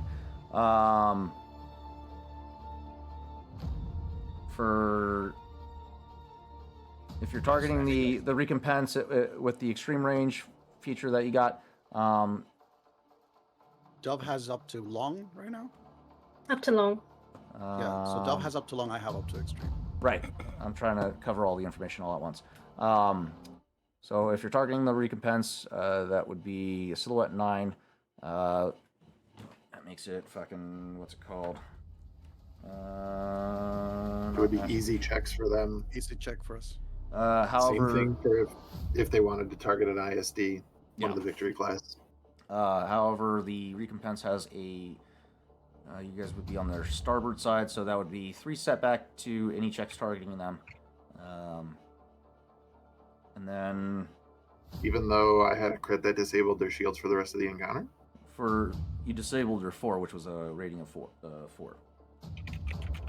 I stand corrected. Hypothetically, could I argue that they should be targeting 4 if they're trying to go head on with this thing to... Oh, they would have to circle They would all have the way to, around. yeah. wouldn't they? They would have to travel a good distance to get to it. Because So they should just be coming from the side. And Does that mean that Cash can make a piloting maneuver now? Well, I was gonna. Go ahead. Yeah, everyone's rolling. Well, I was asking, can I use either shortcut or quick strike? Because I don't. Because has the dreadnought acted yet this encounter? They're an environmental factor, so yes, they've been Yeah. active throughout this entire encounter. That's fair. Shortcut just is for chases, so yeah, just reread everything. So yeah. Oh boy, this might go one or two ways. Let's find out. Okay. Oh, Fucking go. we never got- mind. I think I will snag that triumph. You can go right ahead. That's 4 successes and 1 triumph, Okay. You got the pilot. even with the setbacks. Plot course. Ooh. 1 failure, 7 advantages. Ego, Is you're one of us gonna? Oh boy. unless you guys cash in any banked triumphs, which I think you guys do have a couple. Ego, you're having difficulties bypassing the security measures in place for the Corvette, which isn't allowing you to access the ship's navigation system to plot a course through the autopilot. But he can roll again with my free action that I'm giving him. Okay. Perfect. Go ahead and re-roll that check, Ego. And then gunnery checks from everybody that is shooting something. What would be the difficulty for anything within long range? It just depends on your target. You want starfighters, or you want the ISDs, or I'll take up the ISDs. okay, that would be. I think that you guys should focus fire on one of the ISDs. Just really try to fuck them up, like we said, make it expensive. Okay, 4 successes. So Okay. About to turn the dreadnought into a giant paperweight. It's already a paperweight. Ego It's a paperweight. manages to plot a course utilizing the ship's autopilot. So you just have to put it in position to fly in a direction without having to be on board. So you guys are good. Gunnery checks, easy. Okay, good. That's a hit. And one more gunnery check. Nice. Okay. I would Alright. like to point out that because I'm using gun area at long range, my barrage is applied to that as well. So that is an additional +3 barrage, I think I have. Nice. I like Let me it. triple check. We also have crit, if I'm not mistaken. Or is that advantages or successes for crit? 3 advantages for a crit, I believe. Let me check the ship's details, make sure that if it qualifies for the scale thing that was talked about earlier. Where is my Yeah. fucking If it's like a mouse? quad cannon, usually crit is 3. But I don't know what this is. There's also 3 free actions on the board still. For whoever wants them. That's true. I can take another action. And free maneuvers, but you have to use strain. That's fine. So If that's the case, then I'm going to, very quickly, sorry, I'm going to do offensive and suffer strain on my own to increase the difficulty to hit this Corvette. This thing's a battering ram, it's going to stay a battering ram, so it's hard to hit it.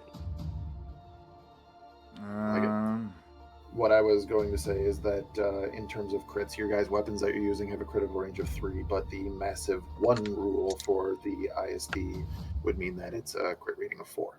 Ooh, so yeah. Sorry, guys. Okay. So no crits So on I'll the take ISD yet. damage. It will take a bunch of damage from those shots. Good work. If you guys are doing more attacks, let's get them out and roll them so we can move on. I'm gonna do that again then. More attacks, you say? That's what Wall said he was able to do. 1 per person for 3 more people for free actions, and 4 maneuvers total for whoever wants them. Okay. I'm gonna take. That's gonna be a crit. Those are 2 crits. Yeah, nice work. I'm assuming you're targeting the victory class ISDs? Yep. Yes. Victor, I do need 2 setback for your check because you are targeting the destroyer that has a defense rating of 2 across the board. No, we're targeting the ISDs to try to take them down together. But I mean, Right. Whichever works best. But you got to add the defense rating. Oh, the defense. Okay, 0 successes, 1 threat. Okay. So that brings it down to 5. Okay, cool. Okay. That crit range is gonna go up by 50 for the crit. Christ. Lethal. How many crits? Took down was on another my last one? fucking engine. Oh my god. Nice. Tarzan, I need to Good shot. know, since both this ISD and the Dreadnought have their engines down and they were just moving along whatever their intended path was, is there a chance they might collide? There's definitely a chance. Okay. Interesting. Okay. Nova goes up by 20. Wait, say what? Dub's crit. Well, one's by critted. Lethal blows as well. You gotta tell me these things. Crit on 4, you said? Yep. Well, I need to know about your lethal blows. 20. So that's a 68 for hers. Wait, isn't lethal blows for melee? No, it range can attack. count for 0.5. melee. It can count for ranged and melee. So either or. Okay.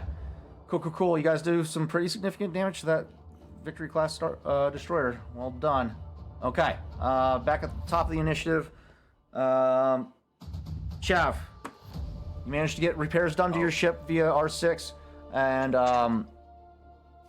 you managed to buy some time with the cloaking field. However, both Tazen and his wingman lock in on you and start pursuing. What do you do? Do I see that a certain Raider 2 class Corvette is pointed at the Dreadnought? Yes, you do see that Okay. currently happening. I would like R6 to attempt to do a mechanics check and fix the critical damage to the Nothoiin Lancer. so that I can get that point of shields back. Excuse me. All right. Okay.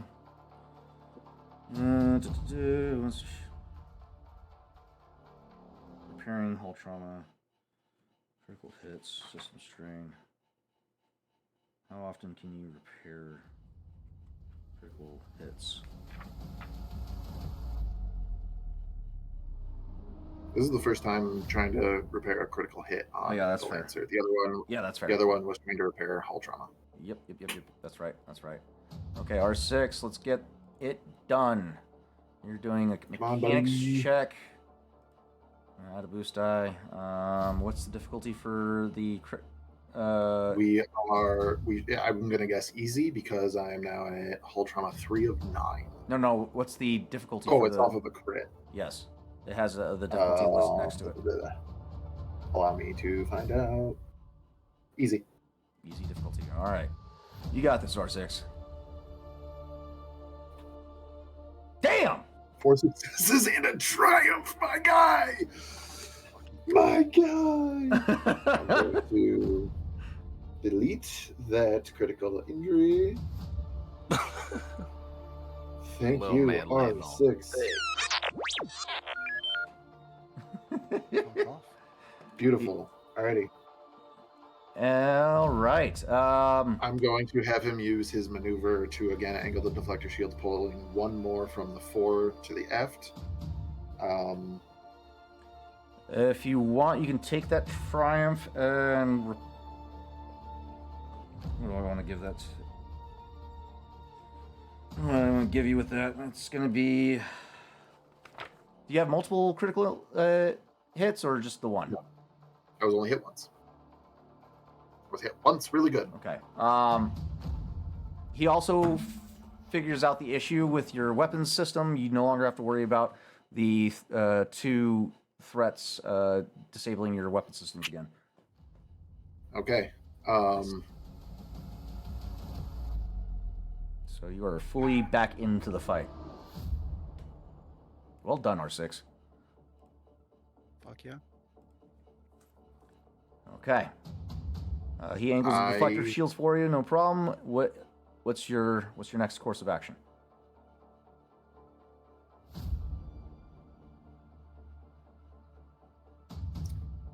Tazen hot on her heels with his wingman.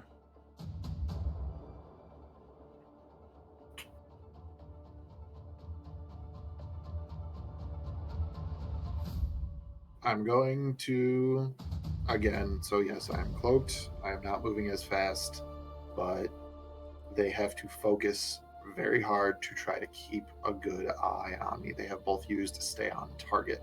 Correct. That being said, Chav is going to, as a maneuver, disable the cloaking field because I don't want it to be shorted out. Mm-hmm. I would then like to rotate the Nothoiin Lancer 180 degrees over the Z-axis so that my quad wingtip laser cannons are aimed at Admiral Tazen in this Phantom, in this TIE Phantom. I would then like to spend an additional strain, actually. I don't want the true aim. I would like to begin by using my action to shoot those lasers at Admiral Tazen. Okay. You're currently aiming at his 4. He has a defense rating of 2. Defense rating of 2. Gunnery. Defensive 2 would be 2 setback die. If this works, this is going to be brilliant. Those are my 2 upgrades. I'm not doing a true aim, so that is there. But I do have 2 more free advantages. I'm going to ask you this right now, because technically this is what it should be. because I thought I heard you whisper it. Does Admiral Tazen have brilliant evasion? Did he use this on Chav? Not yet. That's his mistake. Yes, I'm going to attack him then, because if he had used it, this is an average difficulty.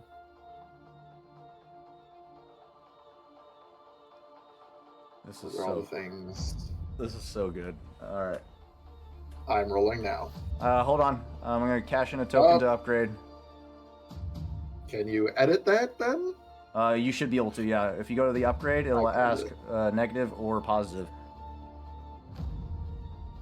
Upgrade negative. Ooh.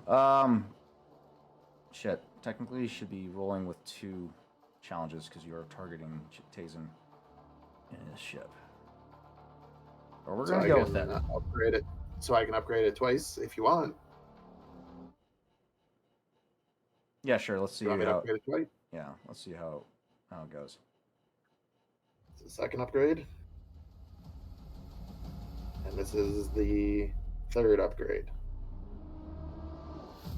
Even with all of the upgrades, 7 successes, 6 advantages, and 2 triumphs. That means that I have enough to activate the linked 3 feature, which means that this is 4 hits of 7 plus 6, so 13 times 4, 26, 52 points of damage outgoing. Let them cook. You motherfucker.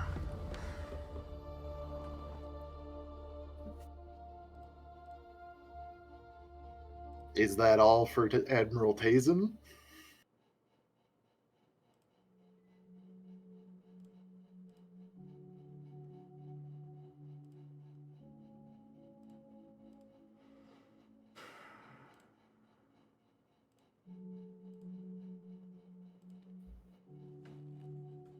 Our scene is going to transition from the battlefield over Nothoiin. We're going to take a leap back in time. Back to the Coruscant Naval Flight Academy in media res as the camera pans down to the flight deck of the Academy. Chav Visto, you stand in formation with the other cadets engaged in corrective training for some obscure situation. Leading the corrective training, a naval sergeant of the Academy, as Captain Kayvon converses amongst his peers within earshot of the formation. Discussions of flight maneuvers some of the officers have attempted, and Kayvon makes mention of the crate maneuver. The crate maneuver can only be pulled off by the most skilled of pilots, which none of you are, gentlemen. Another captain chirps in. Oh yeah? And I suppose you count yourself among the pilots of that caliber? Kayvon smirks with a devilish confidence. Chav, you can hear this conversation. And I suspect Chav has something to say about the crate maneuver. A post-stall maneuver where the starfighter pitches up 90 degrees or more while barely maintaining forward speed, risking high G incapacitation if not handled correctly, however, not a factor in zero gravity, and significant energy loss. A maneuver you just pulled off in the battle with Kayvon. However, we were back in time.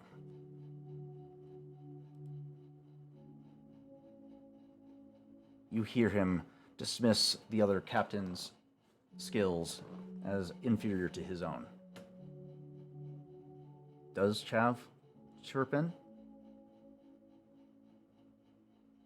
Hearing this,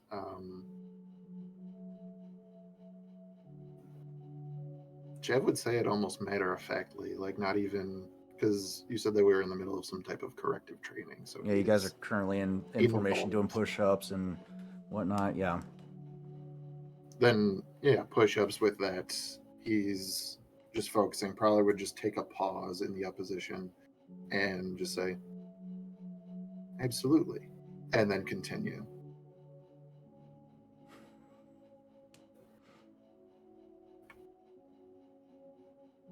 Kayvon hears this slight interjection from Cadet Visto.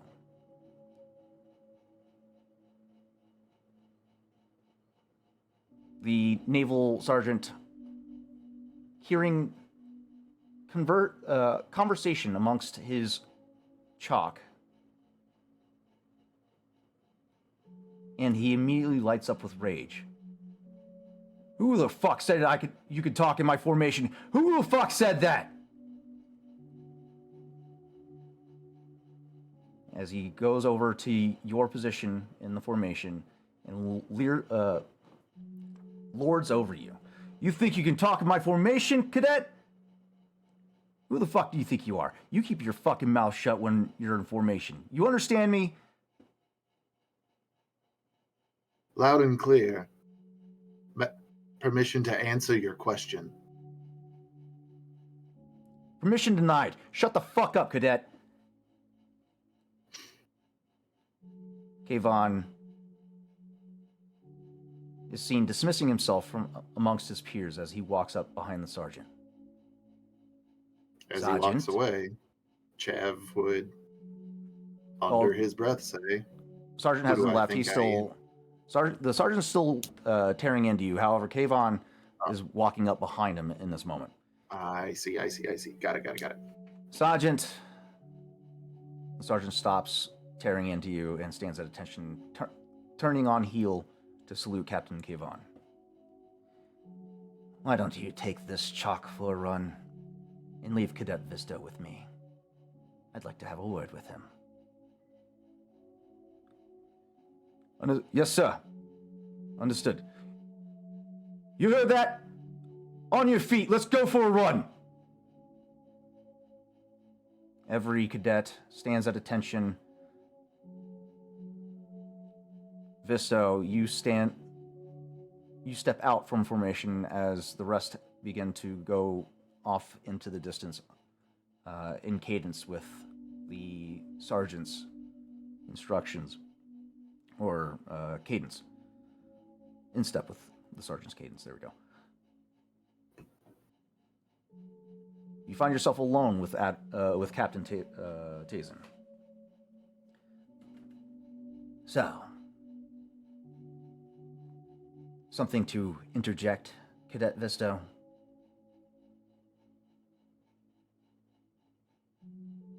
Permission to speak freely. Permission granted.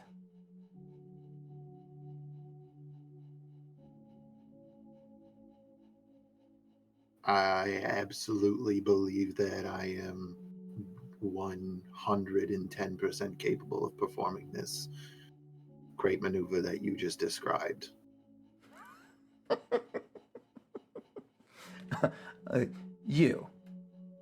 You believe you could pull off the crate maneuver?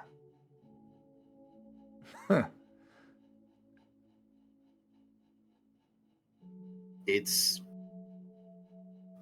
yeah, it takes a keen eye to set up the shot, but the actual maneuver itself, as long as you're in the right position for it, got somebody chasing you right where you want them.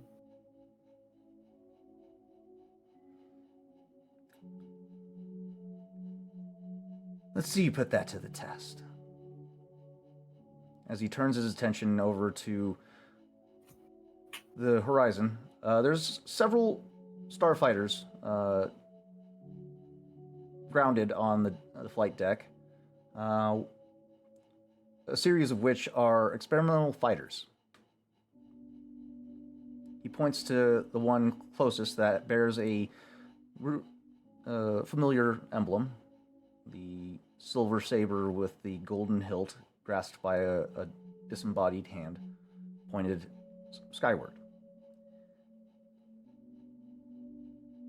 This fighter is particularly unique as opposed to the other TIE fighters that you're used to training on. It has the 3-panel system with the cockpit center in the center of the wings. And he points at that one specifically. Why don't you take that ship for a flight and see if you can pull that maneuver off? Is that an order? Is he an admiral right now? He's currently a captain. Is that an order, Captain? I'm telling you, take the ship and perform the maneuver.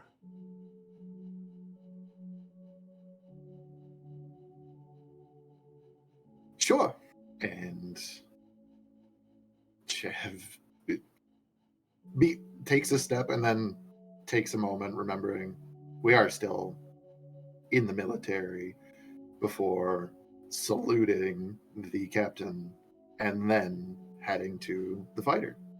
Kayvon salutes you with a cold smile as he watches you board this, what would be now known as the multi-purpose starfighter, or TIE fighter. You fire up the ship systems. The layout's a little slightly different than what you're used to due to the arrangement, but overall similar control schemes as the TL TIE fighter, or LN TIE fighter. And you manage to spool up the engines, fire up its computers, navigation systems, and everything, and power on the ion thrusters.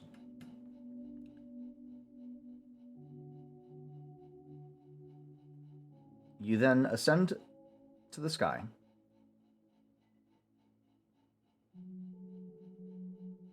Go ahead and give me minus your buffs from your drugs, and minus 2 additional proficiency die. Give me a piloting space check to perform the crate maneuver. Go ahead. As if I had 6 agility with Correct. no additional buffs. Correct. Just gonna load up 6 proficiency die then. With the ship's handling, it would be a +2, so you get 2 boost die. This is all pre-chav boost modification, so yeah, absolutely. I don't have any of my gear that I've spent a lot of money on. Yeah.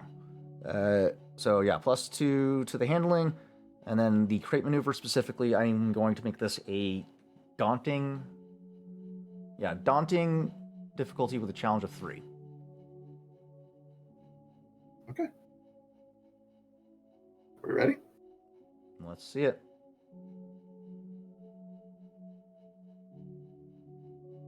Chavisto successfully performed the crate maneuver in front of Admiral Tazen. And his experimental fighter. I love it. You perform this maneuver exactly as described by Admiral Tazen, or Captain Tazen. You reposition and correct and stabilize. Everything goes smoothly.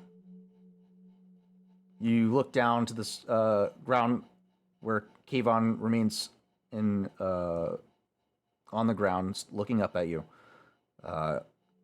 You can see activity on the ground begin to stir, and I'm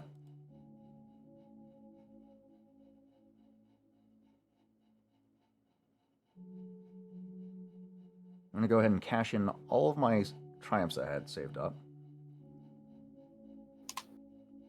And as your ship begins to stabilize from the G-force,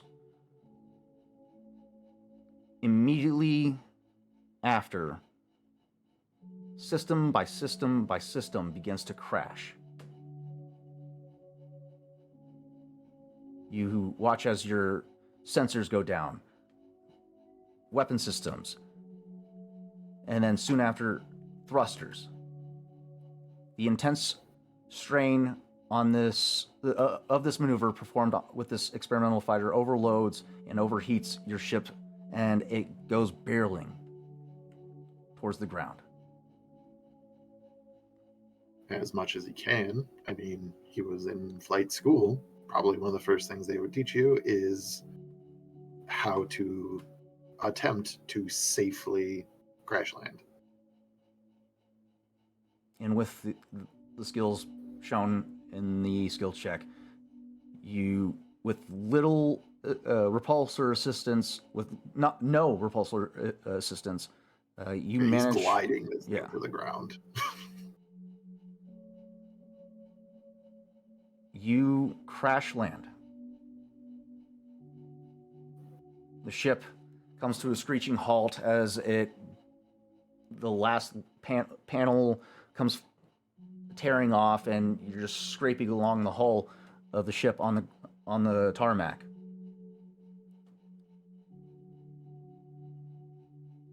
And it finally comes to a complete stop.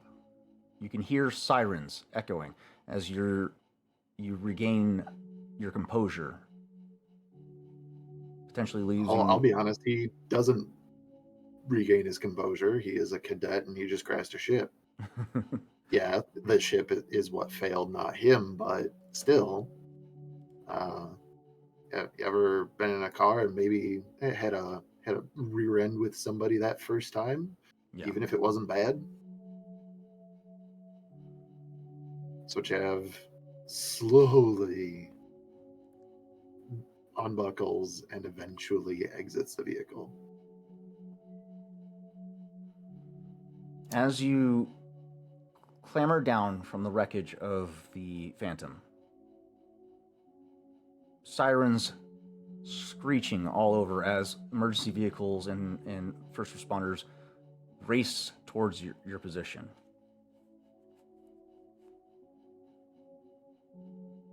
Military police following closely behind as everyone clamors around you. You can hear multiple voices shouting out, "Who the fuck gave you the order to fly? Who gave you permission to touch these vehicles?" And you're doing your best to control the situation and not freak out. And I'm assuming you point them all towards Captain Kayvon's direction, as you believe he's the one that gave you the order. Mm-hmm. The MPs turn their attention to Kayvon. Is that correct, sir? Did you give him the order? I did no such thing. You fucking what? As he denies giving you the order, you're immediately placed in binders. It is a blinding... the scene then quickly shifts from the tarmac to a brig, and then to a room of a board of directors.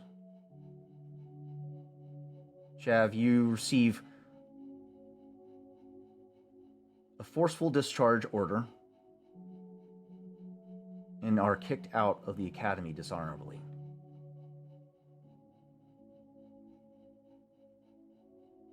As you take your steps out of the academy, our scene flashes back to the battle. As If I may, one little thing. Go ahead.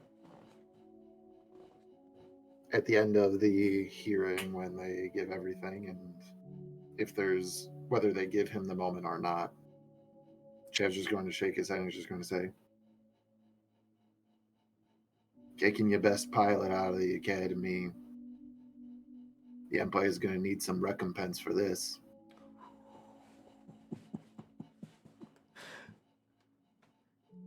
Don't worry. You'll get it. And whether escorted or not, probably they would insist on an escort for security purposes. Yeah. Chav would leave. And as you disembark, the academy doors, our scene flashes back to the battle. As you pull off the crate maneuver. There is, in the moment that kill the engines, rotate the ship, get the repulsors to hold the aim steady, there is enough of a pause as Chav is inverted, his quad laser cannons aimed directly center mass on this experimental fighter. And he lingers just enough for Tazen to understand that Chavisto pulled this maneuver on him. And then we pull the trigger. I'd like to imagine you probably do it just merely a few meters away, close enough to be able to lock eyes with each other. And as your bolts or lasers impact into the cockpit, Tazen is immediately engulfed in flames. And his ship disintegrates. With the linked 3 and the amount of damage that I did, was any of this able to be transferred to his wingman? His wingman was directly off center to the right, so yes, you would have been able to follow up the subsequent shots on his wingman. And once that wing is destroyed, so literally inverted 90 degrees, allowing him to pass over enough, take the shot, rotate enough for the second shot, Chev will then spend 2 strain, as my turn is not over, to perform another pilot-only maneuver as a maneuver, or pilot-only action as a maneuver.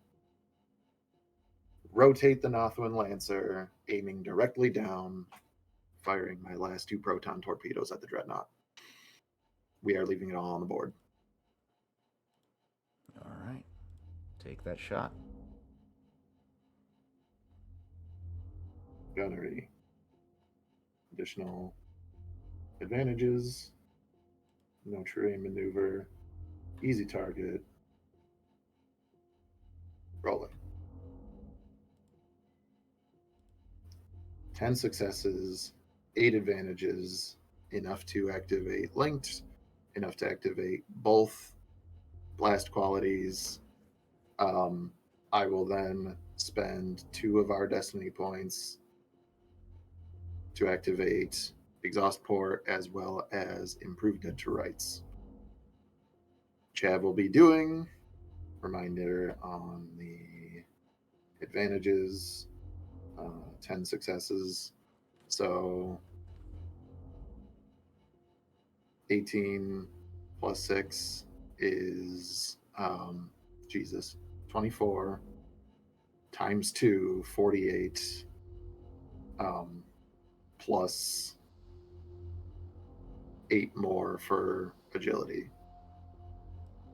So 56 points of damage.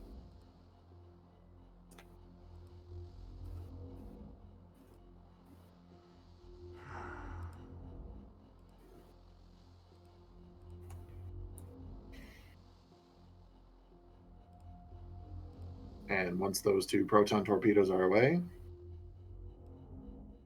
Chav realigns his horizon to be pointing, seeing the Corvette on the way,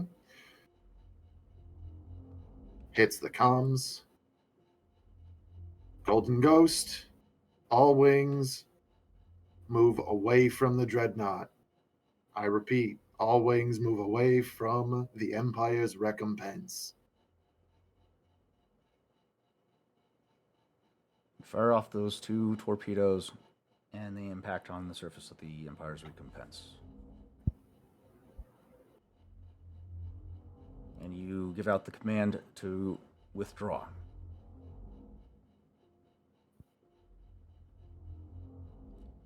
The air of battle shifts soon after the debris of Admiral Kayvon's starfighter scatters into the void of space.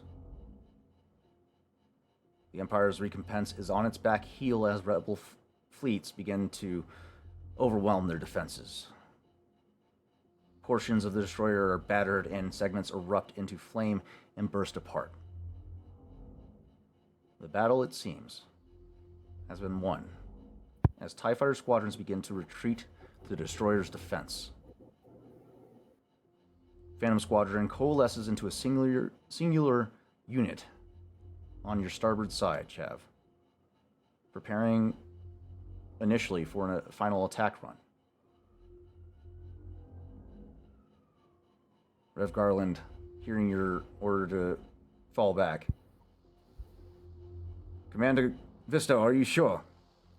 Now is the time to prepare for a final attack. Core Atlas has the Dreadnought. Focus the rest of your efforts on opening this hole and getting anybody down to the surface that we can. Jammers are down. Commander Garland, get me comms on the planet. Patching you through. Demeron acknowledges your command. Roger that. Central. Phantom Squad on me. Converge on my vector.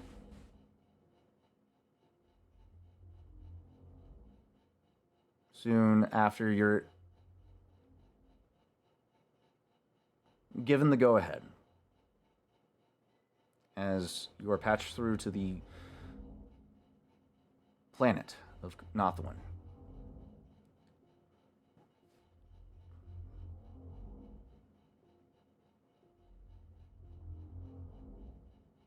Before I start speaking, I must ask, at what point in time does the rest of my team exit the Raider 2, leaving it on its collision course with the Empire's recompense? Soon after your final shot, the Core Atlas crew has begun to disembark the Corvette and are in the clear. Everybody's safe, and Chav is watching as a Raider 2 class Corvette is about to impact the, I believe it was starboard side of the Asserter class control dreadnought.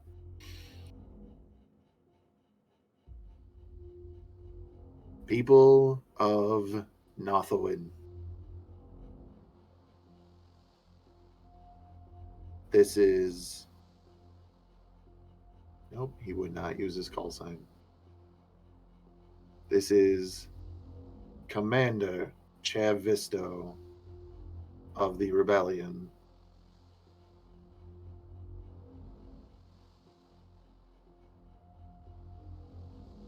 We know you've been waiting, and this is the moment you've been waiting for. Take back our home.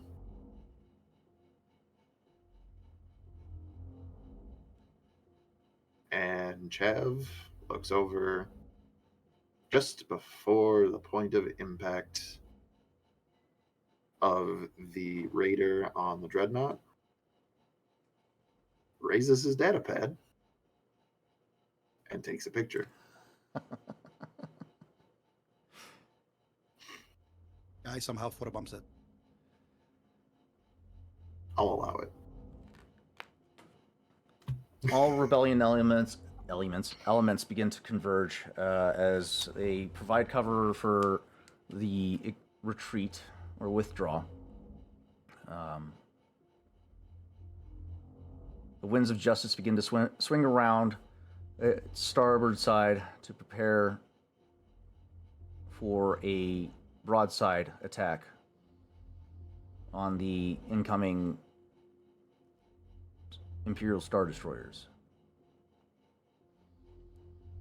Phantom Squadron beginning their attack runs on the destroyers to keep them at bay as the Justice opens up with a volley of turbo laser fire. Massive beams of searing hot energy surging past their fighters as they close in on the destroyers, bringing the shields down by the volley. Phantom Squadron's fingers hovering a hair over the trigger as they close the distance. Suddenly, after a boom of ships breaking hyperspace, a massive dreadnought eclipses the system's central star, casting the Justice in darkness. Several other destroyers boom out of hyperspace at its flank, and a central cylinder below the dreadnought begins to emit an emerald glow with a soft boom. Followed by an ear-shattering electrical hiss, a brilliant beam of green light lances out, heading directly to the bridge of the Justice. Rev's face frozen in horror as he can't look away. May the Force...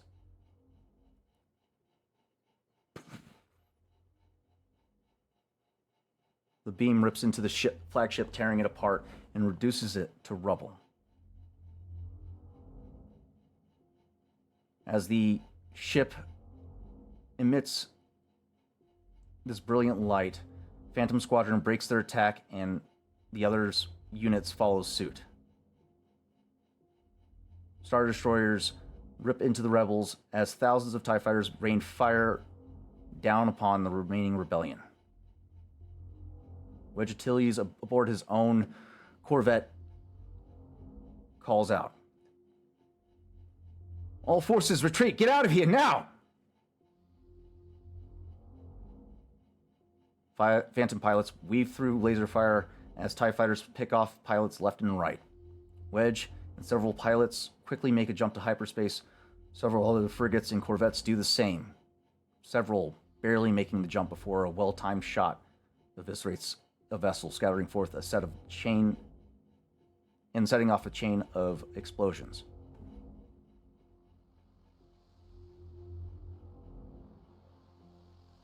Our scene transitions to the bridge of the Empire's watchful eye, where Watcher 7 stands triumphantly looking down at the battle below.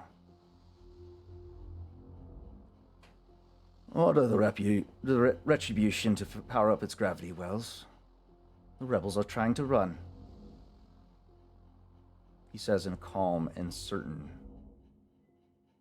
demeanor. Exterminate them all.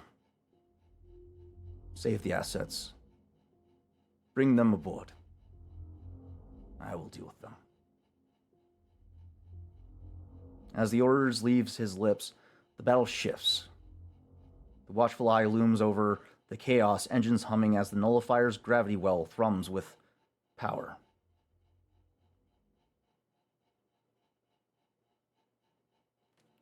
Sorry, read that wrong. The nullifiers. Thrums with power. Below, rebel ships claw for escape vectors, unaware that space itself is about to turn against them. The lowly officer nods and turns on his heel, making for the communications pit. Watcher 7 remains at the transparent steel window, watching as rebel ships fall to the hail of turbo laser fire.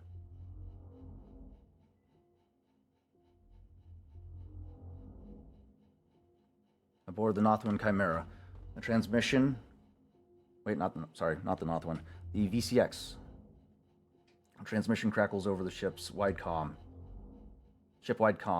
from Oryx Squad. Major Brel Kamar's voice can be heard.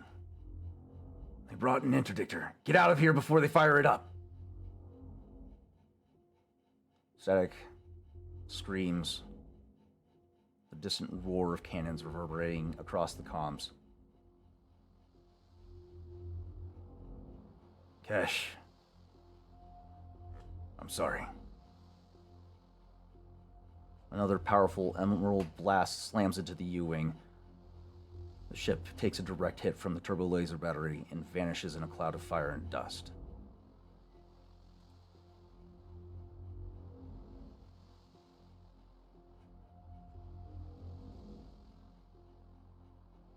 You watch as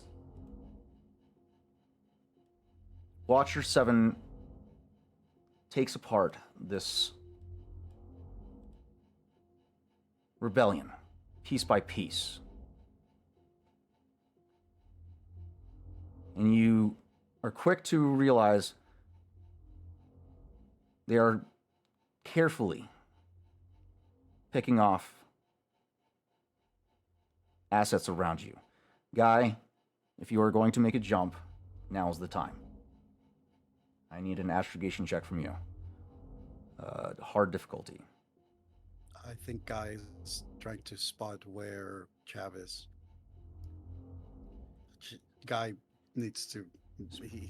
He's. Speaking of Chav, your ship is dead in the water as your systems all shut down immediately.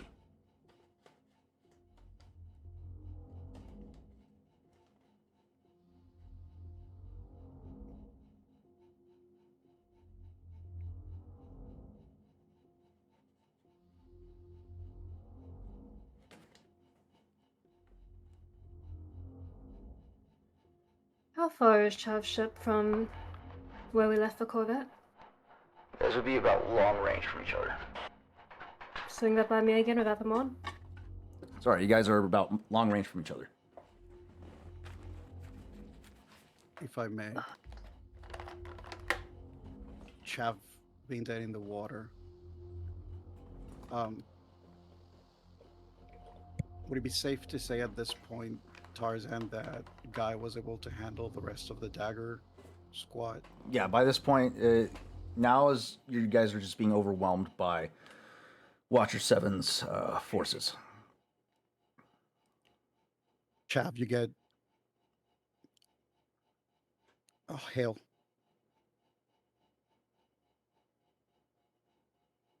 Hey.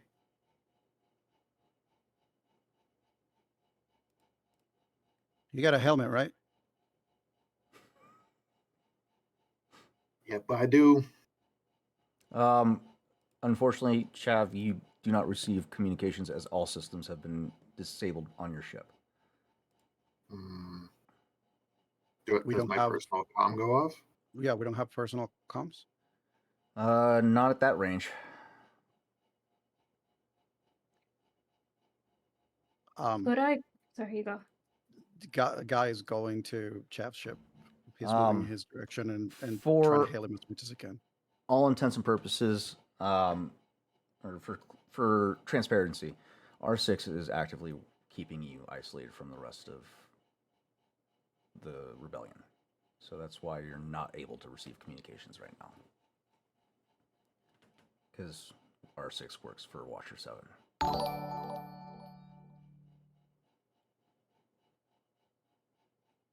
So he's actively blocking transmissions to Chav at the moment.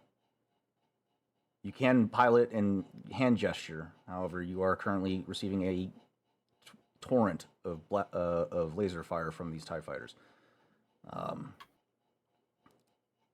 As you are not part of the Core Atlas assembly. And you'll spot that they are actively avoiding targeting Chav's ship. Are they targeting his ship? Are they shooting at his ship? They are targeting other ships around him. They're not shooting his. No, he's protected.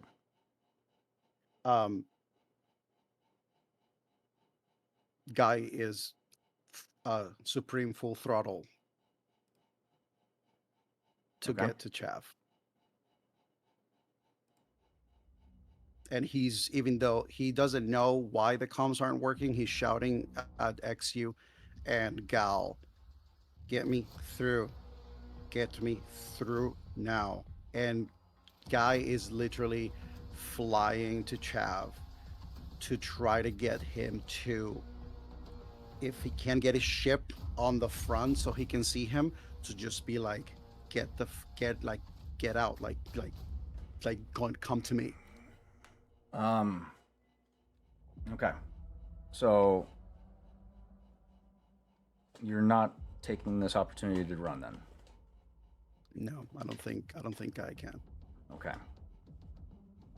Not if his missions are his missions, and even though this is not a mission that he was paid for, this is a mission he chose, and the core of his mission, fighting alongside this team, has always been Chav. Yeah. Okay. Is there even functionality to manually open the cockpit right now? You'd be fighting against R6, keeping you contained, essentially. I would say during trying to figure it out, you would probably test the situation and see if your ejection system works. It does not respond to your trick, the lever. So you quickly come to the conclusion that you're being trapped inside the ship. Chav is going to look out as soon as he sees, as soon as he looks out of the cockpit and he can see the diving Nexu coming in, he begins flashing the glow rod that is installed in his exoglove out of the cockpit, trying to, I don't know if Morse code is a thing. It's probably not called Morse code. It's probably called somebody else's code.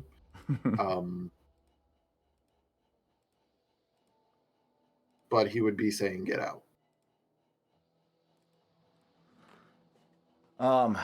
Okay. If it was a conversation, he'd explain that Chav can't get out. Yeah.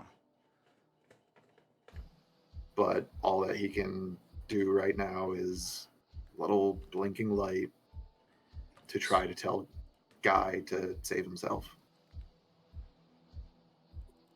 Can you remind me? I use either some sort of beam, tractor beam, or some sort of like magnetic thing when we were fighting that giant creature in the Sith planet. Yeah. I don't remember what it was. Tractor beam, yeah. It was a tractor beam? Yeah. Guy is activating this tractor beam if he can, and he's actually dragging Chav's ship, and he's actually heading for Nothoiin. Okay. As you attempt to try to do this,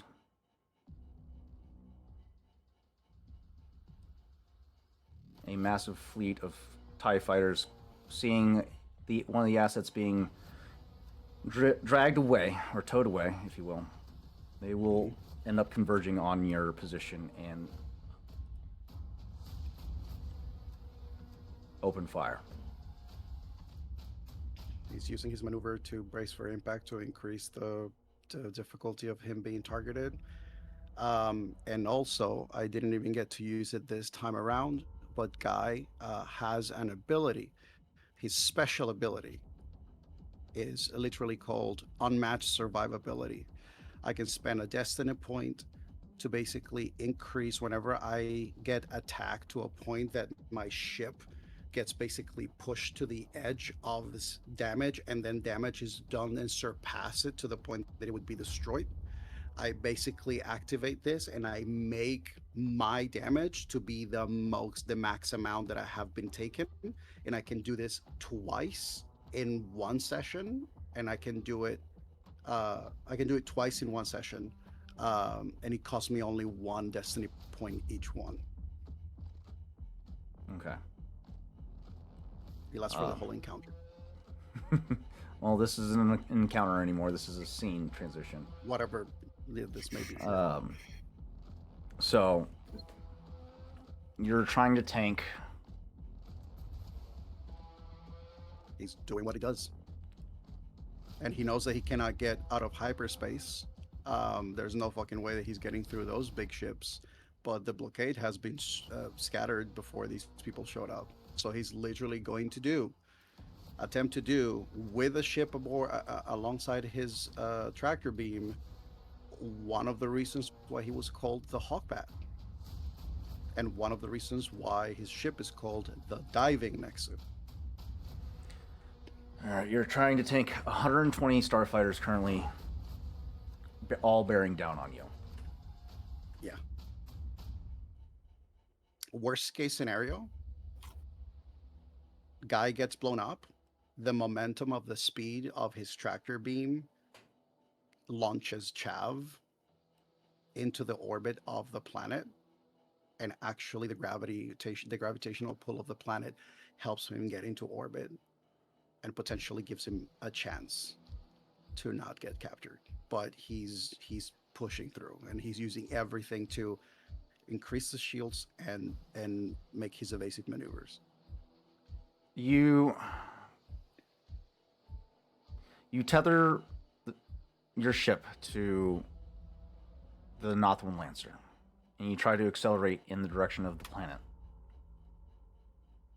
pushing your ship's systems to its absolute limits. And as you try to propel forward, you immediately take notice to resistance, as it seems the Lancer is being pulled in another direction.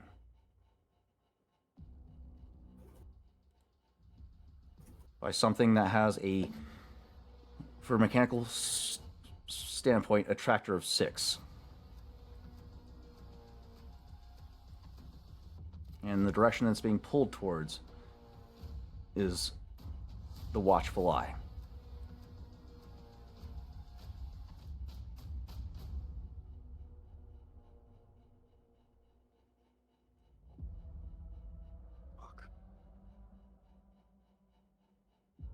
The Watchful Eye also manages to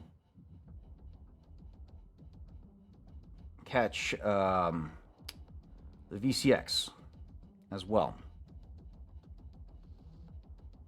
Whoever's piloting the VCX, you may attempt to break the tractor beam's hold on you. It's a difficulty of 6, so that's a formidable difficulty with a challenge of 1. That's a piloting space check to do so. That'll still be cash. I'll go ahead and roll on a sheet. What was the difficulty? Sorry.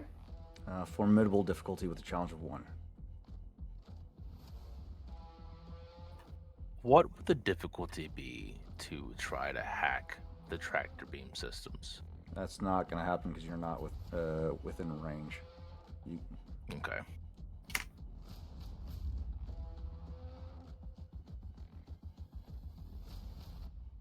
It's only 2 successes. Okay. You're missing a challenge. What dice is that? That's the red one.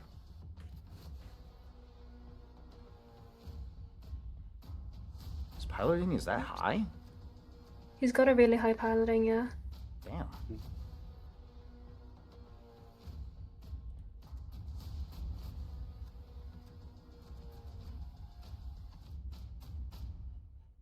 Three successes, 1 threat. Okay.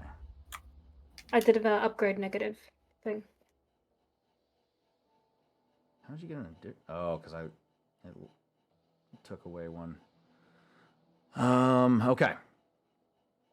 You watch as the VCX manages to break contact with the tractor beam momentarily, Chav, as it continues to barrel away from the conflict. What is the VCX current heading? Where are you guys going?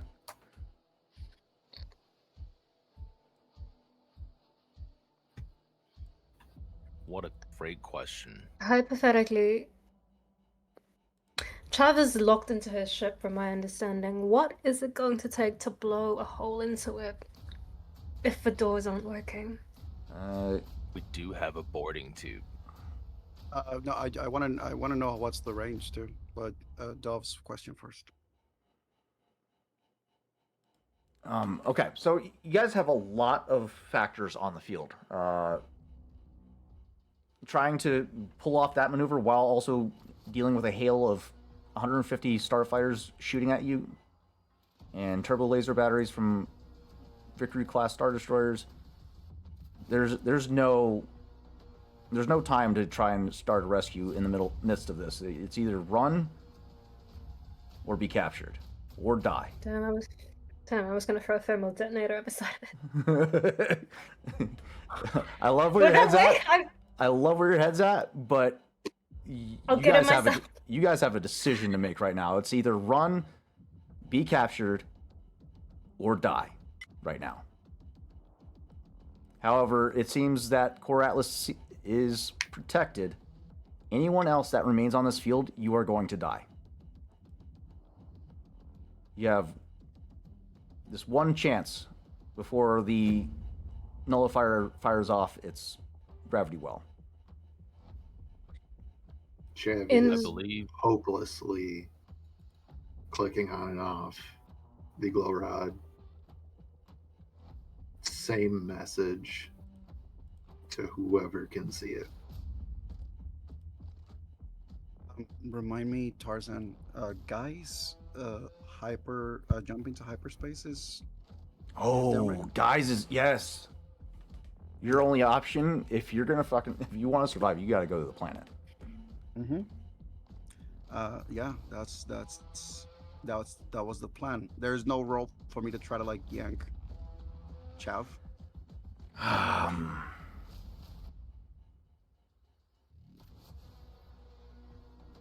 It'd be the same difficulty, challenge of formidable difficulty with the challenge of 1. However, with you not being the target, Chav is. That's going to increase the difficulty for you. Well, actually, your tractor beam doesn't even come near it. With your tractor beam, I think is only what tractor 1 or 2. I don't remember. Yeah, your tractor beam's not strong enough to hold against the dreadnought. I have a question. What if they're protecting Chav? What happens if I have the diving Nexu literally make contact with Chav's ship on the side of the gravity well of the gravity that's pulling him? The tractor Like beam. if I put my ship, if he's being pulled this way, and I put my ship right here, if they shoot me down and blow me up, they shoot Chav down too.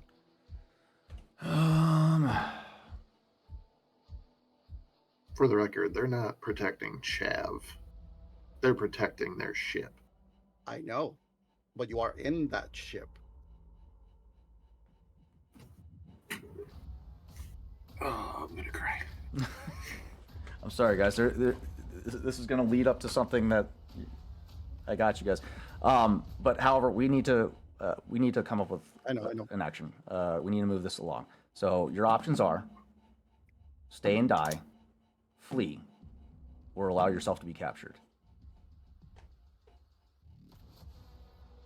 I'm getting the impression that this crew isn't going to let themselves be broken apart. Above table, yay, nay? Yay.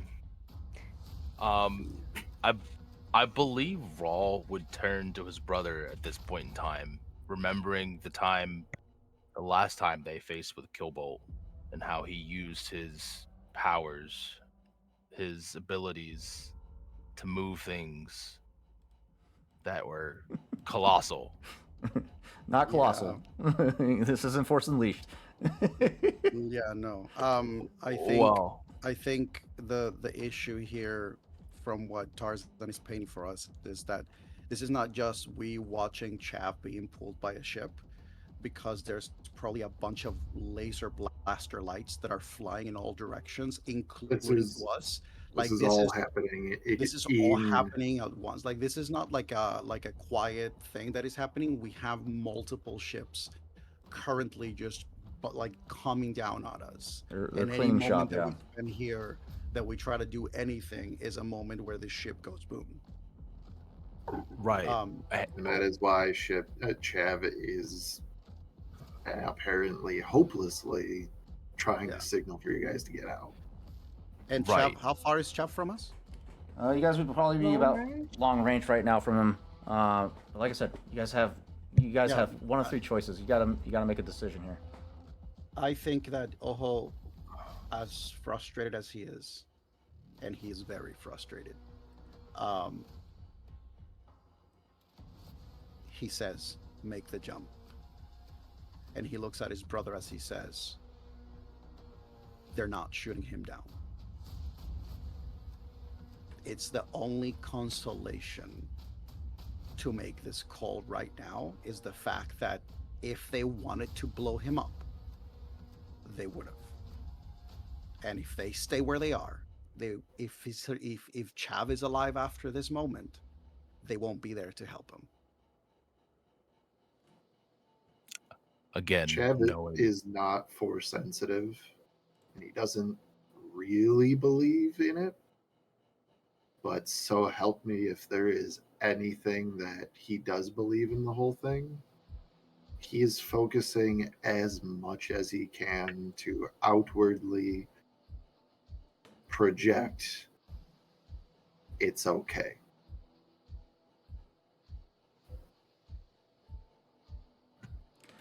As you guys are making these decisions, a broadcast is sent out from a familiar signal. Agent Killbolt reaches out to all of you.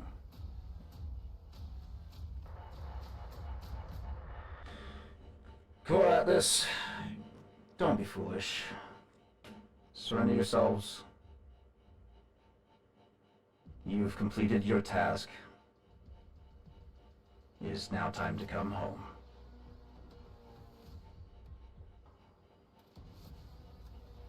Any further resistance, and I can't guarantee your safety.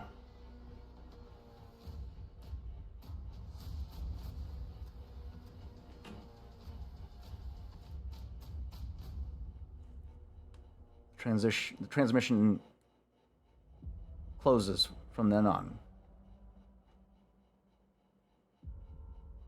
The only person that does not hear that transmission is Chav, as he's closed off from the rest of the crew.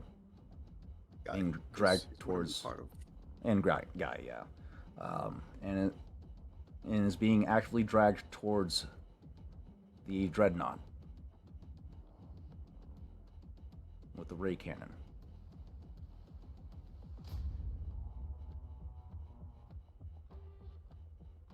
So, Oho says, "Make the jump." Killbolt again, says, Raw "Don't resist." looks to his brother, remembering everything that he's able to do, and says, "You're sure there's nothing we can do? Do we really have to leave him?"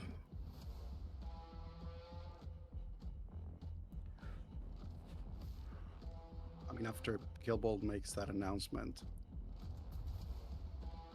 and he realizes that he's involved in this appearance, he looks at the group.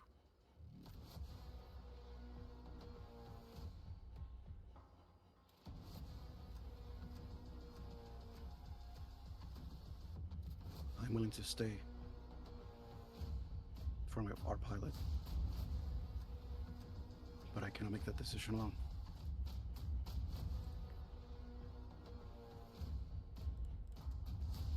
Where my brother goes, I go.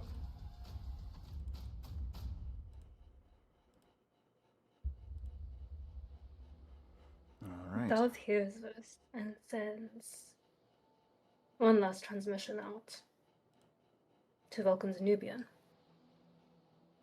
And it simply says, one of us needs to get out of here alive. This time it's going to be you.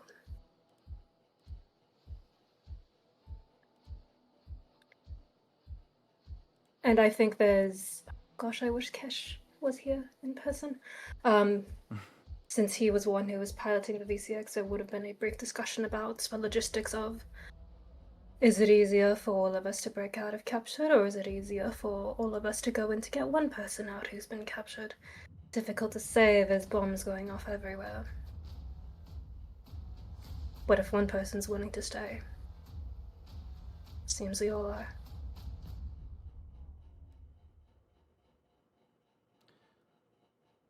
I mean, the VCX doesn't have any escape Yeah, no escape options pods. to Yeah. jump out of hyperspace. So The only vehicle in the VCX that is able to be piloted is the Jaeger.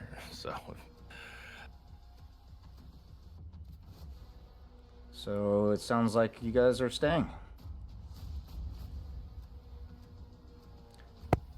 Do you want to let it be known that Ren in chat said, and I quote, "Push it"? Push it real good. Push it real good. Okay. What's the final verdict? I need to move this We're along. staying. Okay.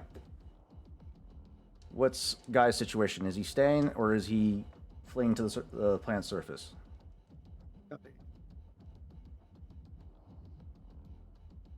Say again? Guy hails the comms of the Imperials, as he says. This is private sector ship the diving next to. This is pilot Guy Nebrasater. Submitting myself to surrender.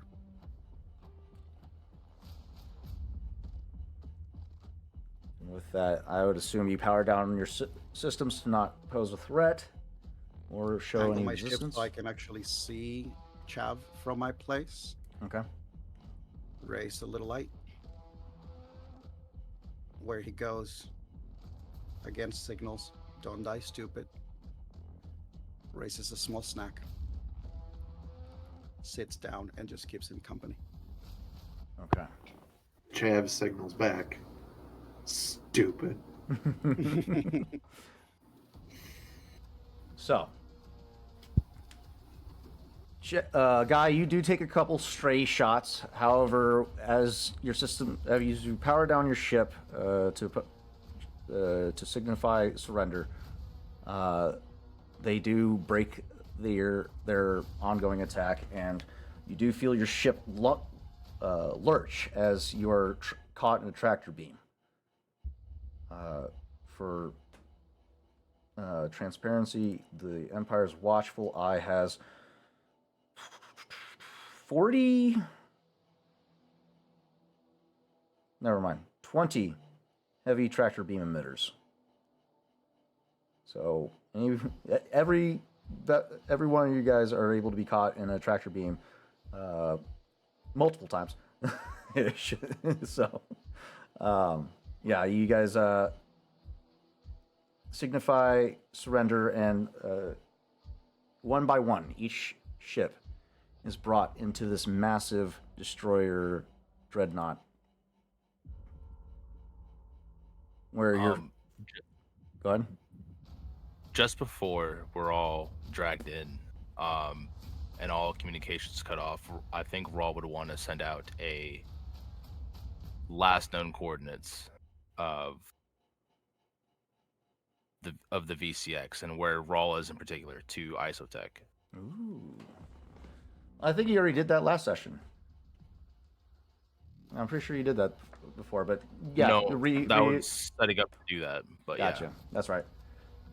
Yeah, so you fire off that transmission last second before they put up their jammers, and as you're brought into the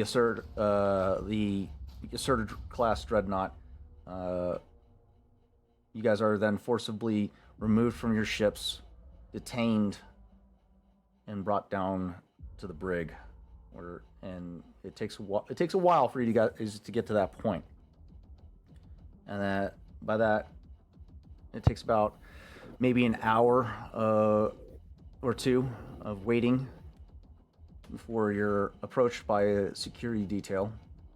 Accompanying that detail is a death trooper squad.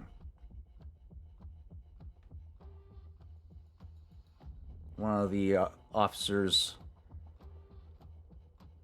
accompanying the squads, approaches your guys' cell. I do hope you tried something stupid. Gives me a reason to enjoy the rest of my day. As he powers down the ray fields containing you in your cells, you were then brought to the viewing deck of the Empire's Watchful Eye. Or not the viewing deck, the personal chambers. Sorry, personal chambers of Watcher 7. Let's shift music here.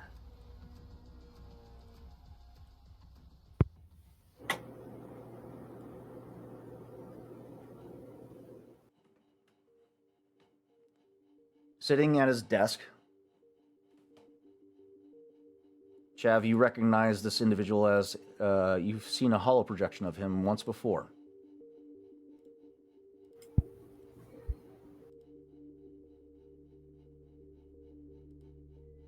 A 67-year-old human male, standing about 5'10", slim build, white, short, slicked back hair, blue eyes, livered spotted pale skin, only known by the handle of Watcher 7.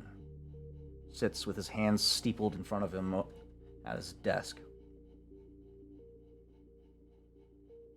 Out of the shadows, off to his left side, as a stealth field drops, revealing Killbolt, standing close by.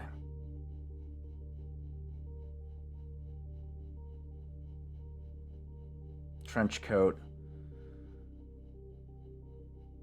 battle armor, face mask. He strides Physically up. charging him. Physically what? Physically charging him. You go to lunge at Killbolt, and one of the death troopers drives the stock of his blaster into your gut, pinning you to the ground with one arm on your collar, the blaster barrel pointed, digging into the back of your skull. A series of incoherent commands come through his voice scrambler, but you get the intent of don't do that again. Can't understand you with his balls in your mouth.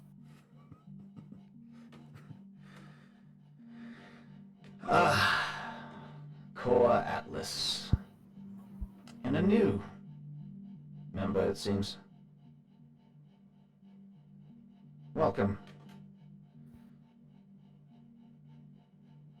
Watcher 7 and I were discussing your performance over the Battle of Nothoiin, and we were both pleased with the outcome. I was able to watch from the sidelines the whole time. It was quite a spectacular show you put on. Brilliant maneuver, by the way, Mr. Chav Visto. Great maneuver. Not something that everyone tries. Well done.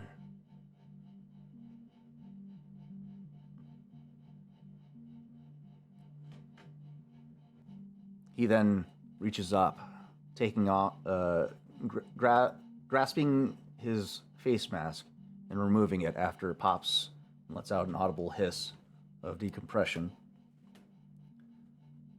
Dropping, holstering the mask at his side. I must say, I am rather proud of you, Core Atlas. You've done exceptionally well and performed admirably.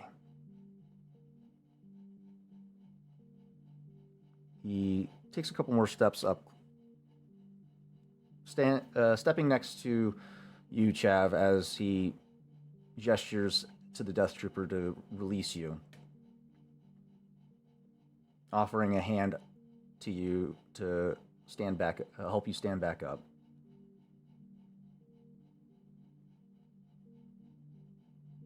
Please, there's no need for hostilities. Oh, I could explain to you why there's need for hostilities, but the game master is trying to end the session.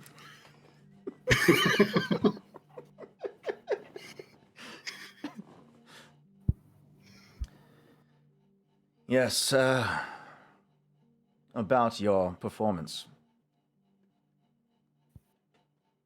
Cobalt has appraised me of your exploits throughout the greater galaxy. Your events, your involvement of the events over Bannister Station.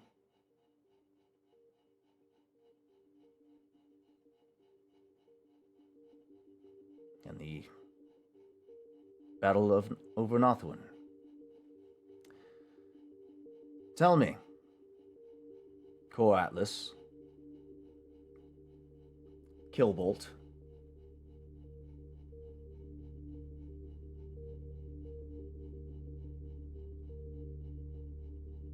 what were you all thinking? Killbolt turns to look over his shoulder with a slight confused look on his face.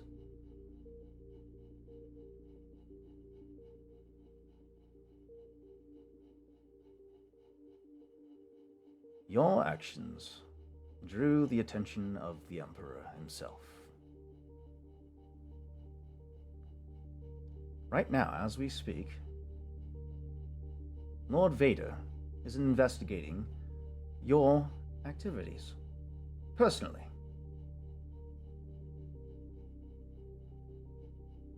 So,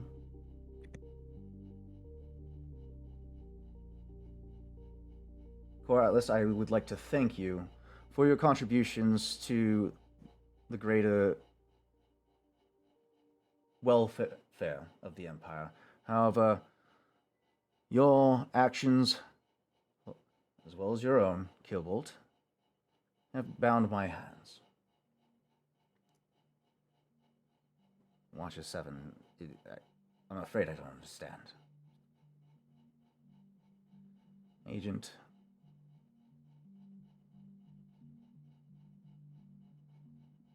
this is the penance for ambition.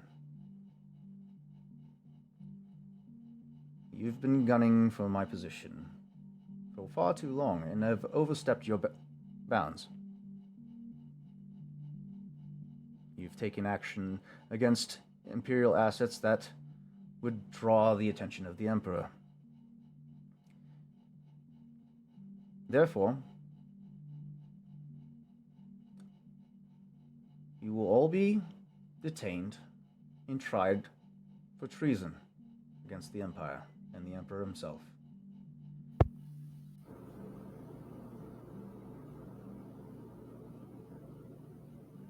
Chav starts laughing. I'm glad you find that humorous, Mr. Visto. We'll see how much you find it humorous when Lord Vader comes to investigate your activities personally. I can give a shit about Lord Vader, as I am so happy about the look on that jackass's face right now, as it looks like a bomb just went off in his head.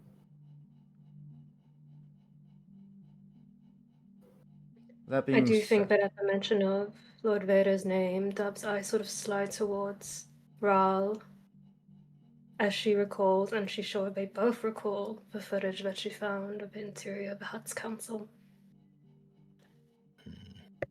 that being said, Agent Visto, all cybernetics will be Commander. hereby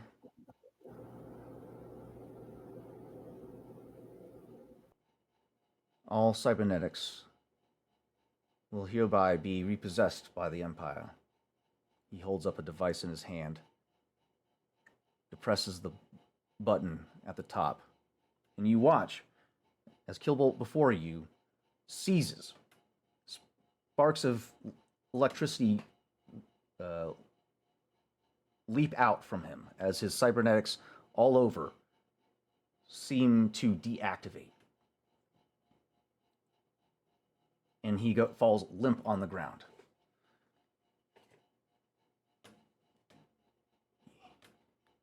His breath exasperated as he seems to be having trouble breathing. All vital cybernetics that will continue to operate to allow you to breathe, survive long enough for Lord Vader to interrogate you. However, you are all under arrest. You should not have reached past your means, Gilbolt. It pains me to do this to you. I know that we're fuck. Yeah, same.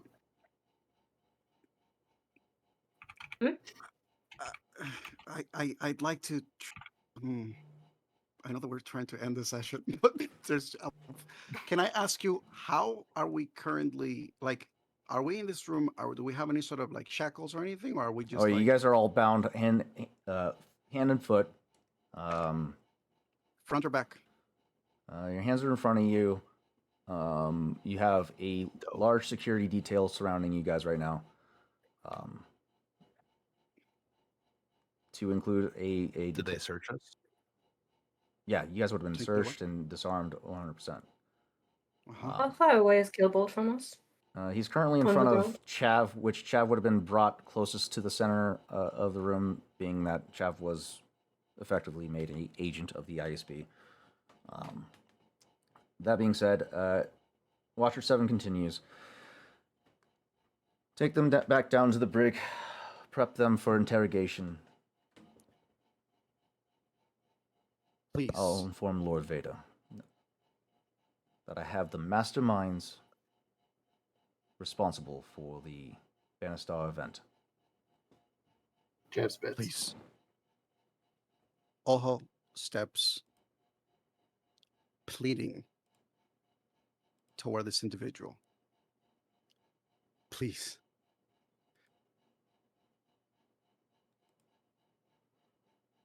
Please. As you try to step towards Watcher 7, you are also struck by the Death Troopers currently holding you guys. Oho takes the damage and just rolls as he keeps saying please, as he tries to move closer to this Watcher guy. Please. As you continue to try and crawl, you are then picked up by the Death Trooper and shoved back towards the rear of the chamber as everyone else is being funneled out of the chamber as per Watcher's command.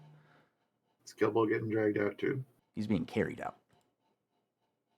I hope that he's close enough that Chev's just going to look over, see him gasping, and just go, does it hurt?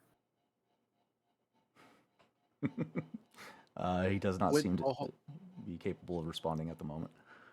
Would Oho Good. be able to, when this person is trying to lift him from the ground, to just keep pushing to get closer to this Watcher guy? What are you trying to do? Because they're not going to let you get close to him. Their instructions was How to take close you. are they going to let me? Not at all. Every time you try and step in the opposite direction, you're immediately struck, or by this point, they would start implementing taser or stun weapons Okay. to get you to comply. If not, it gradually becomes more and more violent. I mean, we're dealing with Death Troopers here. How many troopers are here? You got a detachment of 20 stormtroopers, 10 Death Troopers, and 2 officers. Okay, fine. I mean, Gosh. Sorry, go on. Say the thing, Oz. no, I can't do it. Already did it. Mm-hmm. Is it per I session or had per to do the encounter? mission. Per session.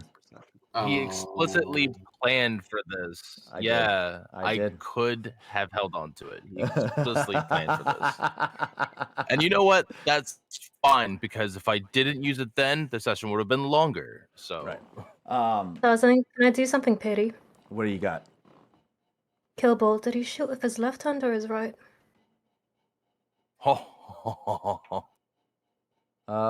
You have seen him use both hands.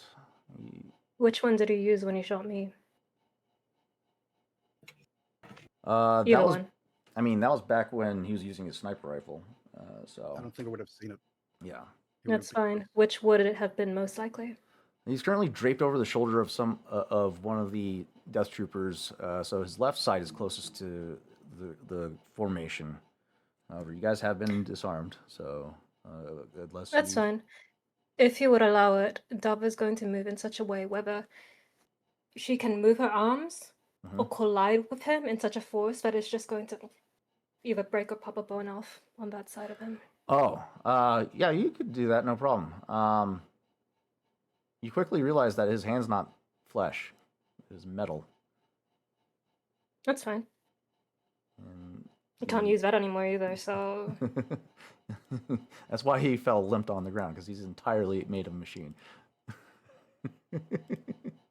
But yeah, you reach up, crank back a couple of fingers. Doesn't seem to respond, but you guys are all then brought back down to the brig. However, this time you're all kept in the same cell, and just across from from your guys' cell, Killbolt is tossed into his own.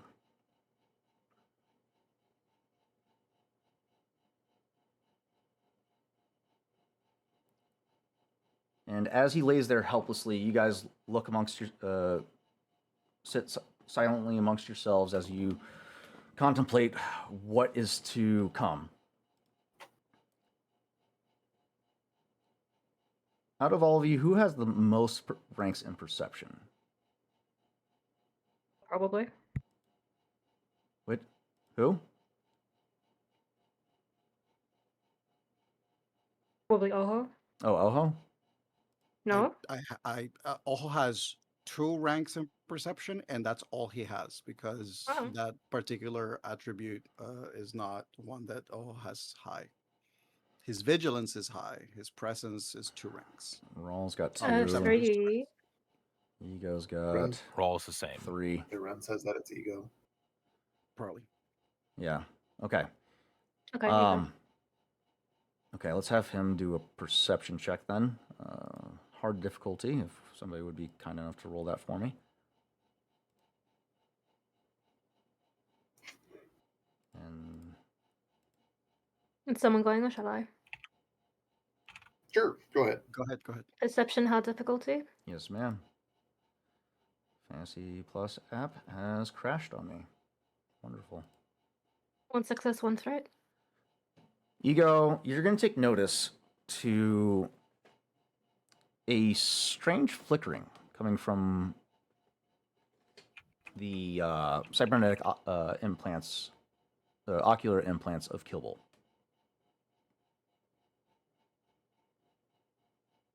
And moments after, you watch as his fingers twitch.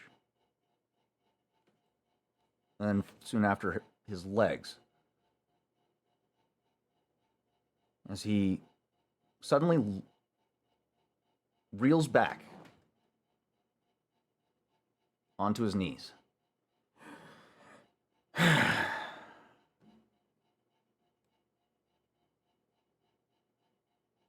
As he takes a look around, seeing his situation, looking across the hall over to you guys.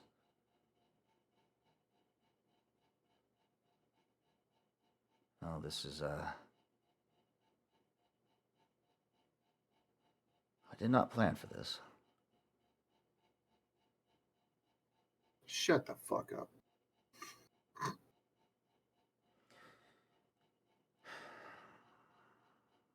I understand you may have some particular feelings towards me. Is he still talking? I turned to Dove. The higher they are, the harder they fall, something like that, right? I need you to understand the gravity of the situation that we are currently in. Yeah, he's still talking. I didn't know the dead could talk.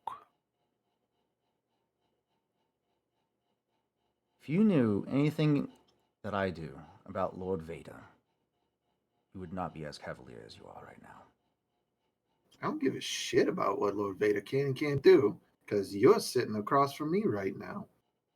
That's all I give a shit about. Only way this could be better is if I was in a cockpit. What if I was to say I can get you to one? I'd say I don't want your fucking help.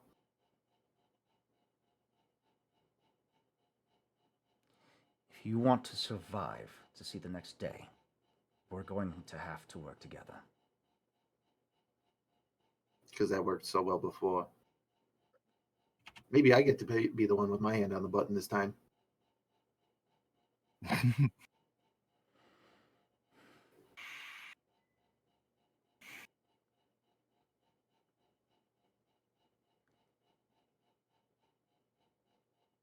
Look, Always standing in the middle of the cell, full body facing Killbolt, completely still, chin tilted down, predator eyes on him.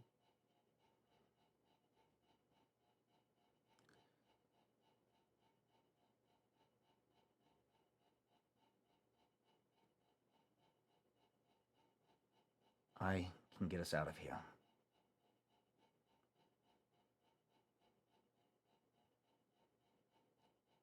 You do not want to be here when Vader gets here. But I'll only do this if we can work together.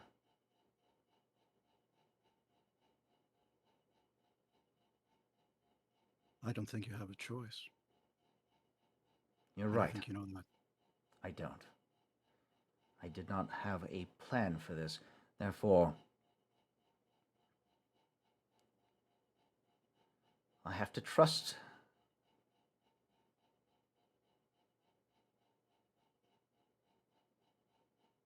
Chav turns his face, waiting for the end of that sentence. I'll have to trust you, and you will have to trust me.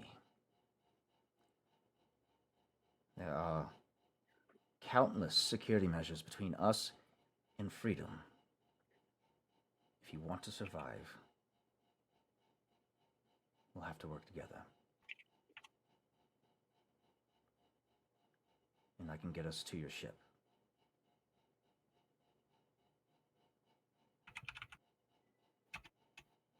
What good is that with all the capabilities of this ship?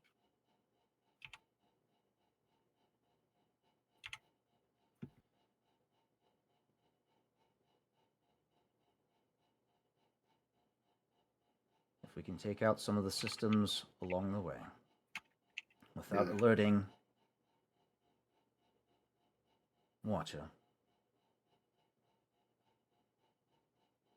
I can guarantee our escape.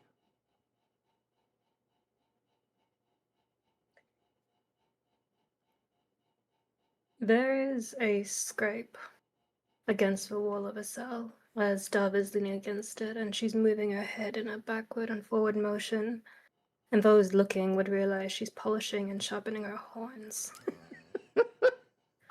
There is no trust in this collaboration. You better understand that. There would only be tolerance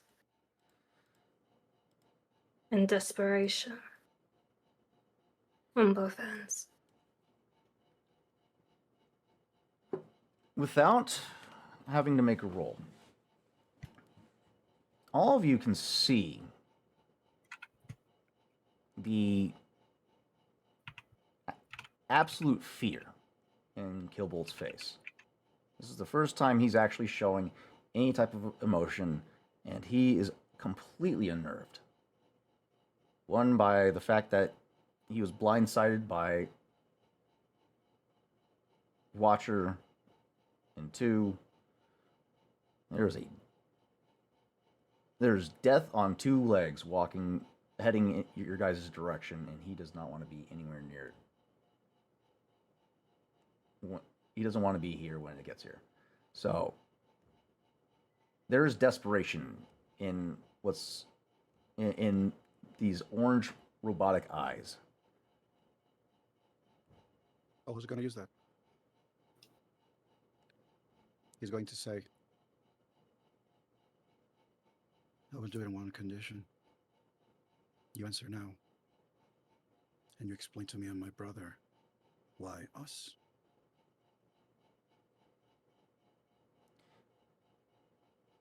Why I chose you.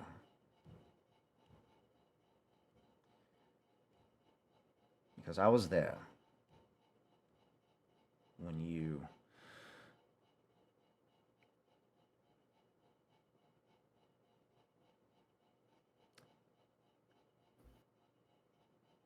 you first faked your death.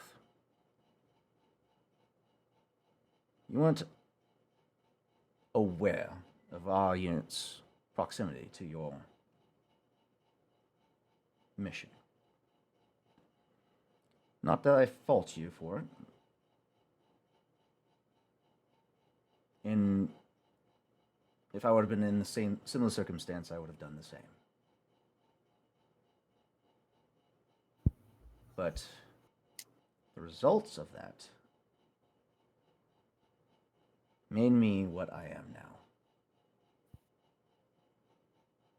I was left mangled, deformed, barely clinging to life.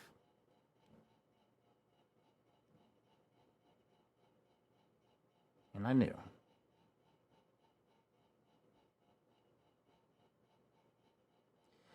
I knew then,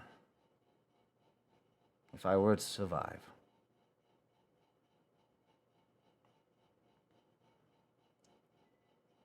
and I made it back to the ISB,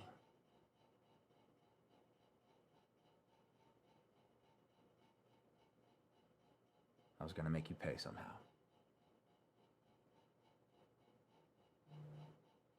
Of course, it wasn't personal, but some part of me couldn't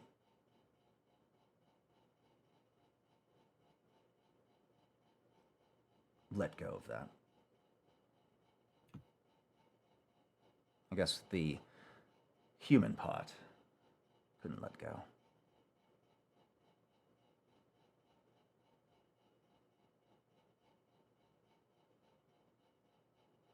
So in a way, you're responsible for what I am now. Of course, you didn't know I was a double agent at the time.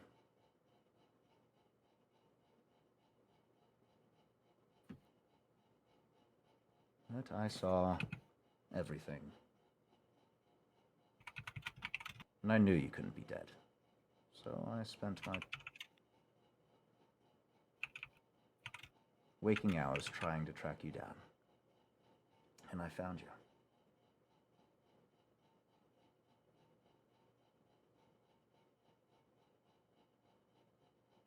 And with considerable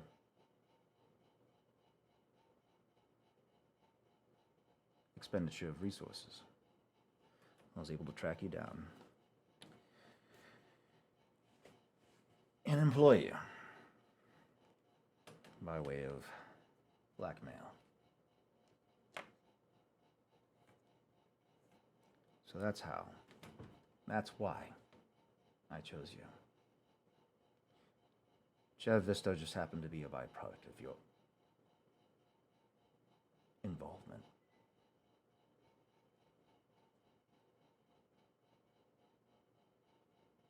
Oho looks at his brother.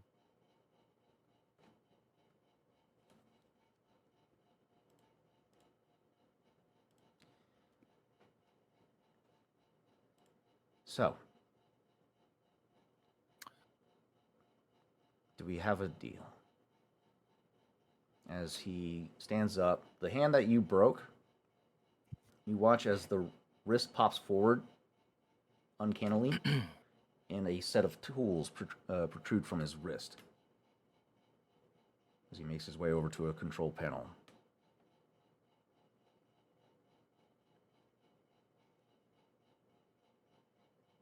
Once I do this, we have to work fast.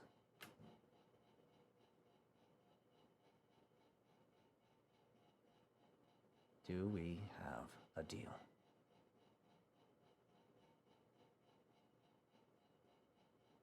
I said I would if he answered, and you answered.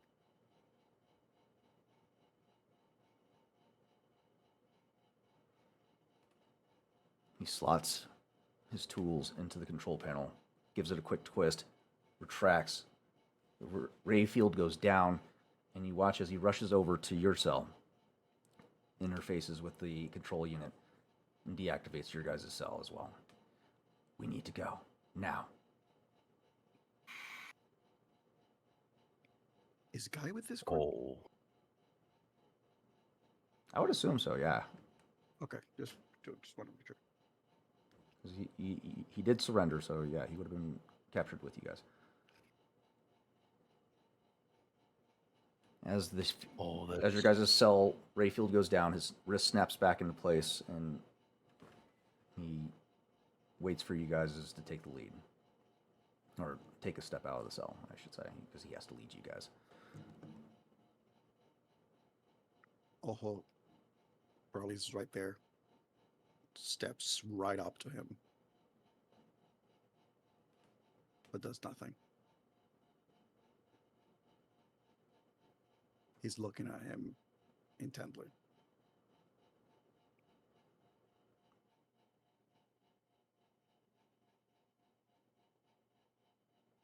He looks at the group. Shall we?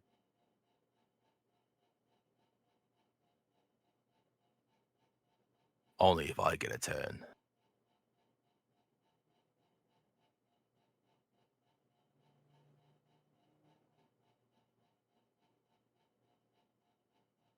I look at Chav.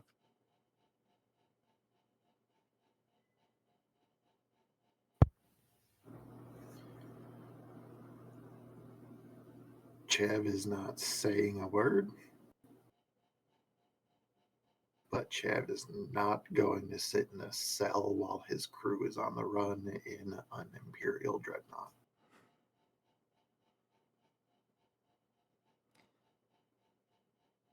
Sounds like we're all in agreement. Let's stick Don't close. push your luck. Stick close to me if you want to live. With that, the crew of Core Atlas, accompanied by Killbolt, in quick succession, make their way through the dreadnought. Rawl, with your skills, with the known schematic, you're able to correlate the directions from Killbolt as to where the fuel cells are for the tractor beams, and not disable them, but disable them without triggering alarms. The whole Obi-Wan bit. And he leads you guys through a series of security checkpoints all the way to the hangar, where you guys' VCX and the VCX, not the Echo Solaris, the diving Nexu are currently booted.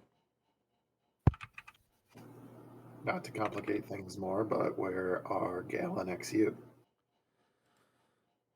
And Reaper. They would probably be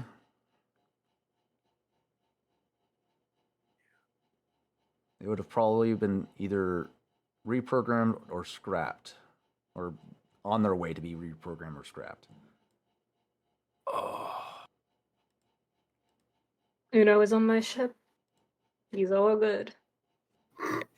Uno's nowhere to be found. so much time on Reaper. Fuck.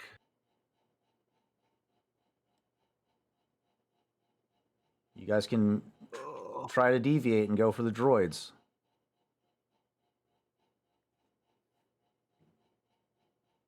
Killbolt's probably going to be. You recommend strongly against it. Yeah, Those that doesn't make are- sense. Those are guys droids, and that is Rawl's droid. I will say, Um, Guy actually probably has copies of the consciousness of both XU and Gal that are not bound to the bodies. Because he has a lot of resources to have to burn out sometimes in his mission, so he's used to having a backup. Okay. So sound. Rawl does have a second personality on hand, but That being said, you guys are aware that the diving Nexu does not have means to jump to hyperspace. Do you take the diving Nexu, or along with the VCX, or do you just take the VCX and escape?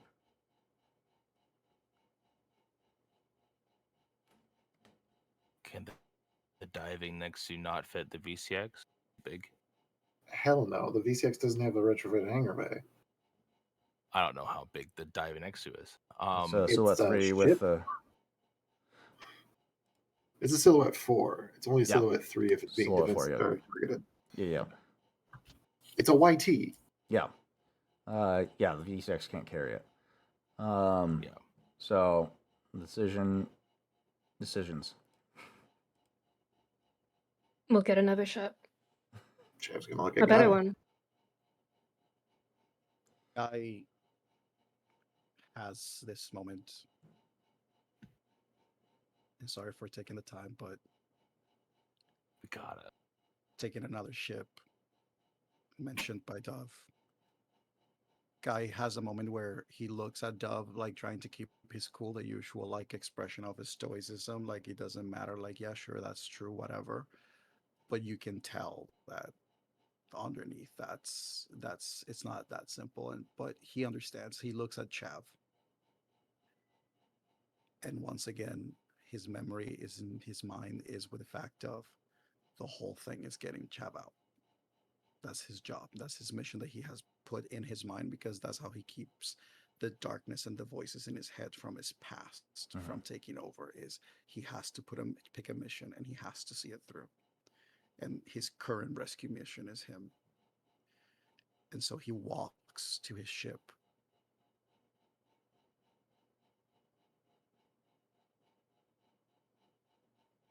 Hey, machine guy. How badly or how little would it matter if something were to go boom after we leave? As long as we're clear of the dreadnought, it doesn't matter. We just need to go now. All right. He's fast, he says, pointing at Chav.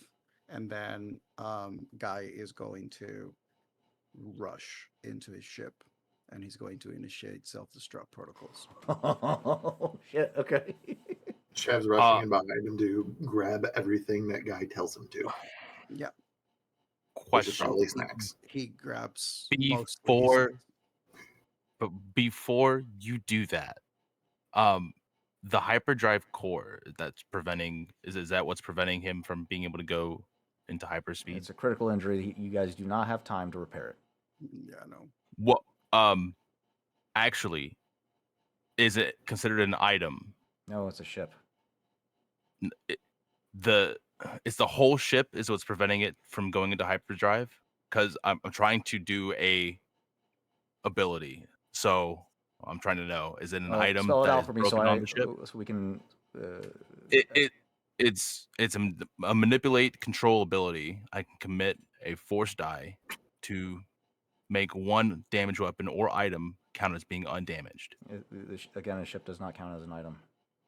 It's a vehicle. Okay. All right. So Very well. It won't Continue. work like that. Okay. Guy and Chav, you guys work quick to scavenge what you need from the ship and prepare it for self-destruction. You make your way back to the VCX, spin up the engines, and you guys disembark the Watchful Eye. Soon after, you guys get outside of range with Killbolt's assistance to avoid Imperial entanglements, if you will, bypassing security measures and providing clearance codes for your departure to air traffic control to assuage suspicion long enough to get yourself clear. And with that, you guys, I'm assuming, make a jump to hyperspace. There's something that I would like to do as we jump into hyperspace, if I'm allowed. Go ahead. Always with Killbolt when they're prepping for hyperspace. And if allowed, Oho raises a hand and just places it on Killbolt's chest.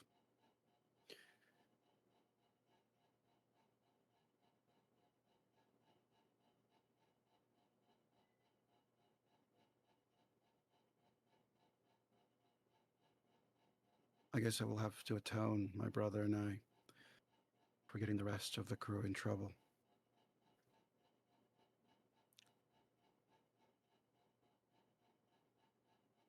We'll work on that. And whether you allow me or not, Oho is summoning his lightsaber in this space past his palm inside Killbolt's chest, using the force to ignite it inside while the lightsaber is standing upward so that the blade actually ignites upward to his head.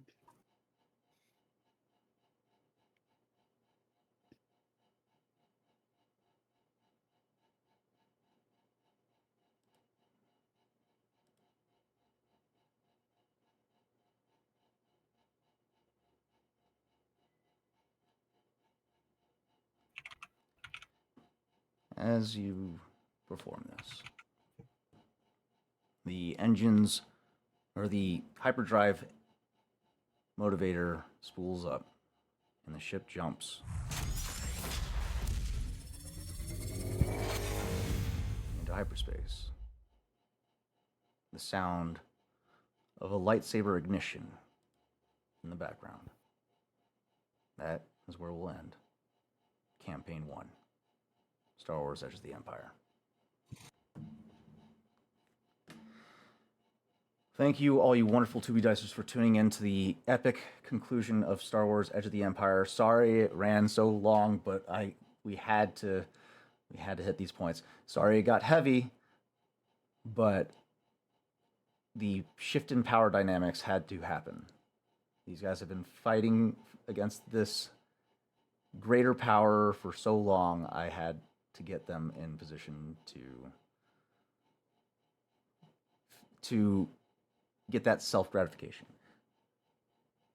If you guys want to see the continuation of Star Wars Campaign 2, let's get some Fs in the chat.